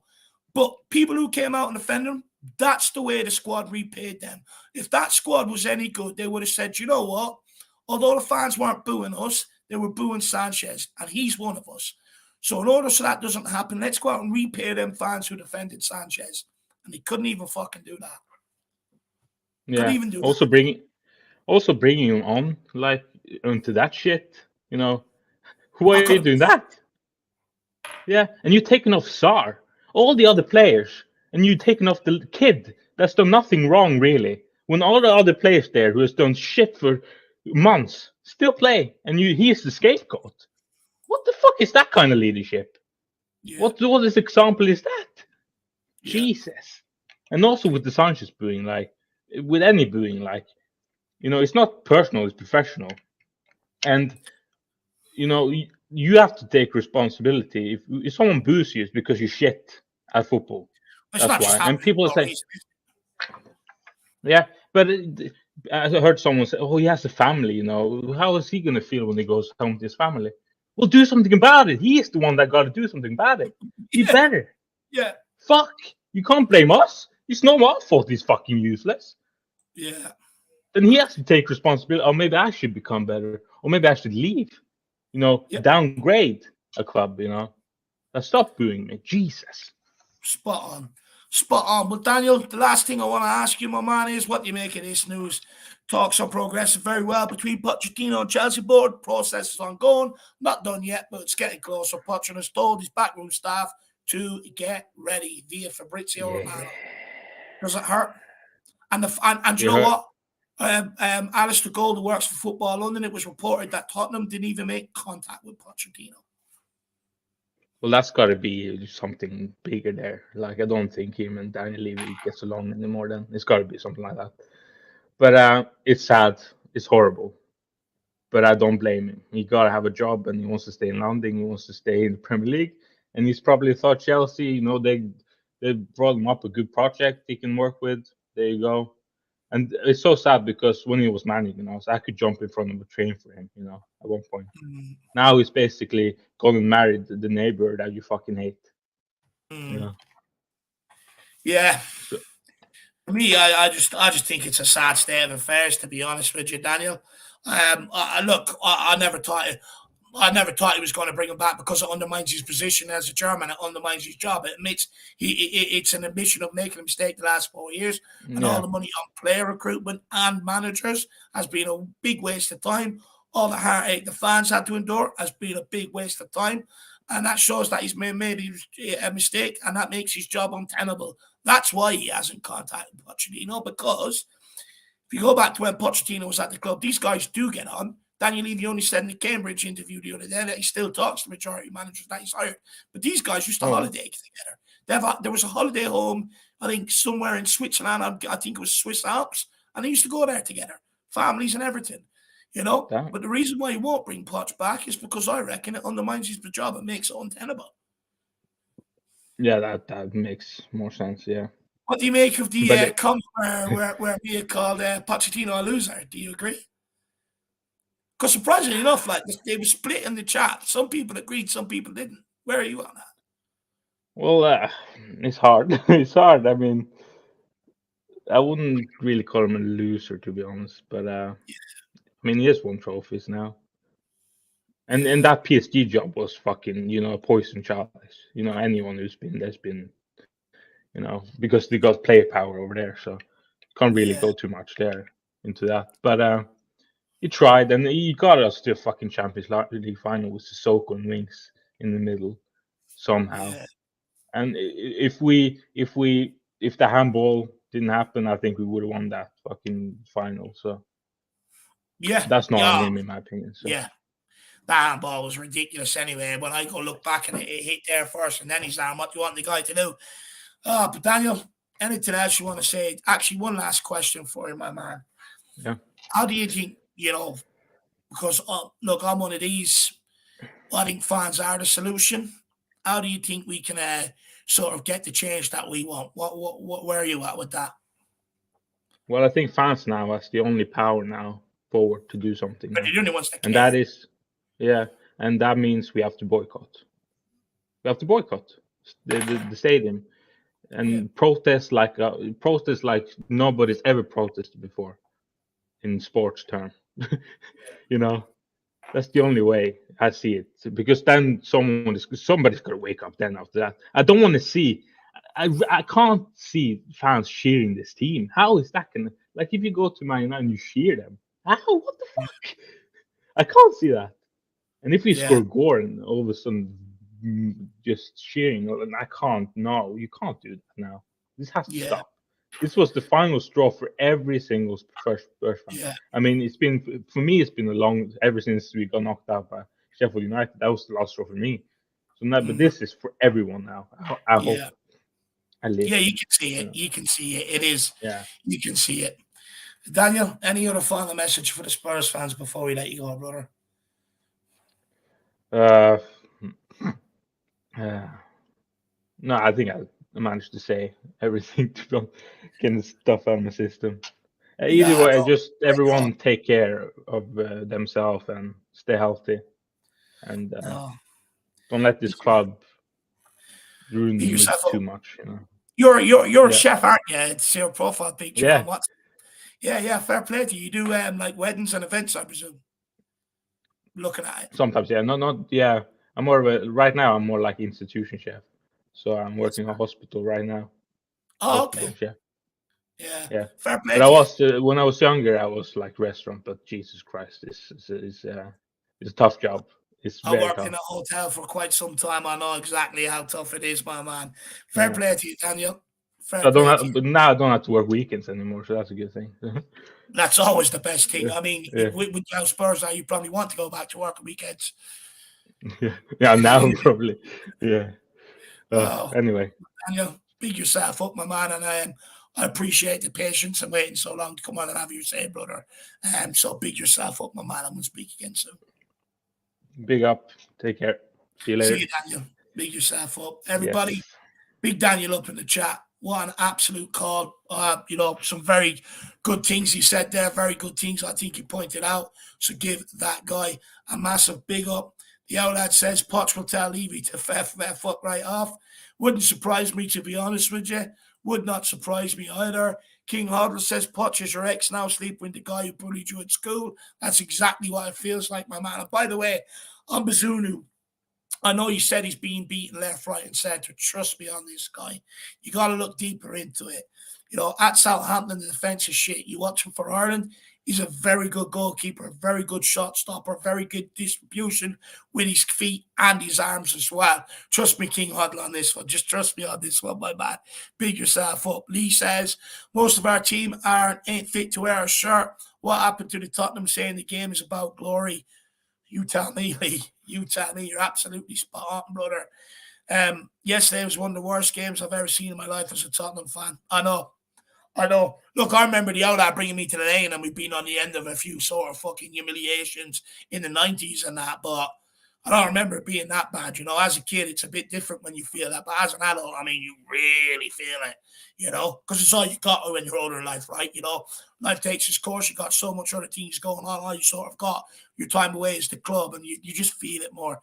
But big up, Lee. And then we've got Paul He says the players haven't been shit all season or have been shit all season, and now they're committed. I know. I know, Paul. I couldn't believe it when I read it. In fact, I was sitting there reading, I nearly fell off my chair. I couldn't believe it. Adrian Parker says, just don't think any top manager wants to come to us, especially when we finish 6th or 7th. Do you know what? Do you know what annoys me, right? We had a debate last Thursday on this channel. There was who was it? Myself, Sava, Jack, and I can't remember. But I was saying it worries me that Chelsea are acting first, and the reason why they acted first is because our chairman was on bloody holiday, and now look at the result of them acting first. Pochettino's in the door. Absolute mind-boggling. And you know what?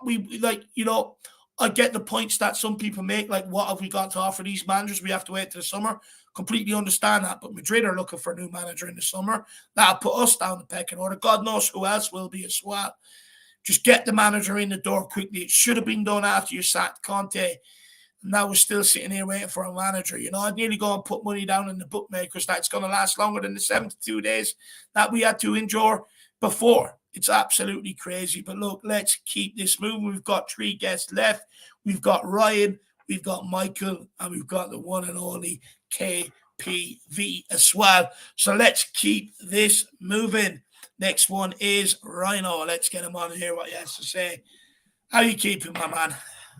Mate, I mean, it's a joke now, mate. It's literally like going back to what Lee said just a minute ago. The game's about glory, more like the game's about doom and fucking gloom. It seems like it that way at the minute, doesn't it? Do you know what I mean? It's literally, that's how it is, Dave, at the moment, man. And it's just sad. I'm literally I done a video, a 17 to 18 minute video this morning. Yeah, right. I woke up and I thought, let me just get this thing out now, man, because because I've got the thing up and running now, thankfully. So, we'll go on to that later on, Dave. Let's just get back onto this for a minute. Yeah, so I obviously done a video just disgusted, mate. Literally disgusted. How disgusting the performance was yesterday and everything. Mate, I still can't believe it's even happened. I still can't believe it. Who do you blame for yesterday, though, Ryan? Because me, I was one of them before. Where it's kind of once the players and the management are out there in the situation, in the heat of the game, for me, it's them. But when I actually look at yesterday's game and I sort of analyze it deeper, right? It's hard not to blame Levy for that yesterday, because you look at you think you got to ask yourself, how have Newcastle come from where they've come to now, right? And yeah, you can say because of the owners, right? But at the end of the day, that money's got to be spent right. There's not you've seen Todd Bowley where you spend wildly. Look at the result of it. That money has to be spent right. They've spent it right. They've hired the right manager to nurture it as well. When you look at Tottenham, the reason why we had Stellini in the dugout is because we've sacked the manager and we haven't had stability in that position for so long. The reason why we leaked so many goals yesterday is because that backline has been a problem for 4 years and they haven't fucking sorted it out. So for me, I've got to put the blame on him for this one. Yeah, there's no one else you can blame though, Dave. And this is what I said the other day to you, right? When Jack said about he hopes that there's going to be a big spend. There ain't going to be there's going to be nothing of that sort, bro. Yeah. Nothing. It's going to be exactly how it was this summer. Yeah. And you know what? We'll have floppy goalkeeping hands in goal. I'm not even going to even say his name. That's his new name for me now. Floppy hands. Yeah. What do you make of what happened with that at halftime there, Ryan? Mate, do you believe about the injury? Mate, I even covered this earlier on my channel. I basically there was definitely no injury there, man. Yeah. Do you know what? Right, I would rather this happen, yeah, right. Where what I'm about to say, not what's happened, but what I'm about to say. basically, right, I would rather have it where they're actually fighting on the pitch and actually trying to show some sort of determination than not showing nothing. Do you know what I mean? Like, I agree. but wouldn't you, Dave? Would you rather see them fighting on the pitch? Of course I would. Of course I would. Right. This is my biggest problem with yesterday. It's like the goals went in very quickly, one after another, right? But there's no one that, you know, sat there and gave out to anybody or held anybody account. They all just looked at each other shell-shocked. And, you know, there's nobody that even had the nous to gather the team around into a huddle, you know, and sort of bring any sort of camaraderie or togetherness or to sort the problem out.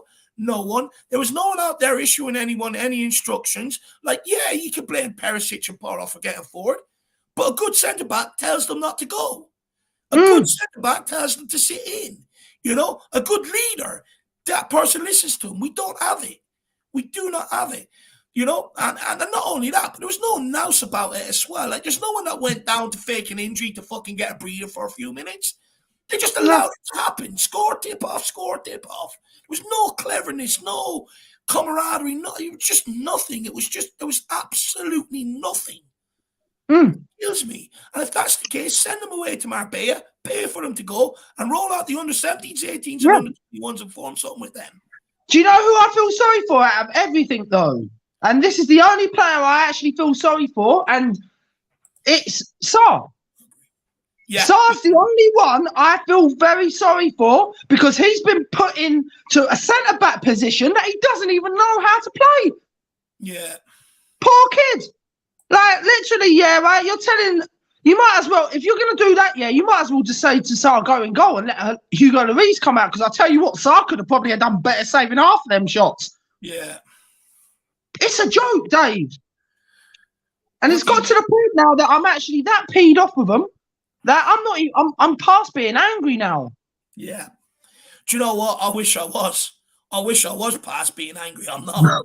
You know, I'm just angry. But what do you make of King Hoddle's point here? Because, look, I get it after games, everyone's reactionary, me more so than anyone, right?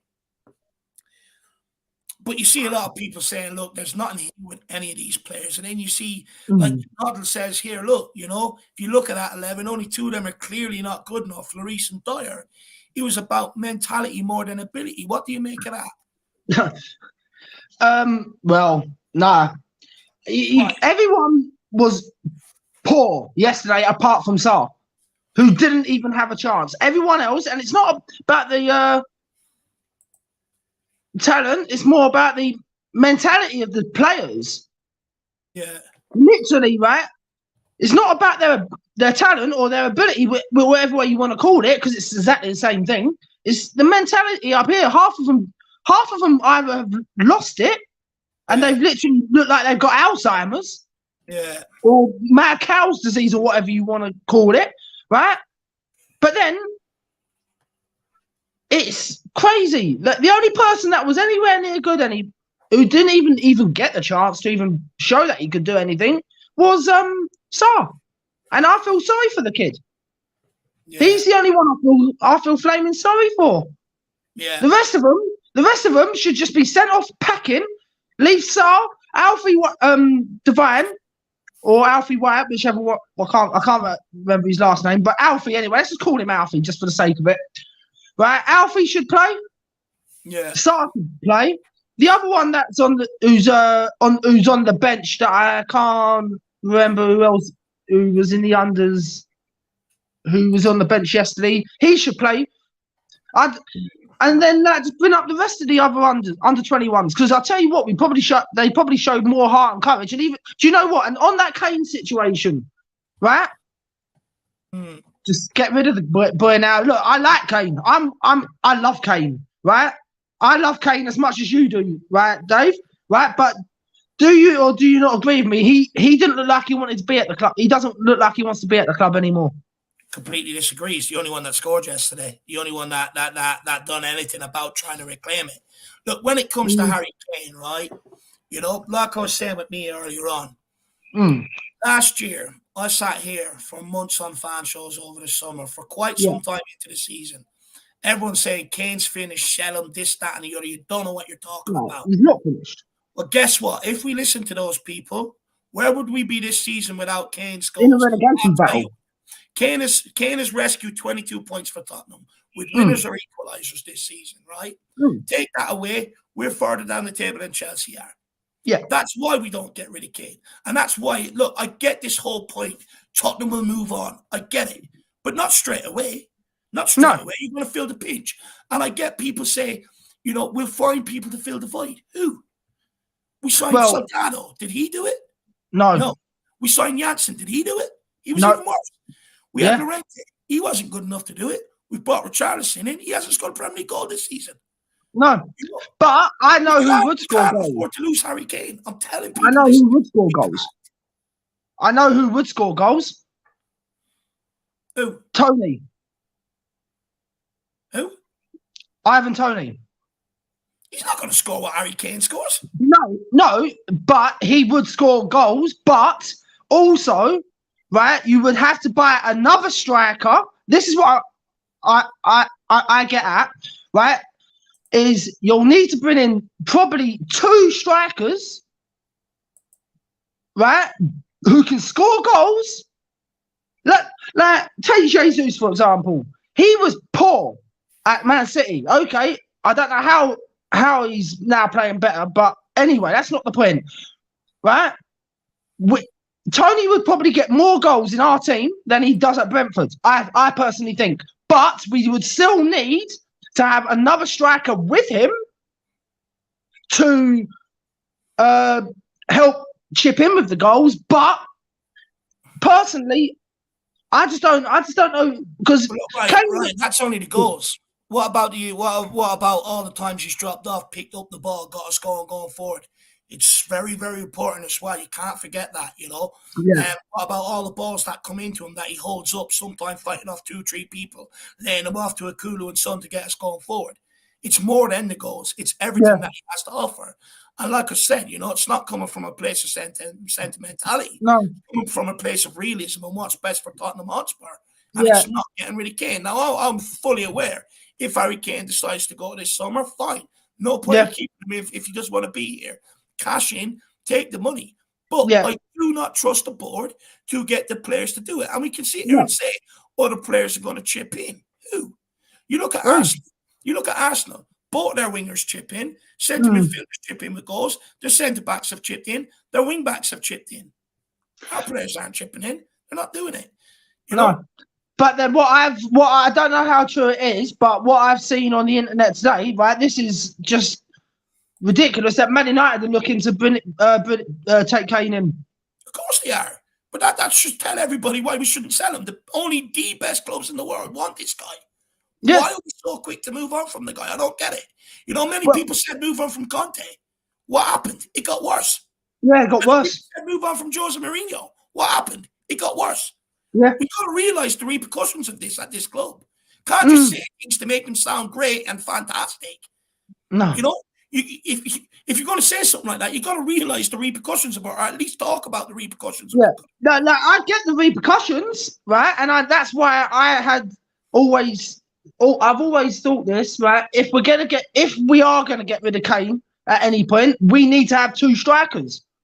We need to bring in 2 strikers. And Cams.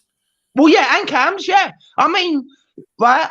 I know that we also need defenders, but obviously I'm not going into that again, Dave, because me and you are both sick to the back teeth of it.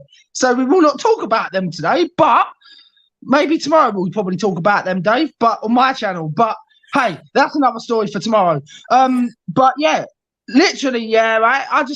If we do get rid of Kane this summer, just because he doesn't want to be there, we'll need 2 new strikers for starters.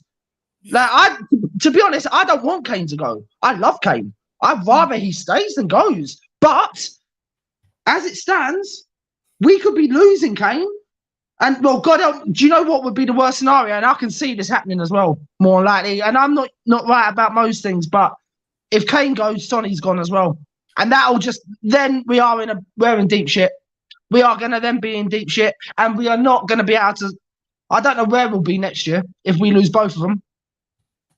And because then that would mean we'd have to replace a striker who's lost, who would have who's now cost us, say 100 million, yeah? Just say 100 million, just for a nice round figure. It's more, in my opinion, but say 100. Right, then you lose Sonny for about what? Another 100 million. 200 million. You've got to trust the ball to go out and get us 2 strikers, 2 wingers, and then 3, maybe 4 defenders, and a goalkeeper. With that money, it ain't happening. It ain't happening. I'm sorry, but I don't even trust that. I wouldn't trust Daniel Levy to even run down the road to get me a pint of milk, because he wouldn't know he'd come out the wrong thing. Yeah. Or he'll come back with the most expensive milk. That he got on a discount. Look, where I'm at is, I'll be honest, I can't believe we're even talking about Harry Kane. I mean, there's Dyer, there's Sanchez, there's so many other players that need to go first. I just don't understand when we're talking about selling one of the only players who've actually stepped up all season long. I don't understand it. Anyway, that's not a slight at you. I hear it all the time. All the time. And it's like, but anytime I want to talk about Dyer Sanchez, it's like, Dave, shut up, But then we have these open discussions about Harry Kane. It's like, it just drives me mad. It's like, how are we having these discussions? We're letting these muppets away with it every week. Anyway, Ryan, tell people what's coming up on your channel, my brother. Well, I've got you coming on tomorrow. I don't know, because obviously I spoke to Jack. Huh? What time? Well, that's what I was going to actually discuss with you. What time's good for you? Because obviously Jack said in the afternoon, but I don't know if that's our afternoon or his afternoon. So I'm obviously just going to go with it as our afternoon. I'll email you. Leave it with me, because I've got a few things on tomorrow and stuff like that, but I'll work it in. So leave it with me and I'll give you a time, my man. All right, mate. Yeah, and then hopefully there'll be other things coming up soon. I'm not sure quite yet what, because I just want to get the end of the season over and start with transfers in once the transfer window opens, and see out of everything what's going to come out of there, to be honest, because it's a disaster, to be honest. But I have actually put my first video up though, so I've seen that. It would. Oh, you've seen it already. Oh yeah, so you've seen what I've said this today then. Yeah. Is it? But I mean, do you agree with half of what I said there, or do you disagree? Go on, but give me your opinion, Dave. Come on, man. Look, I agree. It was complete trash served up yesterday. I mean, it's hard to deny that. And look, I get your frustration at the players as well. I think you're right. The frustration at the owners. I think you're right, man. Yeah. You're not saying anything different or you're not saying anything that I don't think anyone can disagree with. Yeah, and that's another thing that I will bring up on this show. That we will talk more tomorrow about this, Dave. But talking about protesting, I would actually go one foot better than that. To be honest, I would probably go as far as getting the game boycotted on Thursday. United done it, didn't they? Before their Liverpool game, they got the game boycotted. Oh yeah. And do you know what I would do? I'd have, because obviously, if I was still in England, I would go down there. But obviously, I'm not. But I would advise anyone that's going to the game, who is on the game at the going to the game, stand in front of where the players' entrances are. Do not let the United players in, and God help me, do not allow that Tottenham coach into that flaming stadium. Because otherwise, we're just going to have another defeat. I know even if we have the defeat later on during the back end of the season, it's going to clog up on our calendar. But what would you rather have? A shit performance that's going to happen on Thursday, or what's a shit performance later on in the season? Yeah. Either way, it's going to be a shit performance. But let's try and get this balled out. That's what we got to aim for. Yeah, no, 100%. The time's come. The time has come. You're absolutely spot on, my man. And look, I encourage everybody, don't go to the United game, watch it at home, or if you do go, at least go to the protest before the game. That's what I would say. I think better still to get the game called off. It's even better. I think they're 5:30 at the club shop. So, if you can, get down there. But Ryan, big yourself up, my man. I'll speak to you tomorrow at some point. Yeah, all right, Dave. Yep, I'll speak to you tomorrow. And by the way, Levy out. Big up, Ryan. Big up, my man. Absolutely spot on, and we'll speak again soon. Yeah. Sweet. Legend. Everybody, Ryan's handle is in the chat there. Get over and check out what he had to say on the game. Take a few comments and we'll keep cracking on. What's the story? Says we need a goalkeeper, 2 defenders, 4 midfielders, a new manager, a new board. Easy. Requires money. I don't think we're going to put that money up.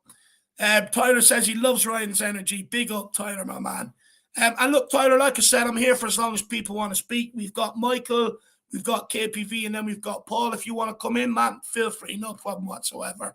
Wolf Mauler says, rather said, sad that Pippin's come to Fort last season feels like a trophy. Well, according to Daniel Levy, it does. You know, no mention of the cup win, the Carabao Cup under his time. All he mentioned when they asked him his biggest achievement at Tottenham, well, what did he say? Finishing above Arsenal. Honestly, I couldn't believe it. You can hear me now. I can't even get my words out. I was speechless. Absolute speechless. But look, let's keep this moving. Next one we've got on is Michael. Let's hear what he has to say. I've seen your face in the back end. You're not happy, man. Nah, man, it's I'm gonna start by saying I've never been this embarrassed to be supporting this club. I swear to God that past month was something special, but past 48 hours is absolute, or 24 hours, or how I don't even fucking remember when the game was. I guess it's 48 hours, right? It's been an absolute. Just on that quickly, yeah. Right? So, of course, I was saying earlier, I met up with William, and he's making these and selling these, right? I had to walk absolutely stunning. Yeah. I had to walk down the high street with 2 of these in my hand. Imagine the embarrassment I felt walking down holding Spurs cockerel like that. The embarrassment. You know, I had people looking at me sideways, and it's like they know. They follow football. They know. You know, it was so embarrassing, lad. Yeah, what's this motherfucker about? Like, yeah, you know, they lost 5-1 yesterday, and here he is walking around with large cockerels. 6-1, by the way. 6-1, oh, man. No, David, I don't even know where to start, honestly, because, you know, Stellini, I feel bad for the guy that he had to do the drop. On the other hand, I completely support what you said. If any of us were given such a chance, we would take it, right? Why not? Why not? You are getting paid the money, you are getting experience, and honestly, you are not going to get blamed for the results, right? Because we all know it's not only his issue, right? Going to back four was an embarrassing idea, right? And you know, actually, funnily enough, it's around, like, I think it's 1-year anniversary around that time when I started joining your channel and, you know, coming on to the fan shows, right? And as like pretty much one of the first, like, my call-ins was us getting absolutely like potty talking about the defense, right? And where are we now? We are 1 year later talking about the same dumb facts. That, and sorry for swearing, but this game I cannot contain myself, right? I have to swear to, like, ease off some pain. But it's 1 year past and we are still talking about Dyer, we are still talking about Davis, we are still talking about other bums like Sanchez, right? And I know that Sanchez wasn't at fault at that game, but it's an overarching issue, right? It's a rarity. Yeah, it's the idea to go to a back four was absolutely shambolic. Like we said, Dyer does not work in a back four, right? That's the main issue, right? It's Dyer doesn't work in a back four. And to play a back four, you need fullbacks. And I'm sorry, but Porro and Perisic aren't fullbacks, right? And you can play one of them in a back four, but not both. You cannot play both in a back four. It's an absolute suicide. And honestly, that change of formation, those players did not know what's going on around them. None of them knew what's going on around them, right? Porro is used to being way like wider, right? He did not realize Joe Linton was like basically skinning him like a child, right? Dyer and Romero, they are both too slow and too lethargic to form a back two pairing, right? They don't trust each other either. Romero can form a back two pairing, but with another like quality Yeah. center back, not with Dyer, right? Yeah. And Perisic is a winger who got converted to a wing back role. He's not going to perform in a back four, right? There is no chance. Then with midfield, like just before you move on to Yeah, midfield, yeah. I'll give you plenty of time, my man. I just want to Yeah. come with two things on the back line. Just quickly, Moondog, big yourself up, sir. And honestly, I don't even know what to say to you, Moondog. I mean, what can I say after that smashing we got yesterday, obliteration? I just hopefully you're keeping Wayne and at least you're still sane, because I've been driven insane with what's happened. So big up on that, Moondog. But Michael, 2 points on the backline, my man. So the first point I want to make. Right, we know that Perisic is a winger converted to a wing back, now playing left back. We know Porro is a very adventurous goal forward sort of right wing back. But why is Romero or Dyer not screaming at them and telling one of them to sit in? That can be sold just by talking. But also, do we even give some of these players the excuse that it's a back four like a Romero or a Dyer? Because they all grew up playing a back four. They all grew up playing back four. Yeah, no, Dave. I was just talking about the formation, right, with Stellini stuff, right? But I was about to lay into those numpties, absolute donkey twats that form our entire team, right? Because I don't know if you maybe saw my talk with Ben and Simon. We are Tottenham TV, right? Yeah. But I was absolutely destroyed. I didn't even realize, but I watched that talk back, and I swear to God, I sounded as if I was about to cry. I didn't feel like it, but my voice was just cracking at certain moments, right? Because I said it, and I'm going to repeat it. I don't like this team. I don't like this team, and this is the worst thing that a supporter of a club can say, right? This is the worst thing. I'm not only joining your channel and you're everywhere. I like to see it. I like to see it. Yeah, and even on other channels, I said we had one talk with a Newcastle fan, right, on one of the other channels, and I asked him, who are the players that you enjoy watching in your team, and he pretty much mentioned the whole 11 that played against us, right?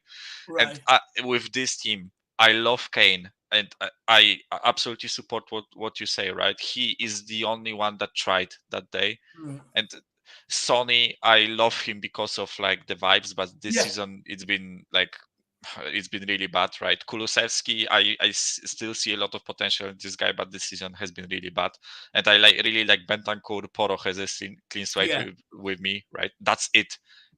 Everyone else on that pitch can honestly fuck off, and I mean it. And it is hard for me because as you realize, I didn't mention Romero and Højbjerg, the players that I like, but that performance that I saw from them against Newcastle and some of the performances from the previous game weeks, I honestly cannot care about this team. And this is again, this is the worst thing that a fan can say, right?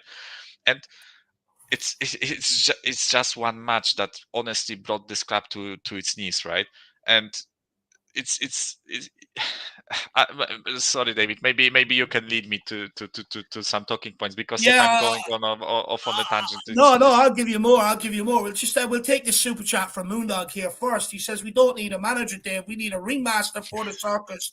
They should come out wearing clown boots and red noses. And you know what? I agree. They should even go further. Get them red curly wigs, put them on top of their head as well. It's look, I'm sick of the protection these players get. And look, last week, I get people don't like booing their own players, right? I get it. However, where did defending Sanchez get you this week? You think any of the players stood up? None of them. And this is my point. They don't care. So, as much as I'm told to care, he's a human, he's got a family. Well, why should I? They don't care. They don't care about my love for this club, the money I pump into this club.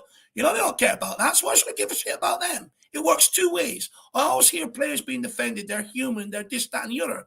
Well, guess what? So are fans. The media might not want you to believe they're human. They might want to demonize them all the time, like they've done when West Ham supporters had enough of their owners and went for them, like they did when United fans had enough for their owners and went for them, like they did when Everton fans had enough for their owners and went for them. But the reality is, Why don't we start talking about how much they can come in here and just pick up a club that's been in the heart of a community for fucking decades, for centuries, and they can just do what they want with it.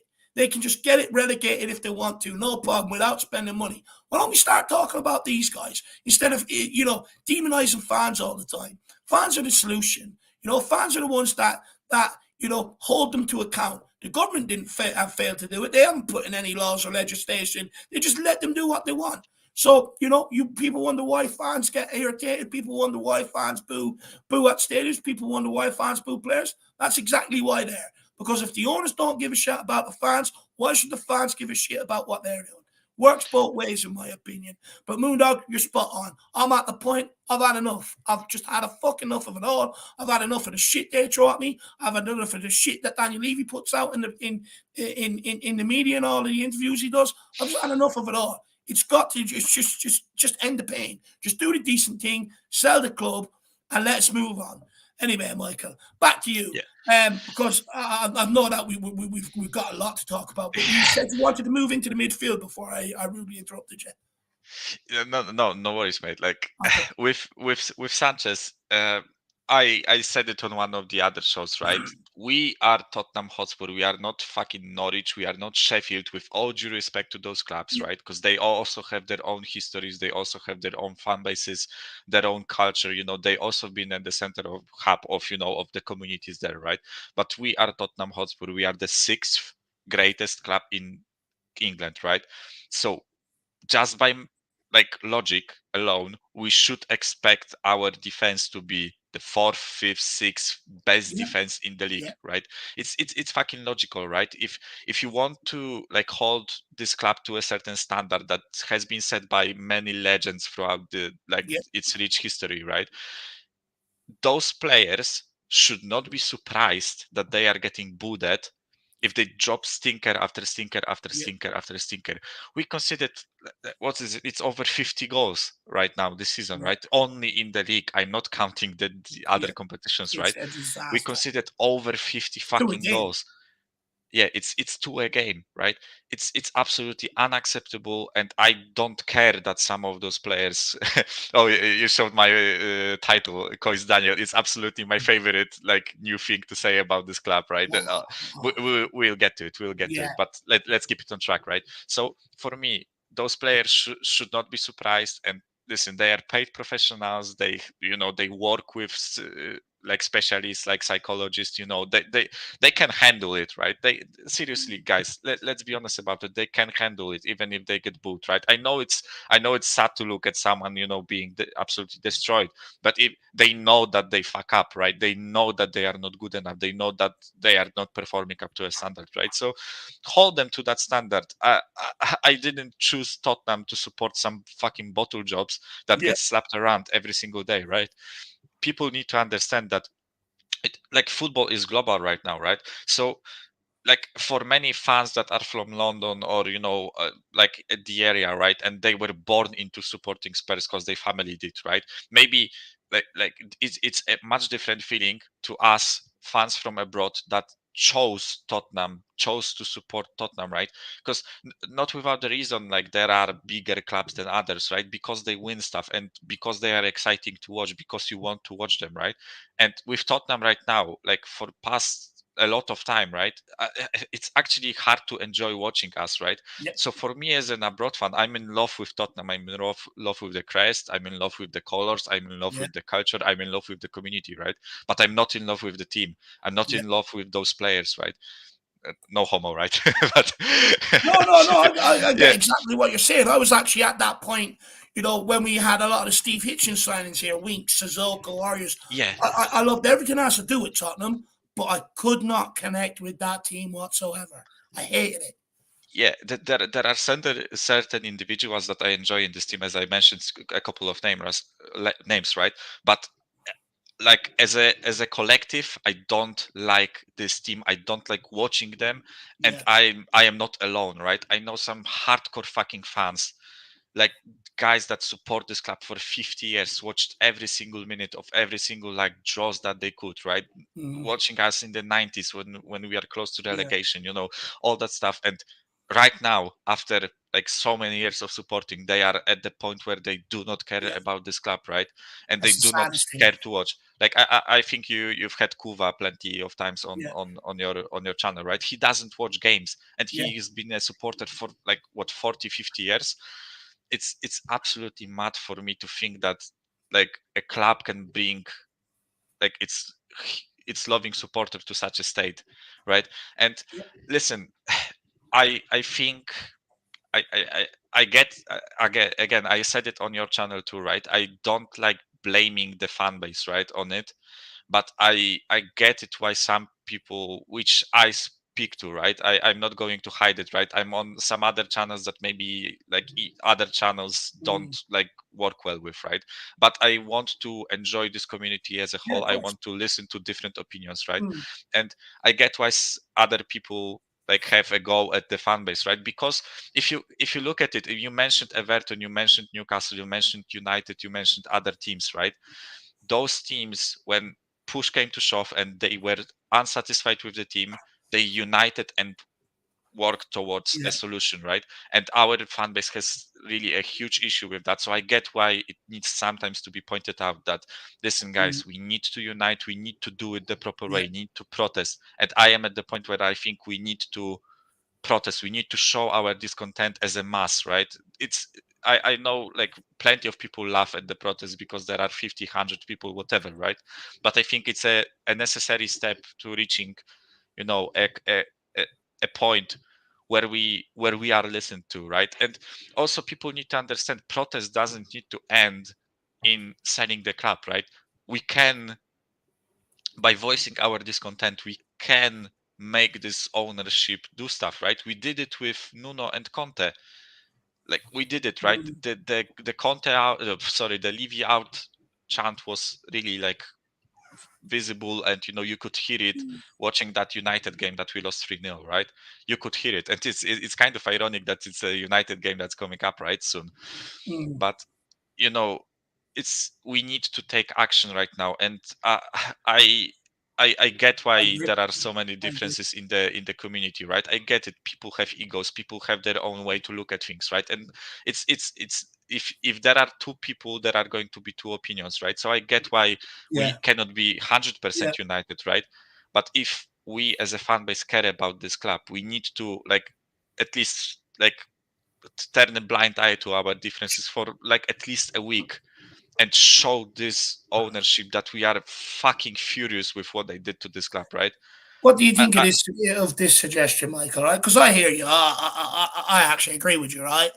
The problem you've got is, right, you've got some people who just say, look, I can't go with as strong as a message as Levy out, right? You've got other people who go, well, I don't want to go with change for Tottenham because I want the owners out. And, you know, it's like, I get it. But why can't we find one message that is at the front of a banner, that at the front of the protest or a march down Tottenham High Road? People from all different camps, you know, elect one person each, go meet up, you know, agree on some stuff, relate back to everyone, and everyone else can fall in behind that with whatever banners they want, you know, because I'm with you. It's at the point where teams just have to be put aside. People have to come to the good, come together for the good of this club. It has to happen. And the only way these owners they'll even consider selling or consider changing their business model is if it's numbers that turn out. Because if it's not numbers, they will not give a shit. Yeah, like I'm not really sure like about how to word the message so that like certain big individuals back the protest, right? I don't want to drop names, but I've seen like plenty of the Twitter screenshots of like big channels refusing to like participate in the Levy out movement because they like consider it to be toxic or whatever, right? So if it's not Levy out, then propose something instead of just saying that you are not going to participate, right? Because at the end of the day, all of us that support this club, we want the best for this club, right? We want to win championships, we want to compete, we want to be the best, right? So propose something. Like I have a strange feeling there is too much, like, I don't want to use the word whining, but I will use it. There is too much whining about like the methods instead of taking action. So for me, propose something, talk, like debate. It's important, right? Open yourself up to different opinions, right? So and it's as I said, like on that We Are Tottenham TV interview, right? I think it's bloody symbolic that we got slapped by Newcastle, because like plenty of people say that the big six is no longer a big six, it's a big seven now, or that we are going to get replaced by Newcastle, right? And I think it's absolutely symbolic that we got slapped by Newcastle, because if you look at it, when they got taken over, their owners laid down like a perfect they laid down the target, right? They said that they are going to attempt to win this league in 10 years, right? And this is the target that every single one in that fan base can get behind. And if you look at it, they didn't spend more money than us, but they are making wise decisions, right?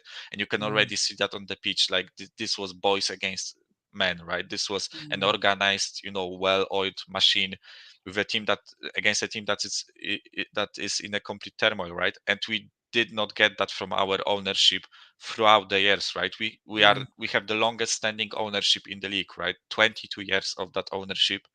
So I get why certain people are like on the extreme end, and they like there is no coming back for Levy, right? Like Brian Daigle, who has been a visitor on this channel, right? And like other channels, right? I get why they are at that point, but I don't like excusing and saying I'm not going to protest because it's not going to change anything. It will change anything if there are enough numbers, right? So we should, as I said, voice our discontent against the ownership. And like coming back to it, I also think it's nice that it's a match against Manchester United, because it's also symbolic for me, because last time we actually like made this ownership change their way and do something that they didn't want to do, was the United game, right? And also I want to say something like I know many people will like crucify me for saying this, but I'm actually like kind of happy that Poch is going to Chelsea. And the reason, let me explain the reason why. The reason why is because like throughout like past 3 to 4 weeks, you could actually sometimes hear the Levy out chants, or Daniel Levy get out of our club, or the voices of discontent. They were quickly like dumped down by the Pochettino song, right? So many people at this club love Pochettino, like for a good reason, right? I do not support the notion that he's a loser. I think he's an absolute winner. He's won stuff already, and also I think he's been the manager of the club that has the least chance of winning something in the league, right? And he's achieved some absolute like mad success considering the circumstances that he was put in, right? So I do not understand why he would be called a loser. And I think if he goes to Chelsea and he gets supported, he will win stuff. But the most important thing for me with the timing is that he will be a Chelsea manager while that United game is happening, right? You cannot sing Pochettino song if he's a manager of another song, right? There's no other thing. You either support the team or you like voice your discontent against the ownership. And that's it for me, right? And I wish Pochettino the best of luck, right? I hope he comes back to our team eventually and wins something, right?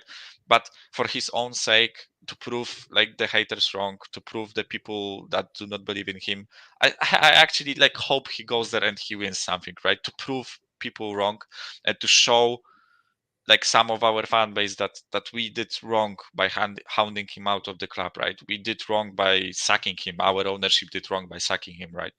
So that's it for me, right? I don't want to say it, but on Pochettino, right? It's kind of like, look, what do we want from this guy? He sat around waiting for a phone call that never came. He gave everything he had to this football club when he was here. And since then, he said nothing but good things about this football club, how much he loves it. I get it's disappointing him going to Chelsea, but we shouldn't hate him. We shouldn't turn our back on him. At the end of the day, he's given everything he's had. He waited for a phone call. It never came. You can't expect this guy to sit around and wait for Tottenham forever. Exactly. You can't. I get if you're disappointed, but you shouldn't hate him. Yeah, David, mate, my heart is absolutely fucking broken. Yeah. Like if he goes to Chelsea, I'm absolutely like broken inside. My heart is aching, right? But if like the most important thing for me is this club, right? The badge and the well-being of this club, right? And if it like for the better of the club, if Pochettino going to Chelsea is what it takes, I am willing like to get my heart broken by it, right? I am willing to get my heart broken for it if it means that Tottenham is going to prosper, right? If it means that we are going to get better, I am willing to take that risk, right? So yeah, that's it for me with the Pochettino stuff, right? What I will But say just quickly is I do agree with some people where I'm saying, look, I don't begrudge him taking the Chelsea job. I quite understand that actually. However, I don't want to win in it. I do not. I hope he goes there. It fails, and, and he comes available again, and we end up bringing him in or whatever. I don't want him to win things. However, I'm not going to hate him for taking the job. It's true. I'm just not going to do it. Okay, maybe I went a bit to the extreme side, right? But for me, the way the things have been going, right? I want this shit to fucking crash down and burn, right? The worse it gets, the higher the possibility that more people will realize that there needs to be some action taken, right? And again, like people need to calm down, right? It's not like you can do things between not doing anything and wanting to kill Levy or whatever, right? Like there is a whole spectrum of things that you can do, right? You can voice your discontent on Twitter, you can like come on to talk shows and speak about it, you can like have discussions, like there is plenty of stuff you can do. You can protest, you can sing in the stadium, you can do many things that like whatever suits you, but don't tell me you are satisfied with how this club is run Nobody right is. now, right? Nobody is satisfied with how this club is run, right? So we need to take some action, right? Whatever suits you, right? Whatever you want. And listen, I don't want to come out as a like some sort of a protest preacher, right?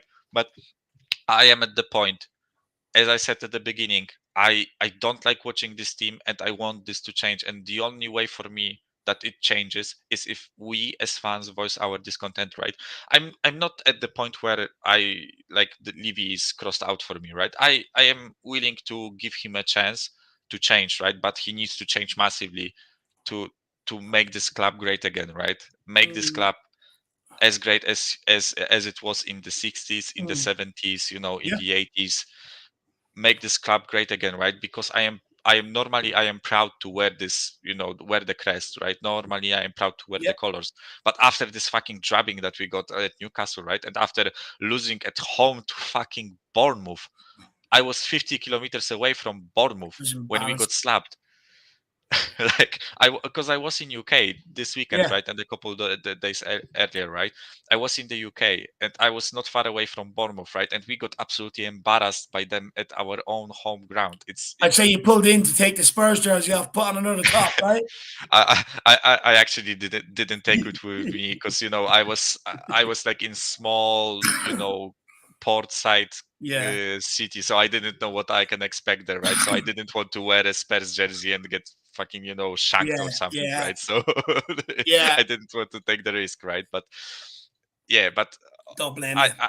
I honestly, David, I want to be proud with this team. I want to love this team again, right? And for me, we need to like do something about it, right? And again, it doesn't have to be protesting if you don't feel like it, right? But talk about it, like voice your discontent, show that you are not satisfied with how this club is run, right? That's it for me. And I realize we didn't talk much about the game itself, right? But what is there to talk? Like what is there to talk? We got fucking. Do you know what, Michael? I'll be honest. I'm glad we didn't because I spoke about it so much yesterday.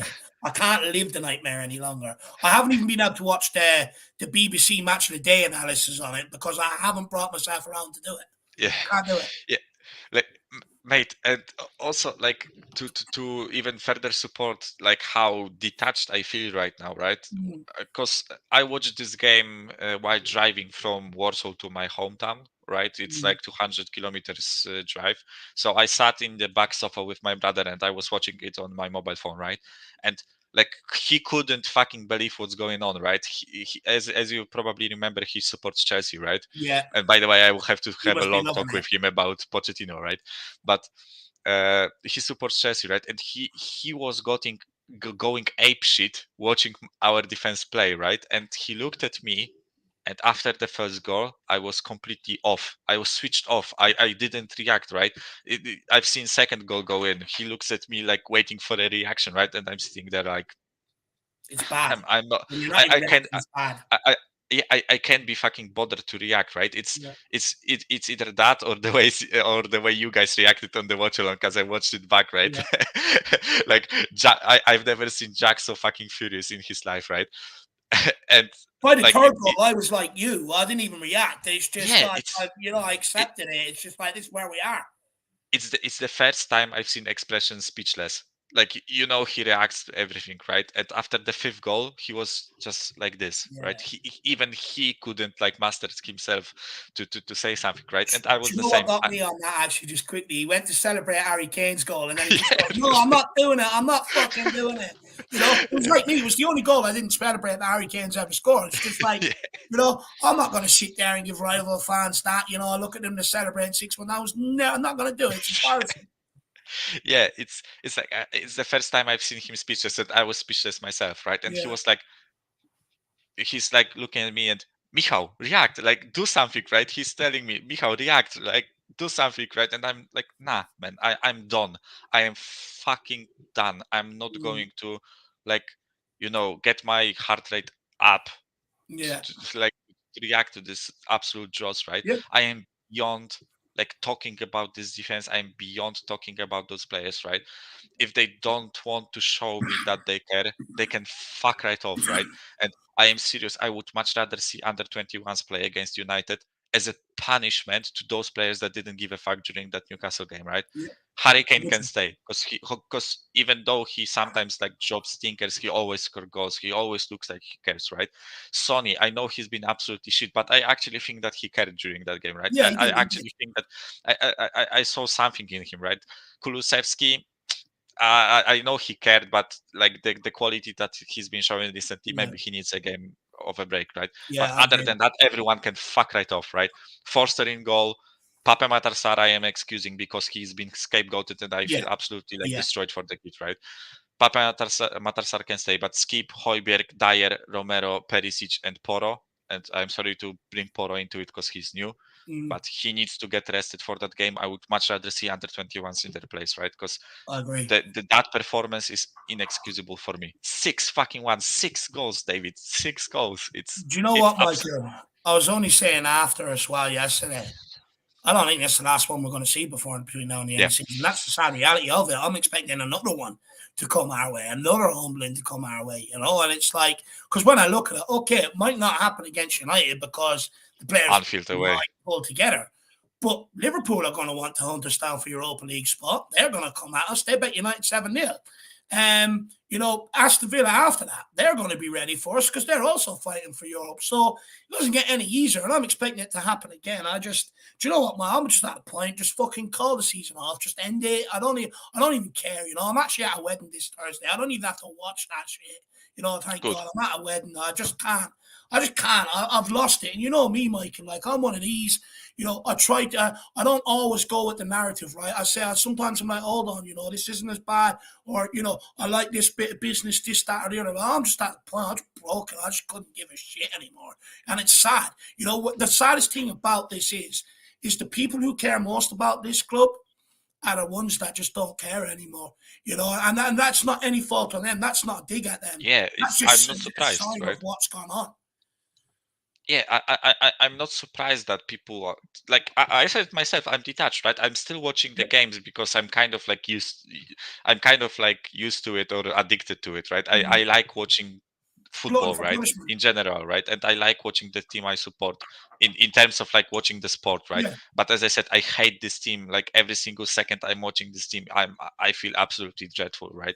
And it's hard for me to say. And I like similarly to you, David, like I I don't want to always be going from 0 to 1s, as I always say, right? There is a whole spectrum.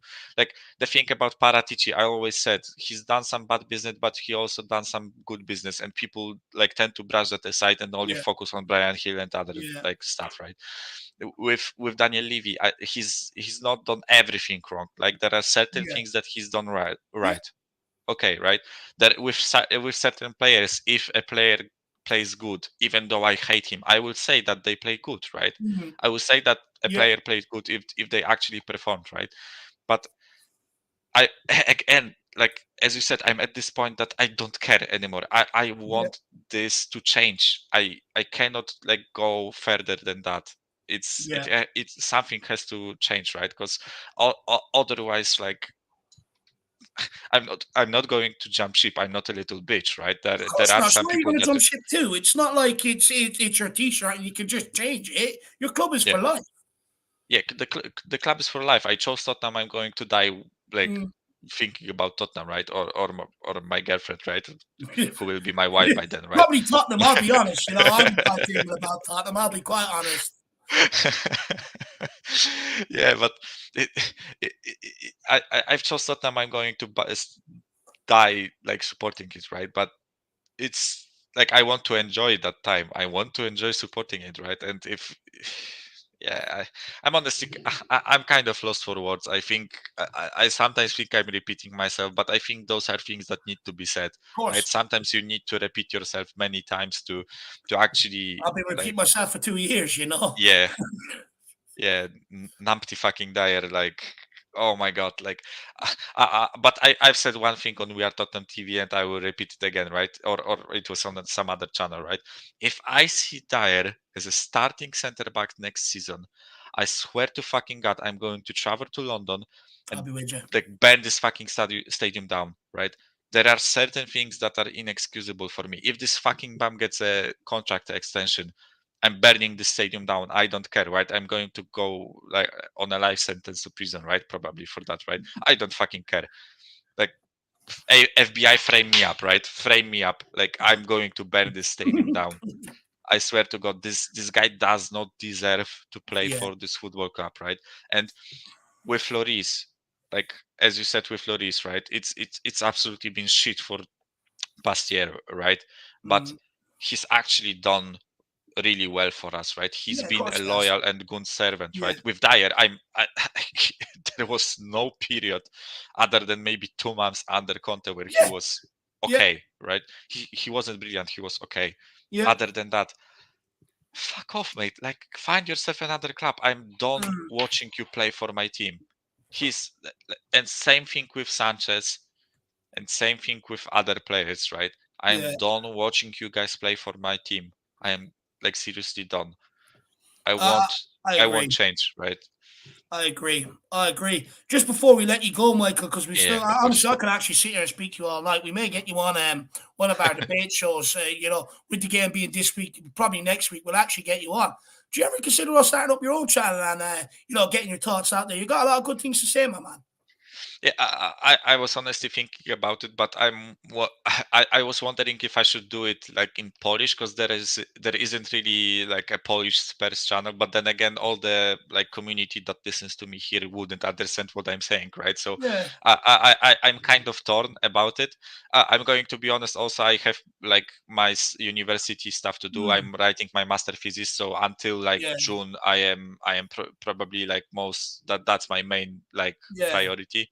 But after that, I think I was thinking about it, right? And also, like, I don't want to repeat other people ideas, right? So I want to like find maybe something original, like maybe inviting one guest at a time and doing like interviews or something, right? Where they say something about how they became like Spurs supporters. That was my idea, right? And discussing the current state of the club with them.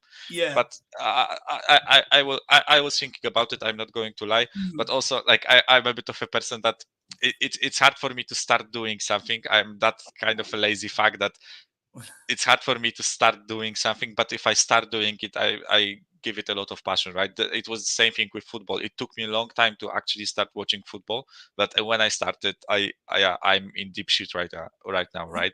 It's same thing with like games, same thing with like even working out, right? I used to work out a magic facton in high school, because when I started finally doing it, I did it, right? Then I went to started eating burgers and drinking too much beer. And it Happens all when went you get older, doesn't it?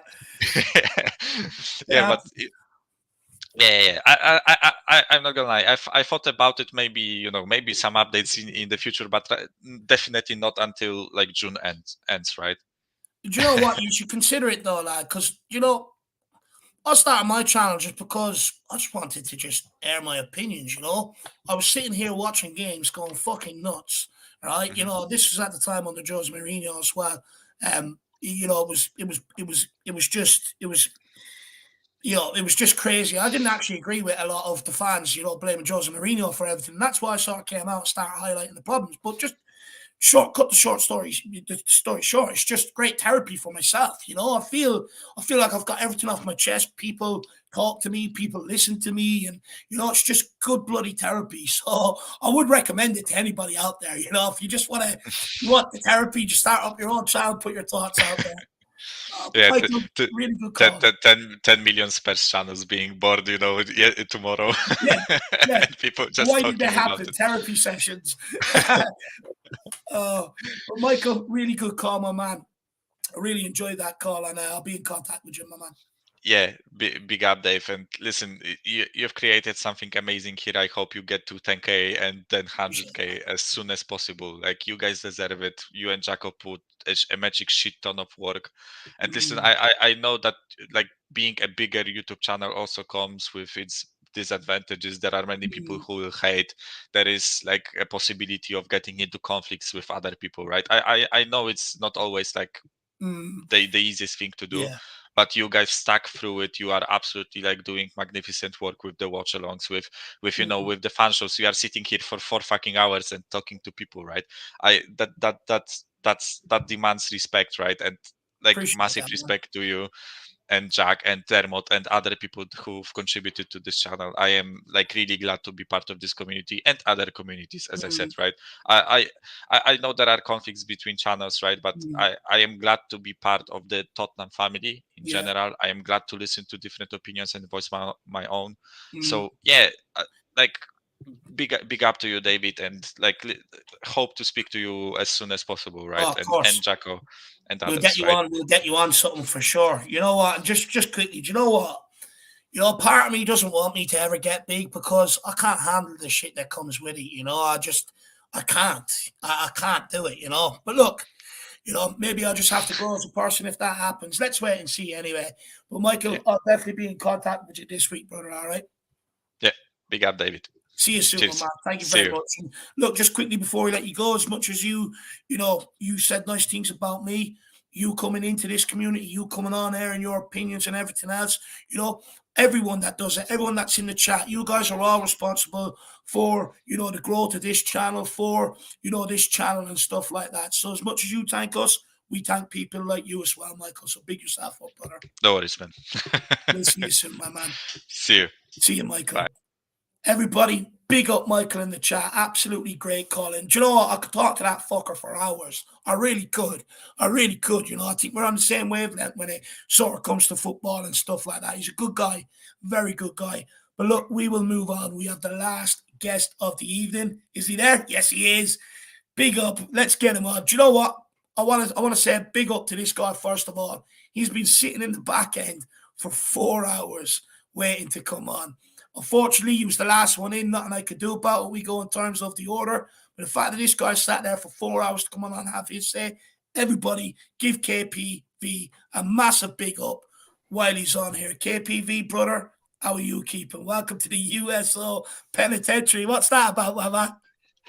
It's the Usos Penitentiary. The Usos, like a WWE tag team. Oh, yeah. I get you.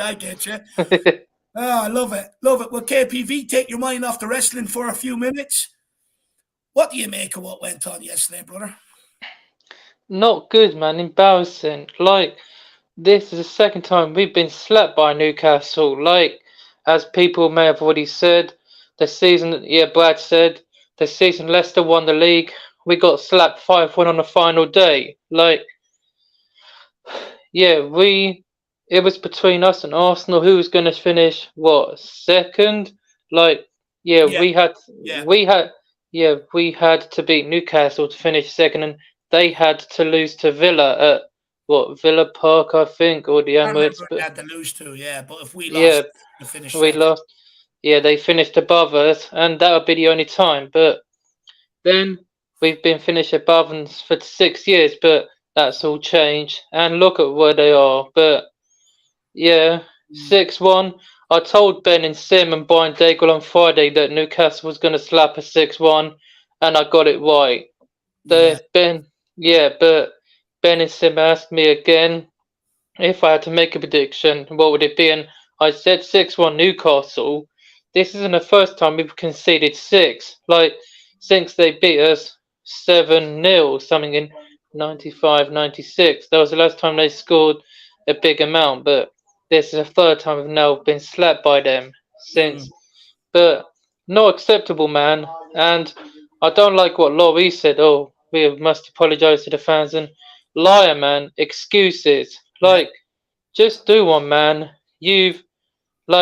We thank you for the amazing service you gave us, like saving penalties against City and Arsenal the season we reached that Champions League final. He saved a penalty at home against Leicester before Arsenal, and that was when Laurie saved Aubameyang's penalty. I loved Alderweireld's reaction, and it was Alderweireld's birthday. Expressions and Pochettino, it was their birthday. Have them back as a partnership, KPV, Jan and Vertonghen. I mean, those two. I actually want to wish Jan Vertonghen a happy birthday because it's his birthday. So happy birthday, Mister. Sorry we couldn't get the win for you at the weekend. I know you've been watching. Yeah, because he was part of that team and Toby was. But 5 of the players that started yesterday on Sunday were actually started, and they were in that team. But it's time, man. It's mad though, isn't it, KPV, right? You think that 5 players that were in the matchday squad were there in 2016. Not one of them Newcastle players were. It's mad. Like, it just goes to show how slow we are in our recruitment process, right? And how quick they are. The fact that we still have, look, I can understand it to a degree in Kane's son, and even Hugo Lloris's point, right? They've been good servants to the club. But the fact that, like, a Dyer and a Davies and all, and it's like, man, I don't think they haven't given that sort of service. It's just crazy for me to think.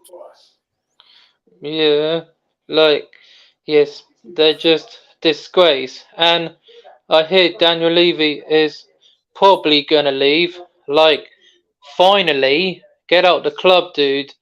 He's the problem. We haven't won anything, and he's the reason only 1 trophy in 22 years, coming up to 23 next year. And he's the reason we haven't won anything. I know people saying, and just so I can get something straight, Kane and Ali did score against Chelsea in the 2017 FA Cup semi-final. So Kane did actually score in the semi-final. So hopefully everyone will at least get that right for next time. So, but hopefully get that right. Let me ask you, my man. What do you make of the decision to, actually not even the decision to that, Stellini, it had to happen. What do you make of the statement put out, though? You know, where the players are talking about now they're going to be committed. It's too late, right? Yep, too late, man. Too late to be committed. Staying, that means committed means staying. It's too late, man. You're too late, boys. You should have thought of that before. What has Dyer deserved to earn a new contract? What has he earned to sign a new deal? He already signed one during the pandemic, and he's signing another one. You don't deserve a contract, man. You don't deserve a contract. Poch bought him, and he can speak Portuguese. just go back to Portugal, man. Go back to Sporting Lisbon, because that's where you were born in, and so go back to Sporting Lisbon and play with Marcus Edwards, mate. Because I know he's actually in England squad, but he was Portuguese. So go play with Ronaldo in a Portuguese national team, but not England, mate. So I don't know why he went to the World Cup, but he's been to 2 World Cups, but yeah, semi-final under Gareth Southgate and quarter-final under him. This World Cup we just had, but yeah, I don't know what he deserved to get back into an England squad in September. Like, scored against Leicester when we slapped them, but don't know why he deserved to be back in the squad. Like, he didn't even. Because England have no one else to pick. I'll be honest, KPV. It is, when I was growing up, they had Ledley King, John Terry, Rio Ferdinand, Carragher, and I'm even missing names. Now, I mean, they've got nobody to pick. They have the defenders to pick from right now. Yeah, they've got John Stones, who's better than him. Stones is better than him, so he can play centre back. Like, yeah, I don't know why Gareth picks 3 at the back and plays Kyle Walker as centre back, because that's not where Kyle Walker plays, but he plays Kyle Walker at centre back, which is not right. And why do you play a guy that is a right back? And Kyle Walker doesn't play, but fair enough. And but England ain't got no one to choose from. Like, it's bad. It's just complete, and you're bad. Ain't got no one to choose from. Like, got the Euros coming up next year. Like, hopefully Dyer's not in the squad, only Kane, because the last World Cup there was more Spurs players going to the World Cup in Russia, and we had about 9 or 12 going. We had Jan Vertonghen, Toby, and Moussa Dembele, Belgium. That went to the World Cup. We had more Spurs players going than any other team from other teams. But that World Cup, he had more Spurs players going, but that was just probably better. But this season's been shocking. Like, at the start of the season, we had the best start to the season, but then the next few months, the next few games turned out to be proper shit. Liverpool, Dyer, what was he doing, man? Heading the ball, giving it to Salah to chip Lloris. Like, dumb, man. Get him out the club. Go back to Portugal, kid. Like, we want other centre-backs, man. Just go, man. We don't like you. Like, yeah, you wound up the Arsenal fans when we lost 4-2, but you're still shit, mate. Like, and you don't laugh at when you, Doherty and Kane were with this guy holding a pizza box saying, "Oh, you haven't won nothing," and he was laughing. Yeah, like, why would he do that? Winners do not do that. You said winners don't do that. Like, Ledley King and Michael Dawson didn't do that in 2008 because we won the Carling Cup, and they didn't laugh. They just didn't, and Dyer and everyone are all laughing at it. Like, seriously. It's bloody disgraceful. If someone said that to me and I was a Spurs player, I get they can't, pin them up against the wall and stuff like that. They have to hold themselves to a standard. But, just turn around, piss off. There's no stand there and laugh at. I mean, it's just laughing at every Spurs fan's face. Yeah, just laughing at every Spurs fan's face, and it's annoying everyone. Like, why would you laugh, man? Seriously, like, you can only laugh once you've won. Then you can laugh at the players, each other. Like, oh, who scored the winning goal? Like, Berbatov scored a penalty, and then Jonathan Woodgate scored the winner in extra time, and then that 4-4 draw White Hart Lane, he scored, and then Robbie Keane with that stunning goal. Like, yeah, like, you don't laugh, man. What is going on? Like, the KPV, last question for you. What do you make of the news of Pochettino about the Chelsea player? Oh, man, not good. Like, don't like it. He said he'd rather work on a farm than managing Arsenal, but when he was at Tottenham, he said Chelsea was our biggest rivals, and like the Battle of the Bridge, that Mark Calambo gave out 9 yellow cards. Lamella stamping on Fabregas's finger, like Brilliant. brilliant, man. And then this season we draw 2-2 at the bridge. Conte, Tuchel having a little fight. Germany, Italy. Like Conte came out on top, a 2-2 draw, because Italy always seem to knock the Germans out of the World Cup or the Euros, and so Tuchel got done. But like then, yeah, like both got sent off. Shocking, but anyway, Tuchel got done over, but a draw. But then we beat them at the new stadium for the first time. They've won 3 times, but Skip's goal, Ellie sent me it on WhatsApp. I've been watching it, and Skip, he's Tottenham through and through, but it's time, people. Players need to leave. Like, I know Kane, I don't blame him if he wants to leave in the summer, because Portugal and the Chelsea's hurting, but yeah, like hopefully they don't win anything under him, because he's not going to last long there. He ain't going to last long. Let's put it that way. We hope so, KPV, right? You killer if we went there and won something. I mean, we'd be absolutely abused left, right, and centre. Yeah, he ain't going to be lasting long in there. So hopefully it doesn't last long, because I've said before Moyes would get sacked by United just after they won the league, and I got that spot on. So hopefully it won't last long at Chelsea, because they've already got someone who knows the club well in that Frank Lampard, as they call him, so he ain't gonna stay. But like, so yeah, they're probably gonna win, but they ain't winning anything. So on the pot, so but we need to sell the club, and Daniel Levy's probably gonna leave. So finally, about time. Need more people, but anyway, I'm off. But who let the dogs out? Brad did. Love that. Do you know what, KPV? It kills me not seeing you in one of your good moods. You know, you're one of them guys that you've always got a smile on your face, sort of, always in a good mood no matter what's going on. And to see it taking its toll on you, it's sad, my man. It's sad. But KPV, cheer yourself up, brother, and we'll speak again soon, all right? Yeah, and hopefully I'll be able to come on a debate show sometime soon. Yeah, All right, man. We'll get you on as well. Big up, man. Big up, all right? Take your mind off it. Yeah, no worries. See you soon. See you, brother. Big yourself up. Big yourself up.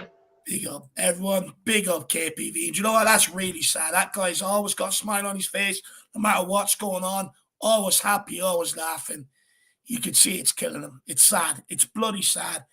But look, let's keep moving. We've got Paul next. Let's get him on and hear what he has to say. Hello, brother. How are you, man? It's a long old shift you're doing today. Thanks for having me on, man. No, look, people want to have their say. I get it, my man. I have no problem with it. No problem with it whatsoever. So, look, where do you want to start, brother? I mean, there's so much to get into, actually. I seen you shaking your head when I spoke about the players now agreeing to come together, right? Yeah. Look, my first thought is there's at least 8 players from that game that shouldn't be in the starting lineup. I mean, what are we doing? What you let players do that? You let them down tools, because that's what they did. They down tools. They didn't give a fuck. And they get rewarded with, playing in front of the home crowd, hoping for adulation. Oh, let's not boo the players. I'll tell you what, if you went up to Newcastle and you saw that shit, I think you'd be crazy for not booing them. I really do. Sorry? It'd make you want to boo them even more. Oh, I hope they get booed the fuck out of White Hart Lane on Thursday. I really do, man. I don't give a shit if we lose this game.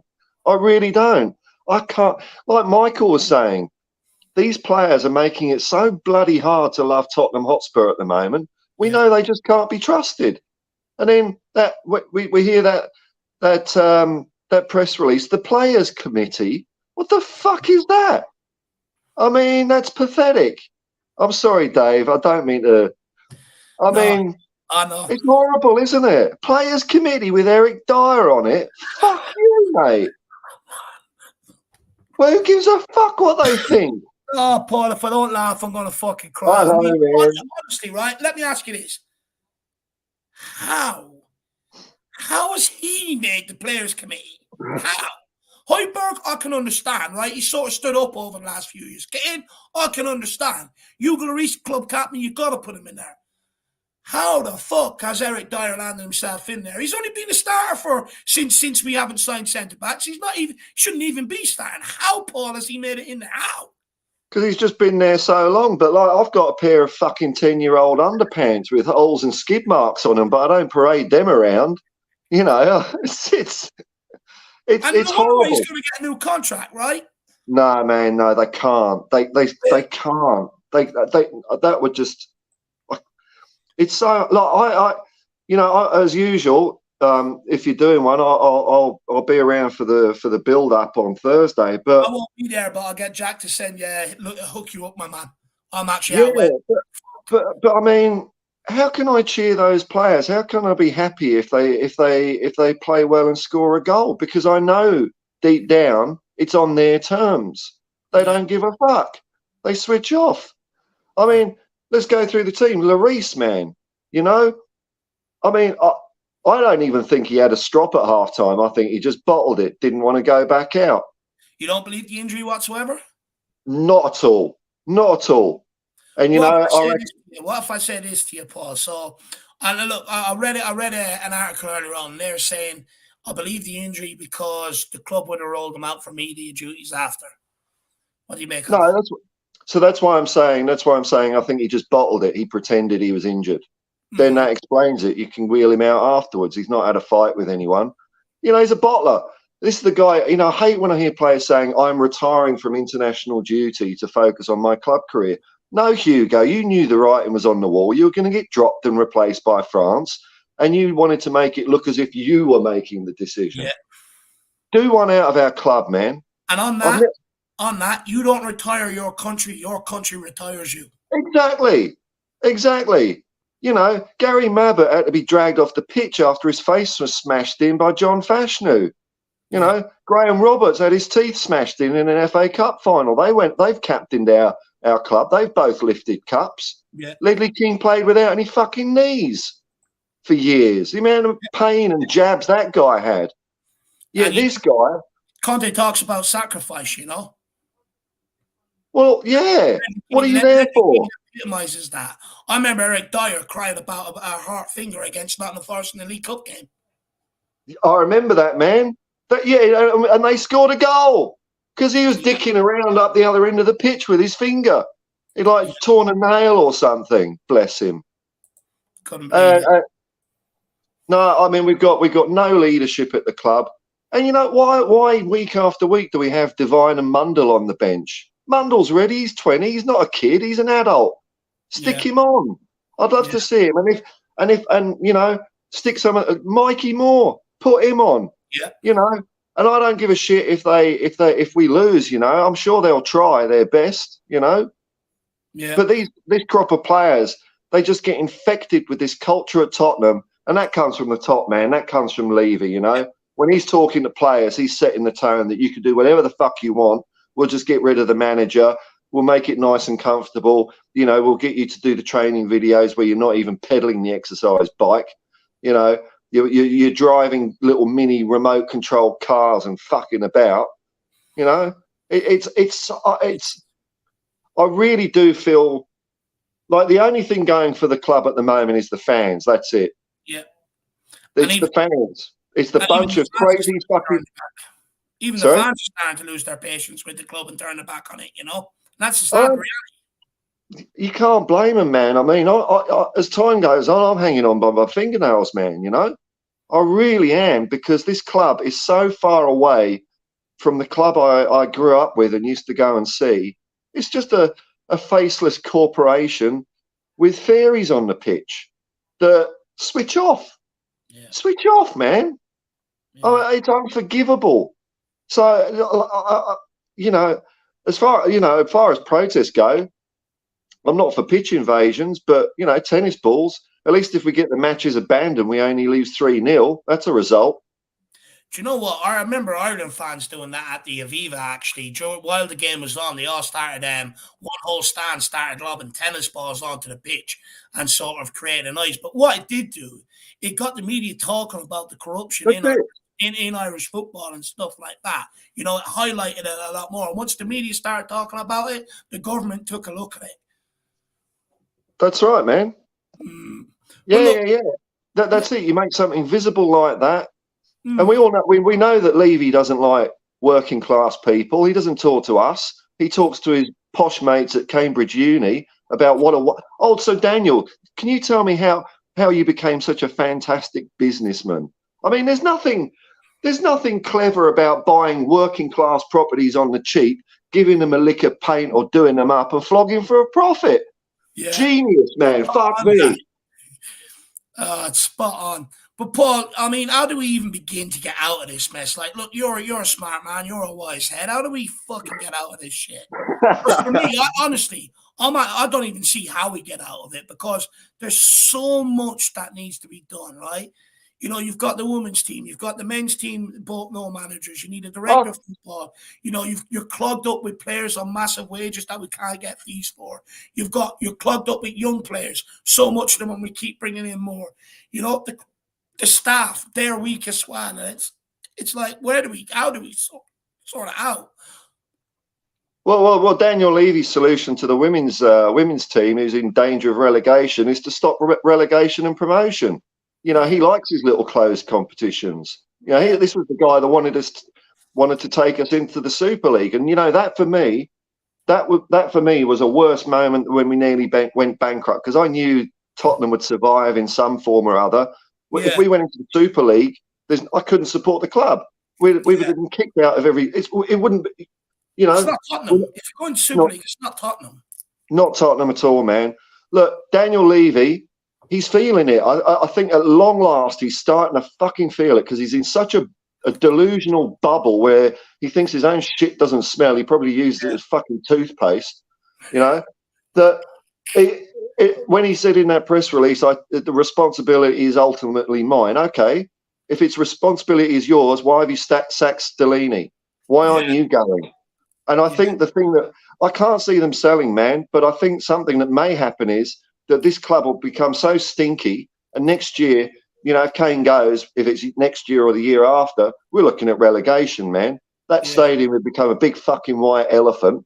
That will hurt Enoch in the pocket. Maybe they'll sack Daniel Levy. I mean, he has got to go. He's got to go. Do you believe some of these reports where they're talking about considering going? I don't. Nah, bullshit. He's trying to kick the can down the road. We've got to make it intolerable for him. He hates the working class. We've got to swear at him, get nasty, you know. I'm not saying violent, but just get earthy on him. You know what I mean? You know, fuck this. He's a human being. He's a billionaire. He doesn't. If he cared about anyone, he wouldn't be a billionaire. You know, he'd be a philanthropist. You know, billionaires that are nice guys and human beings, they're psychopaths. They don't have any empathy. So you cannot have empathy for someone who doesn't have empathy. It doesn't work. They'll just take advantage of you. Yeah, you know, absolutely. So, you know. Is it compounded that Pochettino's on his way to Chelsea now as well, and the fact that Tottenham haven't even contacted him about? I think that I don't get that, and you know, I'm really, you know, for me, Chelsea have a real special dark place in my heart. I heard Ben Coffey talk about them, called them the Antichrist, and I understand that, because the first time I heard Chelsea fans, you know, how old was I? I was 12 or 13. And, you know, back in the early 80s, the Second World War was still in the consciousness of people. There were still a lot of people around who'd suffered. And to hear them sing Nazi songs and be totally hateful towards Jewish people, you know, I don't see them as a football rival. I just see them as just scum. They go around grounds and spray swastikas, for fuck's sake. You know, they're animals. So Pochettino going there, I hope he fails dismally, man. I really do. You blame him, Paul, right? You know, this guy, he's hung around waiting for a phone call that hasn't happened, you know, and, you know, he's got to move on with his career. I do see that, and I do understand that. But at the same time, if you've got Tottenham in your heart, I don't think you can do that. I think that's a club you can't go to. I know Glenn Hoddle went there, but fucking hell, he could do whatever he wants after he did. And he came back to Tottenham anyway. But Pochettino, for me, I don't think has quite earned the right to go to a club like Chelsea or Arsenal. Yeah, Man United, Liverpool, whatever, anything. Chelsea, nah, man. What do you make of the statement put out by the club today on Stellini sacking in general? 24C says here, he says, after Levy says I'm accountable for my actions, and then watch the next sentence, it was so contradictory. Yeah, what was it? Is it? Sorry. I don't know what it was in full. I've read so much shit, man. I'll get it up. Cheers, man.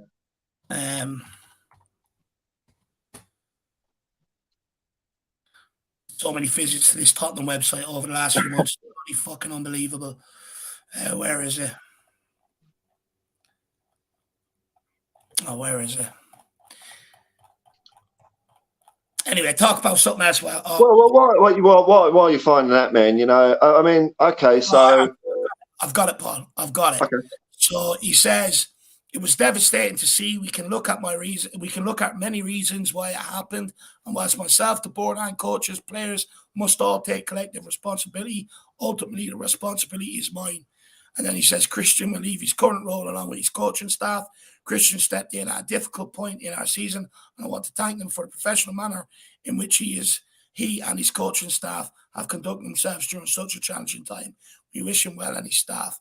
But basically he's saying he takes responsibility, but then he's sacked Stellini, which is him taking That's what I said. So Levy says it's my fault, but I'm sacking everyone else. Well, you're the only man standing now, Levy. It's all down to you, man. I mean, the whole. I remember when the news came out that Conte had gone and Stellini was staying, and you kind of expected it, and I was gobsmacked that I couldn't believe that they did something so stupid. I told everyone it was coming. I warned everybody that'd be the next move. Fucking hell, man! That's what they've done in turn. You're better than Mystic Meg, man. You can channel these Muppets' thoughts better than anyone. I mean, fucking hell, man. Look, Stellini, he was done for being on the take. I've got no sympathy for him. What are we doing? We're hiring a bent director of football and a bent assistant manager, and we're fixing it now by putting Ryan Mason in. Well, what happens when we lose 6-0 against Man United, 6-0 against Liverpool? We're going to sack the interim manager, are we? What then? It's not an answer. And I might be wrong on this, but my feeling of the whole Mason thing, he's too pally with the players, with some of the players. We've got clicks there. What are they going to do? Look, if they suddenly switch on and start playing, I will still hate them for how bad they've been all season, because they haven't been on it all season. They haven't played a full 90 minutes that you can be proud of. It's been patches here, patches there, and you can point the finger at Conte, who ultimately I didn't like his style of football, but shit me, the players didn't put in, and the players didn't put in for. Stellini I might not like Stellini. I might not like the style of play.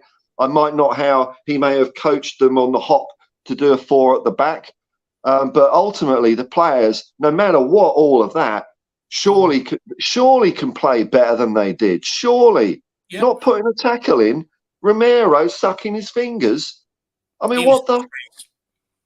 I just want them all gone, man. And as for Kulu, we've got the option to buy it. To me, okay, he's good last season, but is he going to be another player that we've got on our books that's a load of shit? He's not done enough to prove it. I think we'd be better off buying someone else, to be honest. Fuck him. Do you know where we're at with this, Paul? Right? I'm seeing a pattern over the last 3-4 years. Any new player we bring into this situation to try and improve it, it happens for a couple of months. And then they just end up taking everyone else's mentality. You look at Romero, for instance, right? Coming in, sliding, smashing people left, right, and centre.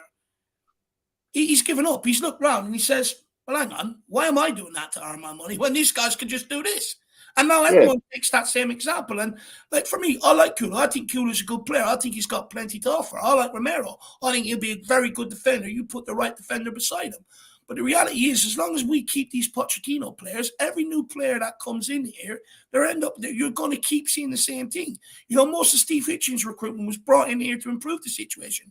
Most of that's gone. Now we're in the second phase under Paratici, a second rebuild.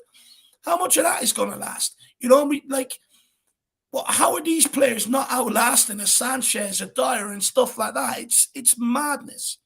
And then what happens then? You're right, David. And then they become the new crop of problem. It becomes embedded in them because we're not buying any leaders. We've got no leaders anyway. Harry Kane, God bless him, he's not a leader. You know, he's a simple footballer, and I don't mean that derogatory. It's just he's a goal scorer. He's a footballer. He's not a leader, which is fine. You know, you can't have leaders all over the pitch. Yeah. You need a few, Chiefs and Indians. But we're not hiring any leaders. Højbjerg, the Viking hard man, goes into tears after a kick in the shin. I mean, get out of here, man. Come on. Highlighted yesterday, no leaders. You see, 2-0 down against Southampton. They formed their huddle. Someone fucking sorted it out. And they went on and rescued a point in a title run. Do you see any of that from our players yesterday? Do you see any of them disappointed? We all just sort of looked at each other and accepted it. One goal after another. You know, no one even went down to faking injury just to ease it, just to ease the stem of the flow. There's no leaders there whatsoever. There's not even any footballing brain there whatsoever. You know, any good footballer that has experience, you know, they go down in that situation. The first contact you get, you go down as soon as the physios run on, just grab something, start messing around with it, get out the silly spray and just take your time so we can delay the stem of the flow of the attacks. Not even that. Not even that. You know, if there's no leaders, fine, but at least have some football smarts. There wasn't even that, man. You don't even have to be that good, man, you know? I mean, all this like Porro and Perisic aren't very good defensively. It's because you're not running up to the player and sliding a tackle in. Okay, you might miss the tackle. They might still skin you. But when you're backing off, well, I mean, you might as well not be there. You're just showing them the door. Come on. You're bending over the bonnet of a car, getting the lube out. Come on in, sailor. You know, it's ridiculous. And that's what I feel Tottenham's doing to me at the moment. They're just bending me over and doing me until I lay eggs, which are all hatching into ENIC board members that are going, ha, fuck you, Paul. We've got your money. You know, I mean, you know, it's, you know, being a fan around the world, I've got to bloody subscribe to 4 fucking subscription services to watch this shit. Thankfully, we're crap in most competitions, you know. So I don't. That's you know, I don't get like, they're used to playing 3 at the back and they find it too hard when it's 2 at the back. A player's so dumb and specialised that if they're outside of like 2 square foot, they just become, you know, jelly and they don't know how to kick a ball. It's pathetic. I don't buy it. I do not buy it. At the end of the day, the most common formation and what most clubs play growing up is a 4 at the back system. They are well versed in that. That should be second nature. As soon as Stellini said switch to a back 4, that should have been second nature and they should have been confident playing in it. Every single one of them played in the back 4 growing up. I think it's easier and less confusing having 3 centre backs when you've only got one. When you've got one partner to build a relationship with, you kind of like 2 strikers. You kind of get to know where each one is. Yeah. You know, when you've got 3 people, it's like a menage a trois. You know, there's always a bit of uncertainty, power struggle. You know, do they prefer me over them? You know, but 2 people, it's simple, isn't it? Simple.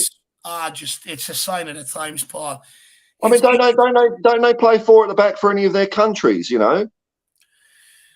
Well, Dyer doesn't. He'll have that excuse, won't he? Eric Dyer doesn't play football for Romero plays in the back 4 for Argentina. Won a World Cup playing in the back 4. You know. And now he goes missing. I mean, we've got to have a fire sale, man. And this is, you know, I think this is the thing that's going to start. Yesterday, just quickly on that, Paul. Right? You know. Yesterday was when the players that have stepped up this season don't step up. That's the reality. That's how bad things get, right? You know, because, look, to be fair to Romero, he stepped up at times. Kane, Højbjerg stepped up at times this season. Sonny, you know, people like that. But when they don't step up and they're out in the game, look what happens yesterday. At times, there's the key. They step up at times, you know, and that's not good enough, man. You know, like out of that starting lineup, I would only keep. I'd play Foster in goal because I mean he came on in the second half and he was instantly 10 times better than fucking Hugo anyway. Captain Flappy, you know, Foster looks like someone you can have confidence in between the sticks. You know, I'd keep him. I'd keep Skip. He's not good enough, but at least he tried.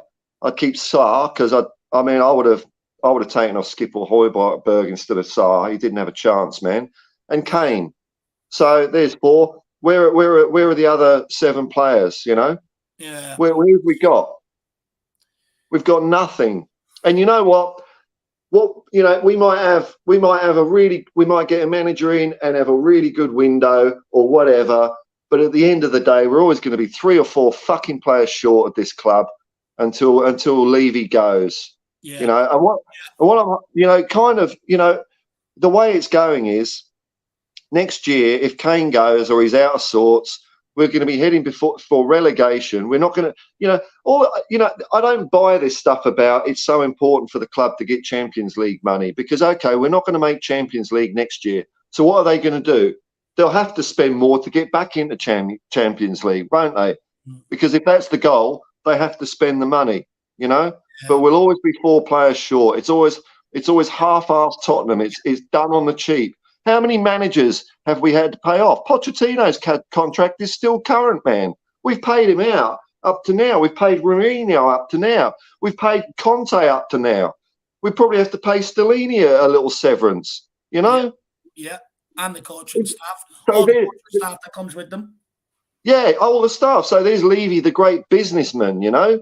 Yeah. We've got 7 wing-backs, the most unversatile, specialised bunch of twats in the game of football. They can't defend. They can't play like wingers. We haven't got any fullbacks. We're stuck in this Italian style of football for fuck knows how long. None of them are any good. It's crazy. How can we buy 7 players for 2 positions, man? This is the problem with Tottenham, though, you know. Every window we come out, we're never fully stacked. We're always needing this, that, and the other. And then it's like, we'll do that next summer. And then next summer comes round, you've changed course because you sack manager during the season, which means you have to buy more players. And it's just, we just never get it done. Just never get it done. Oh, but Paul, any final message for the Spurs fans, my man? I've still got 2 more to go. So any final messages, my man? Well, you know, we're all in this together, aren't we? That's the thing. And for me, the protests, you know, whether you're ENIC out or change for Tottenham, you can all march together. You can all sing whatever songs you want. You can all carry whatever banners you want because you all want the same thing. You all want the club to be better, don't you? You all want the club to be, you know, something that either you grew up with as a kid or has been passed down through your family like you poor bastard, you know. Shame on you, old man, for inflicting your son. You know? I kill him for it. We all want change, and I think at long last, I think Levy's starting to hear it now. You know, he's a billionaire. He's got an ego. Billionaires want to be loved. We've got to show him the fuck that we don't love him, that we don't appreciate what we've done with our club, that he's just used it as a cash cow for other business opportunities. You know, so we can all march together, man. We don't have to love each other. I know there's a lot of disagreement between fans still, you know, because it's been through hard bloody times. If we were all winning the league every year, we'd all be happy together, wouldn't we? But we haven't won the FA Cup since I was fucking 18, for God's sake. I'm 50 now. Look at me. I had hair. I had long flowing locks, man. I was like an Adonis when we won the FA Cup. Now look at me. Look at that. Look, it's just waste material, you know. There's nothing there. I'm wasting away. So, you know, grab the opportunity. Don't argue, man.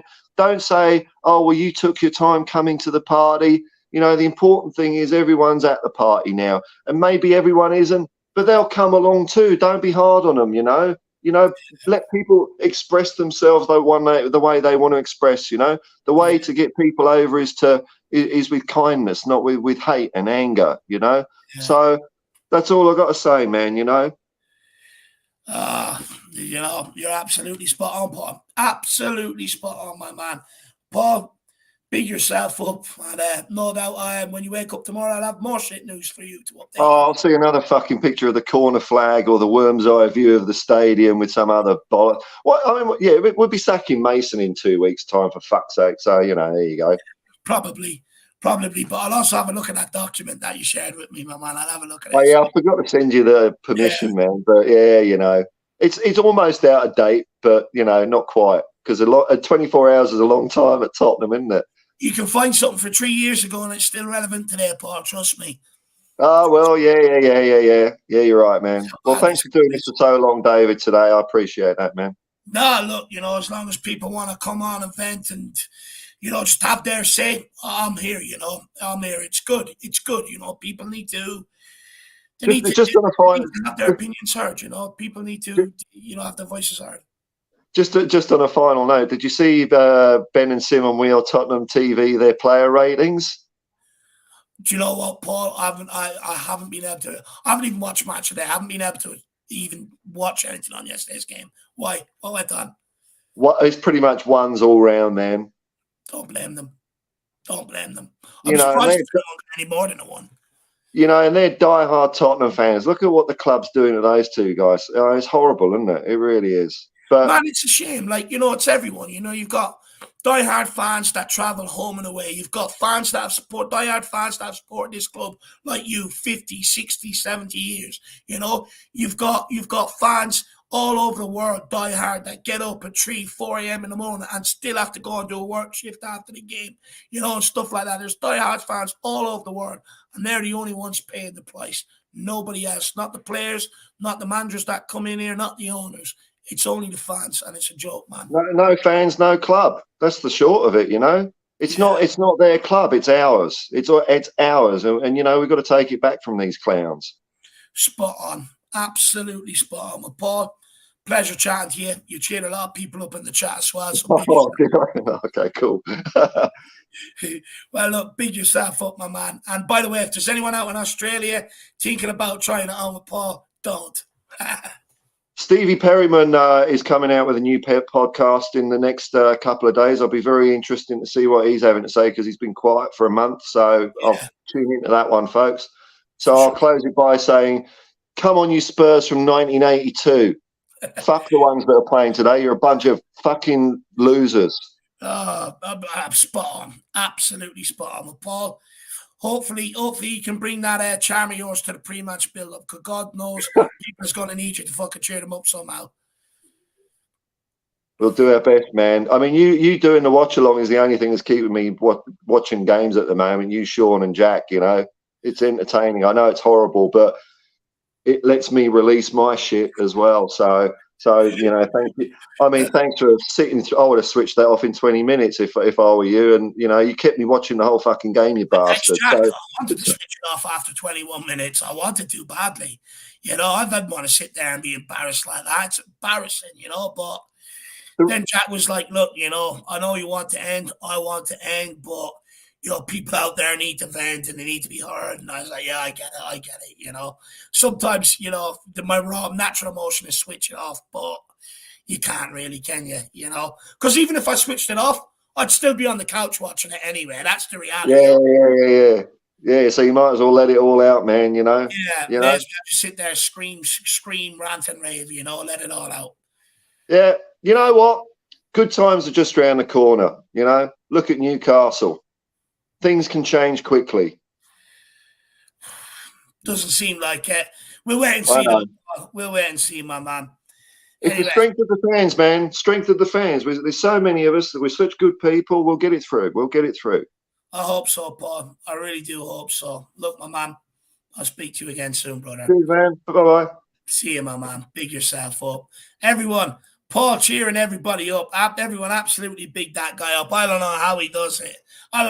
Even when he's talking, the truth about the club, he somehow finds a way to cheer people up. But look, we've got 2 guests left. Let's keep this going. I won't be going for much longer, though. Everybody out there, trust me, I know you want to go to bed. I'll let you go to bed. But we've got 2 more fans who really want to have a say. Let's hear what they have to say. Let's see what they want to say. The first one is Felix, also known as the HotSpur. My man, how are you keeping, brother? How are you, man? Can you hear me? I'm good. I'm good. It's good to see you, man. First time, I believe. I know, it's the first time I've been watching you. The first thing I want to say, I've been watching you from day one, man. Wow. From when you were on Tottenham, we are Tottenham TV, and you were just a guest, and then you were like, I'm gonna make my own channel. I was like, let me check on this channel, and I remember seeing your channel. I was like, oh, okay. It was like, remember you had like 10 viewers. I was watching it. I was like, okay, he's doing it, and you've been growing and growing. I've been lurking. Do you know what, man? I really appreciate that. That's amazing to hear. You know, amazing to hear. You're my favorite channel on all of the Spurs stuff, and you're the only person I have a YouTube membership to. Wow. Do you know what? That's only person I want to spend money on, because you're like, I agree with pretty much every take you've ever had. I've watched you since day one. I love you. I love your stuff. I know today I've worked up the courage to come on and just talk, because it's dark days. We gotta get on. We gotta get on here together. We gotta get it all out. Well, look, Felix, where do you want to kick this off, my man? What do you want to talk about? Well, do you know what, Dave? I literally had to write a little list of things, because there's so much. Let's go. I don't know if we can even get through it. Like, look, even if we don't get through now, we'll get through half and save the other half for the next one. But let's go. Let's see what we do. Okay, let's get through the first bit. So my first thing is Poch is an illusion. Let's just scrap that. If you want to get Poch, just forget about it, because it's not happening. If he wants to go to Chelsea, just forget about it. Let him go to Chelsea. We have no right to tell Poch he can't go to here or he can't go there. We've done nothing. We've earned nothing. We won nothing. We have no right to tell Poch where he can go. He can't go. He can do whatever he wants. Same with Kane. If he wants to go wherever he wants to go, he can go wherever he wants to go. We have no right to tell anyone where they can go or they can't do. That we've failed all of them. We have failed them completely. So that's just off the table. Forget about it. So that was my first. Before you move on, how do you feel about Poch going to Chelsea? Because I'll be honest, I don't begrudge him. We had the opportunity. We never reached out, and we can't expect him to curtail his career. However, I'm gutted, but I do not want him to win anything. How do you feel about it? Do you not feel like it's wrong? He should be Tottenham manager. Yeah, but I wish I had Angelina Jolie as my wife. You know what I mean? It doesn't. You know what I mean? It doesn't mean it doesn't. It's like it doesn't mean anything. It doesn't mean anything. Yeah, he should be, but it's like we fucked up. It's fucked. It's done. It's done. Yeah. You can't change the past. It's fucked. We fucked him. I gotta use that. Angelina Jolie can be my wife. You know what I mean? That's what I mean. It's like what are we supposed to do? We can't. It's a non sequitur. It's a counterfactual. It's like we can sit all day and wonder, oh, if only this had happened, if only that had happened. It hasn't happened. It's not what's happened. This is reality. We're in the shit, and so we just got to deal with it. So that was my point about Poch. Because I know you got another guest on. I don't want to waste your time. No. Go on, expand on what you want to expand on, my man. Well, all I was going to say about Poch your time. I'm staying here. Go with it. Use it. Well, all I was going to say about Poch is that simply, I think it's a pipe dream thinking that anything different is going to happen if we get him back again to what's happened before. Why would anything be different when we've had Levy in charge? And like, what would be different from round one to round two? It's delusion. We're becoming insane to think that doing exactly the same thing over and over again. We've had two world-class managers who won something at every place they've been. Yeah. And we have fucked their record up twice in a row. And in less than a year for each of them, in about a year or whatever it was, I don't know what the exact time is, whatever the fuck, they were gone. Yeah. Two world-class managers. It beggars belief. It's beyond a joke. We're beyond parody. How we make them look when they leave, though, right, Felix? You know that we make them look outdated. They don't know. They haven't. We make them look like. But what else do we do to them, Dave? What else? But not just managers, players. How many players have we had that have come here, look like dross, but they've not even made the team, and then they've gone somewhere else and instantly won something? Instantly, Foyth. Fucking Ndombele, the biggest fucking thing that we all were complaining about for the whole time. He's going to win the fucking Serie A with Napoli, and now it's going to look like it's ridiculous. It's beyond a joke. If you were writing a comedy show, no one would believe this. because this is too farcical. This no one would laugh because they say this is too ridiculous. No one would believe this is true. But this is actually what's going on at Tottenham Hotspur for the past 22 years. As well, another point I wanted to say was people say we have to be patient, and I fully agree. We have to be patient. We have to be patient. I understand that we have to be patient because that's where we are. But I've been patient my entire life, Dave. I'm 29. I was born in 1993. You're looking good for 29, man. I'm only 2 years older than you. Look at me. Look at the state of me. I shaved today. I shaved especially. Yeah. But mate, I saw the only thing I've seen is in 2008, and I know how old I was in 2008. I have to do the math, but I was a wee lad. You know what I mean? And that was when I saw us win something.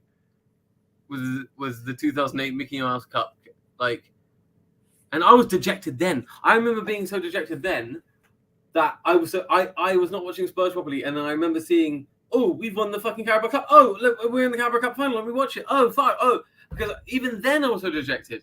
And these times now are on the same level of when we were in the late 90s, early noughties, when we were so bad and shit. You know, those times when we were around 14th. And I remember us just being like, I seriously believe that's where we're headed. I agree. Look, I'll give my opinion as well. I think we're heading like that, but maybe people should hear from a fresh perspective. Why do you think that that's where we're heading? Because I agree. I think we're very much in danger of being the club, albeit with just a bigger stadium and a better training complex, that ain't first spot. So the reason you asked me why is it that we're heading that way? That I reverse the question. Why isn't it we're heading that way? Every single facet of this club is sending us there. Yeah. Every single facet. We are now is a corporate husk, which I've said in the chats many times. I said we're a corporate husk. We're a corporate husk because that's what we are. We are just a monument. That stadium, I call it a monument to failure. It's the hugest monument to failure. We will go down. We'll sooner get relegated. We'll sooner get relegated than win anything in that stadium. We'll be in the championship with the biggest, most amazing stadium in the championship, and we'll be struggling in the playoffs. We'll be struggling to get. We won't even mark it because that's not in our. As long as Daniel Levy's here, we won't. We will never have that culture. We will never have the winning culture. We just don't have it. It's never going to come. And look, let me ask you on that, my man. Even if he was to come out and say tomorrow, which is not going to happen, let's be realistic. No, but if he came out tomorrow and said, look, the business we've operated under, it's outdated. We need to come up with a new one to be able to compete. You still don't think he has the nous to get this back on track? Because I don't. I think he's lost his way. I think he put everything into the stadium. He's relied on other people, and it hasn't worked. Daniel Levy. First and foremost, he never had it. He never had it. The nous never had the thing. He's never from day dot. What he said when he bought the club was it's all a great investment. Football clubs are great investment. It's always been that for him. He's never been a football person. He never. For me, I'm not a massive. I'm not a football. I love football, but I'm not a football person. I'm not in the blood football. When there's certain people. I think you played football, Dave. In your blood. You know what I mean? For me, I love football, but it's not in my blood. I'm not a real, a real one about football. And I, as a non-real one I can see another non-real one. Daniel Levy is not a fucking real one about football. There's no chance. I've got more in my little fucking finger than he does in his fucking in his entire life.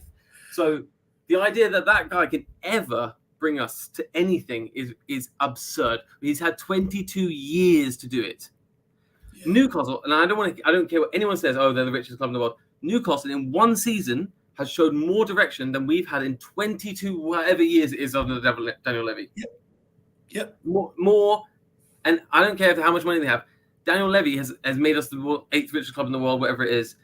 He could have turned this money in, made us so successful like Newcastle. He's had all that time to do it. Newcastle's done it in one season. They're a better team than we are. We have more direction. They have a philosophy. We have no philosophy, no direction. We don't know who we are. We have no identity. Yeah. We don't even know who we are. We used to be attacking. We used to be an attacking team. We used to be like a flying team, an exciting team to watch. You'd go there and you'd be like, oh, I don't know what's going to happen, but whatever's going to happen, I'm going to enjoy watching Spurs. I go to White Hart Lane. I fucking love it. I used to go when I was a kid. I used to love watching Spurs. It was a great thing. Gareth Bale, do you know all these players we had? And it's just like soulless. It's empty. There's nothing, no spirit left. And the last bit of spirit, Harry Kane, he's going. He's the only person in the whole team with a bit of fucking bollocks. Son as well. I love Son to death, but Son hasn't got the same. You know, he's not a carrier. If Son's down, we're fucked. And you need players like Kane. We're just not gonna. He's gone.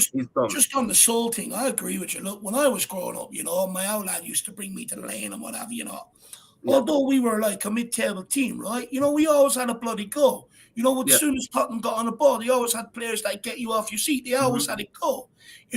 We were always known as a cup team. We ain't known as any of that anymore. None of it, Not on the pitch, not known as a cup team.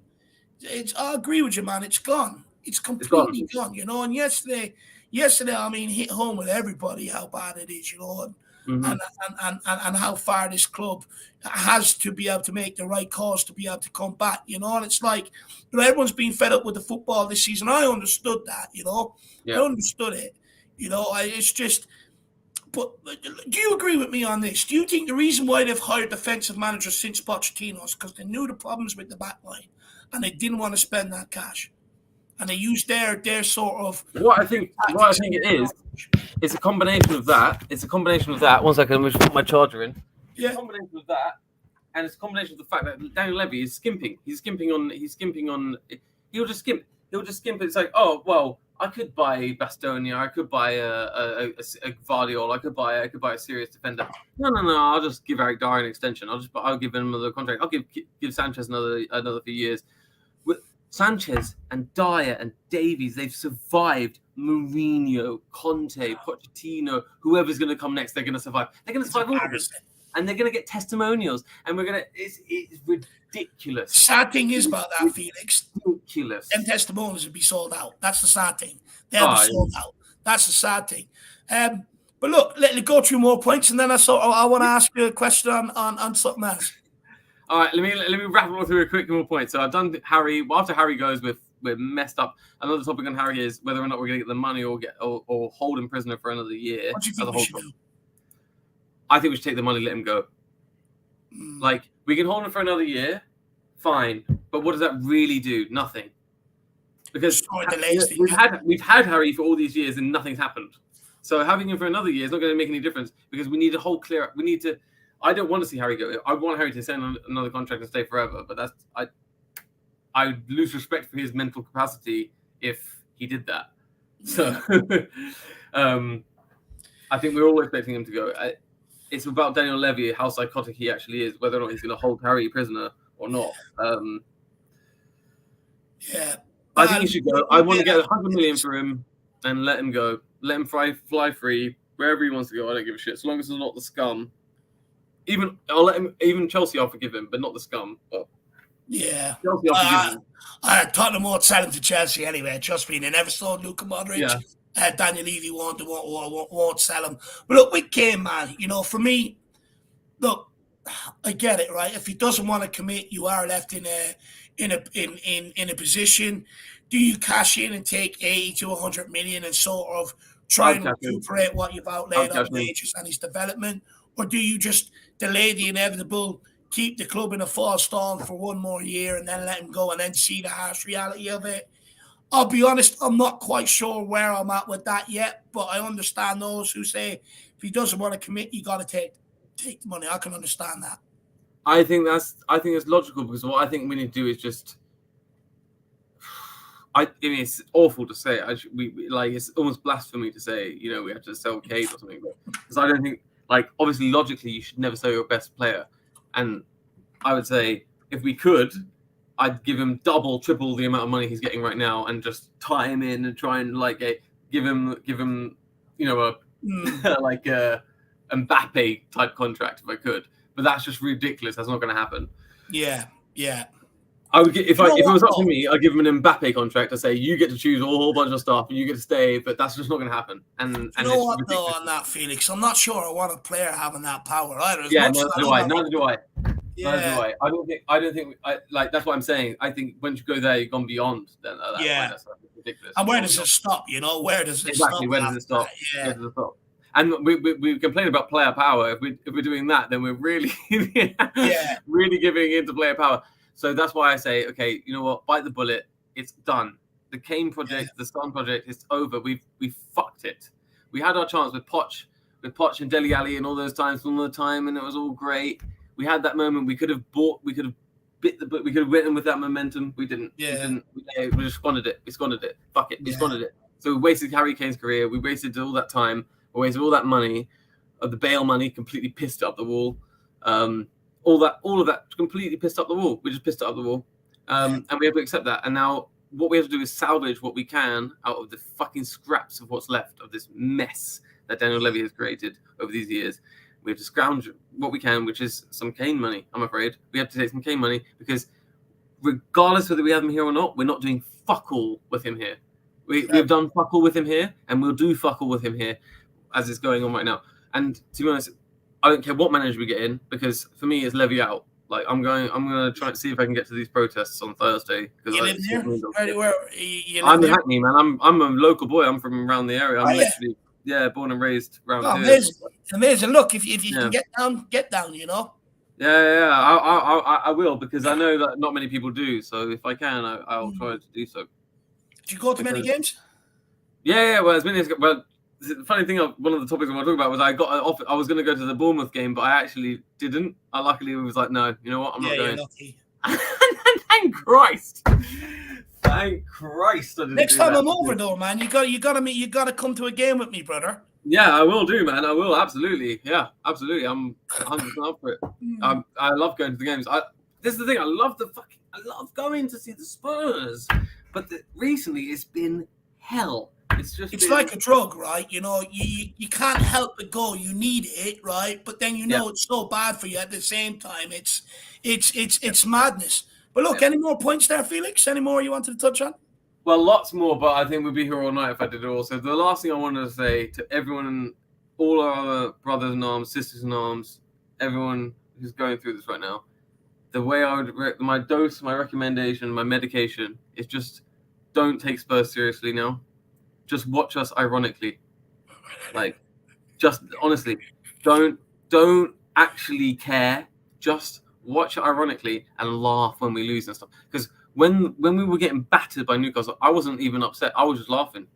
I was like, what? Like, this is what has to happen. This is great. I was like, this is what it's going to be. So if you don't get upset about Tottenham anymore, don't let it get to you. Don't let it hurt your life. You know what? I might actually have to take that bit of advice, my man, because I'm one of them, right? When we finish, I'm in my bedroom crying like a little 2-year-old. I hate losing.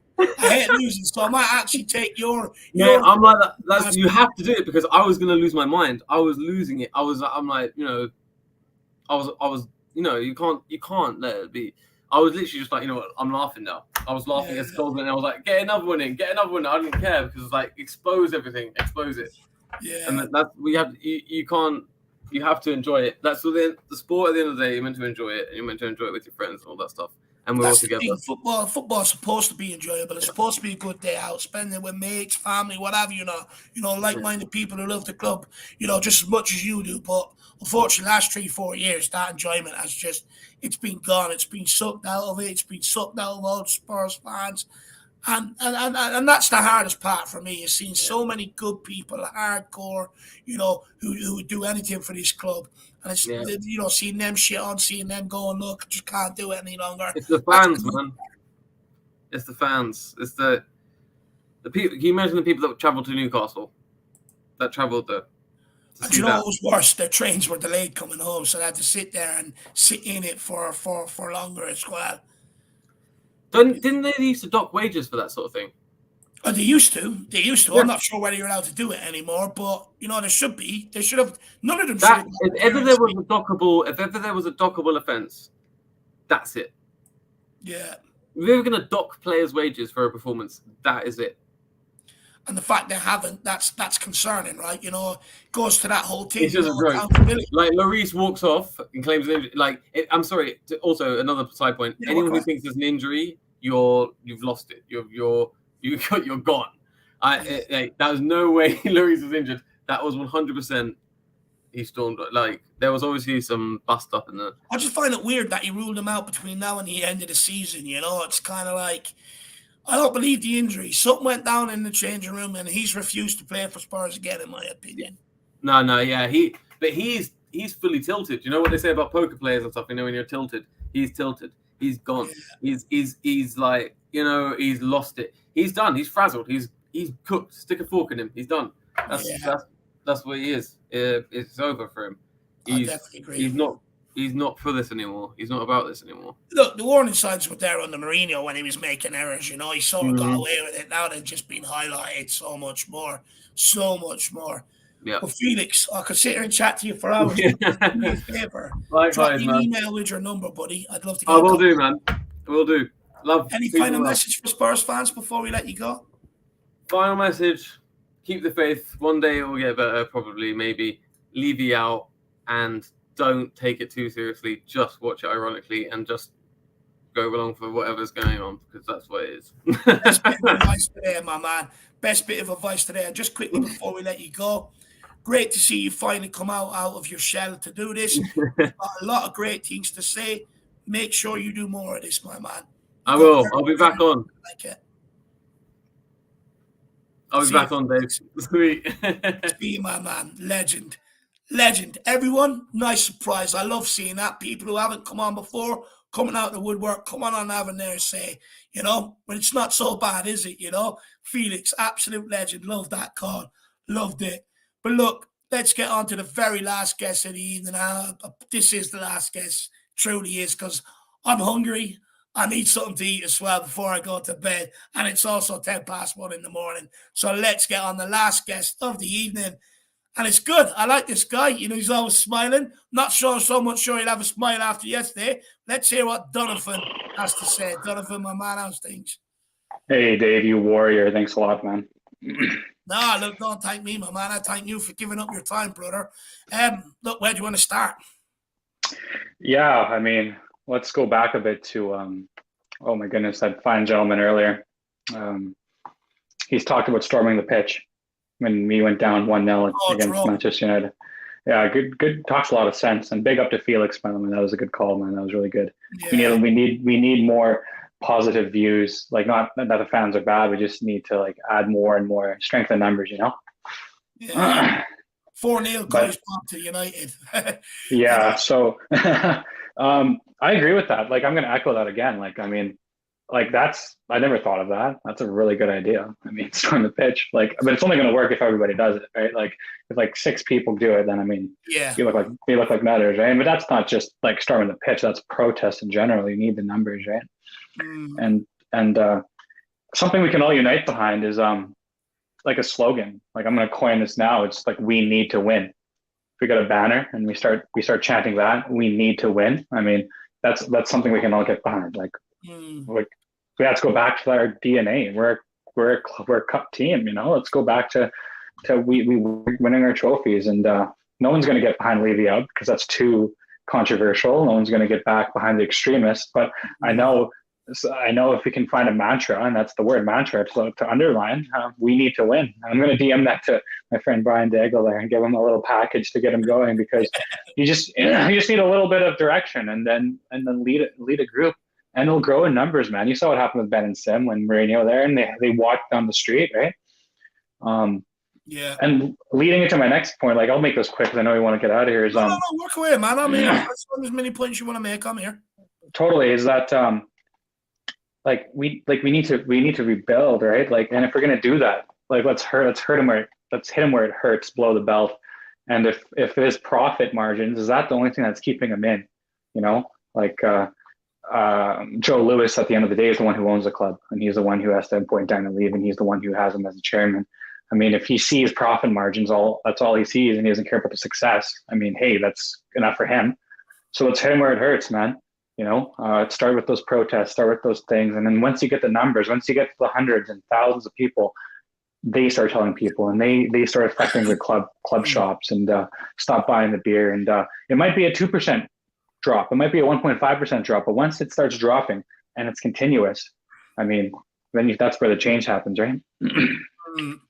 For sure. Big up John Fitzpatrick as well. Hopefully you and the family are well, my man. Do you know what? Look, it does need change. It does need change. It gets them gone. But you know what?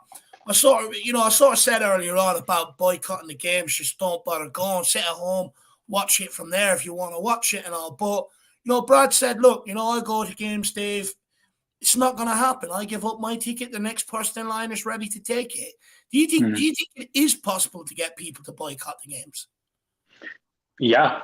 That gave the exact same result against Manchester United. I mean, I'm not going to wish against my team. I'm never going to wish ill and think we're going to lose. But I tell you what, if we get smacked up again like that at our home ground, after our fans have been spending the highest ticket prices in the country, and once we drop out of the European spots and we're a mid-table club, then the voices turn from anger to pitchforks and an angry mob. And then like you said earlier, like you've alluded to this, like the NFL deal, the concerts, all this stuff, all the big brands. We haven't even named our stadium yet.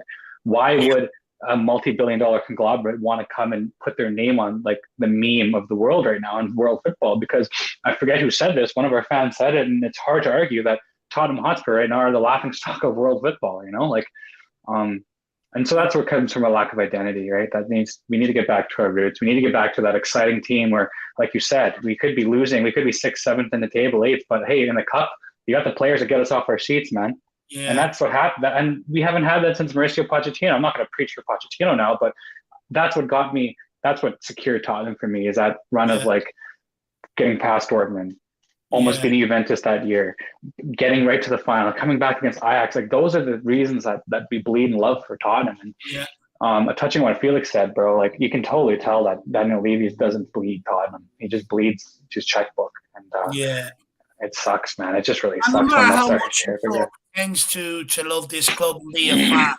There was something he said the other day where it was like, it's good that I'm chairman because not only am I a fan, but I'm a fan that, can make the right decisions with money and stuff like that. It was something like that. I'm trying to think exactly what he said, and I didn't like it where it was like, it's like I'm a fan, but I don't spend like a fan. I'm sort of rational. And it's kind of like, if you're a fan, then fucking put everything in for us to win games. Exactly. And I think the exact quote, not to correct you, but I think the exact quote was something along the lines like I realized once I bought the company that it would make sense for a fan to own it because then they would care about its best interest. But yeah, Dave, like you said, if you actually cared about the interest, you wouldn't be bartering over $6 million for Kim Min-jae. What the hell, man? And then bringing Roden for twice more. But hey, like that's happened. That's like, as much as it pains you to say it, it has to be water under the bridge. Like you have to let that shit go. You have to leave it in the past and just know that what happened, was it Saturday? Yeah, Sunday morning. For me, it was Sunday morning at 5:00. Dave, I invited friends over. Dave, like I had a Tottenham friend. I was like, "Come over, man. Let's have a go." And I thank God I did because I couldn't handle that alone. 5-1. He phones me. He's like, I'm across the street. He rings me he's at the car park. He's like, "Is that your house across the street?" I was like, "Yeah." "Do you sure you want to still come in, man?" Like, I'm not going to tell you the score, man. And he comes up and the first goal goes in, second goal comes in. And but the point here is that like that is ripping the Band-Aid off. That is burning the whole fucking house. And that is showing like there's nowhere to hide. It exposed Hugo Lloris, man. It exposed Højbjerg. It exposed all of our lack of mentality and basically our lack of leadership. Because after that third goal was shipped in, you saw Mason, I don't know why you're bothering, like reiterating what one of your friends said earlier. Covering your mouth. I don't know why you're covering your mouth. Everybody knows what the hell you're doing. You're arguing with Stellini. Yeah. So we got to just keep Mason until we can convince Julian, hey, here's your 30 million a year. Here's your 40 million, whatever it is to get you here. You dead set on getting Julian in? You talk about Felix, you want Scarlett Johansson, get something, you know what I mean? Something like, get something in the contract to get him in and give him the players he wants because, otherwise Daniel Levy, like you're done. Like you're done. Like there's no saving your face anymore. You're done. And to allude to that, I think my vision is get Nagelsmann in. And we're a broken club. Like we're a broken club, right? As ever way you want to look at it, like it's broken, it's fractured. Yeah. So let's go. Let's do what the neighbors did down the road or down south, and find like-minded players that'll fit us. Let's find those broken players. Let's find And we're an English club, so let's find broken English players. I think we should look for the likes of the Ben Chilwells of the world, the James Madisons, I'm going to get flicked for this, but it's a talking point for another time. The Harry Maguires, who else would it be in there? An Oxford Chamberlain would be a good shout. He'd never come to us, but the players that had all the potential in the world to be the next best thing, and then like it happens in English media, everybody turns them and they're forgotten. Well, bring them to a club. There's no pressure anymore. There's absolutely nothing to rally behind at this moment, and build from the ground up and do what a Newcastle did. Because I'd be honest with you, Dave, I checked the table like 2 or 3 weeks ago. I had no idea Newcastle were doing that well. I didn't know they had the best defense in the Premier League, and they're doing it right. They're flying under the radar, man. They made the right decisions, you know. Look, as much as people can sit there and say they got bought by a whole state, at the end of the day, you know, you got to spend that money right. You look at Chelsea, haven't exactly done it right. Look where they are. One thing I would say about Newcastle is they've done it right. They've made the correct decisions, you know. They recruited a goalkeeper. They recruited a backline. They realised how important it was to stop shipping goals. They went out and bought a striker to score them goals. They went out and bought a midfielder to be able to provide them goals.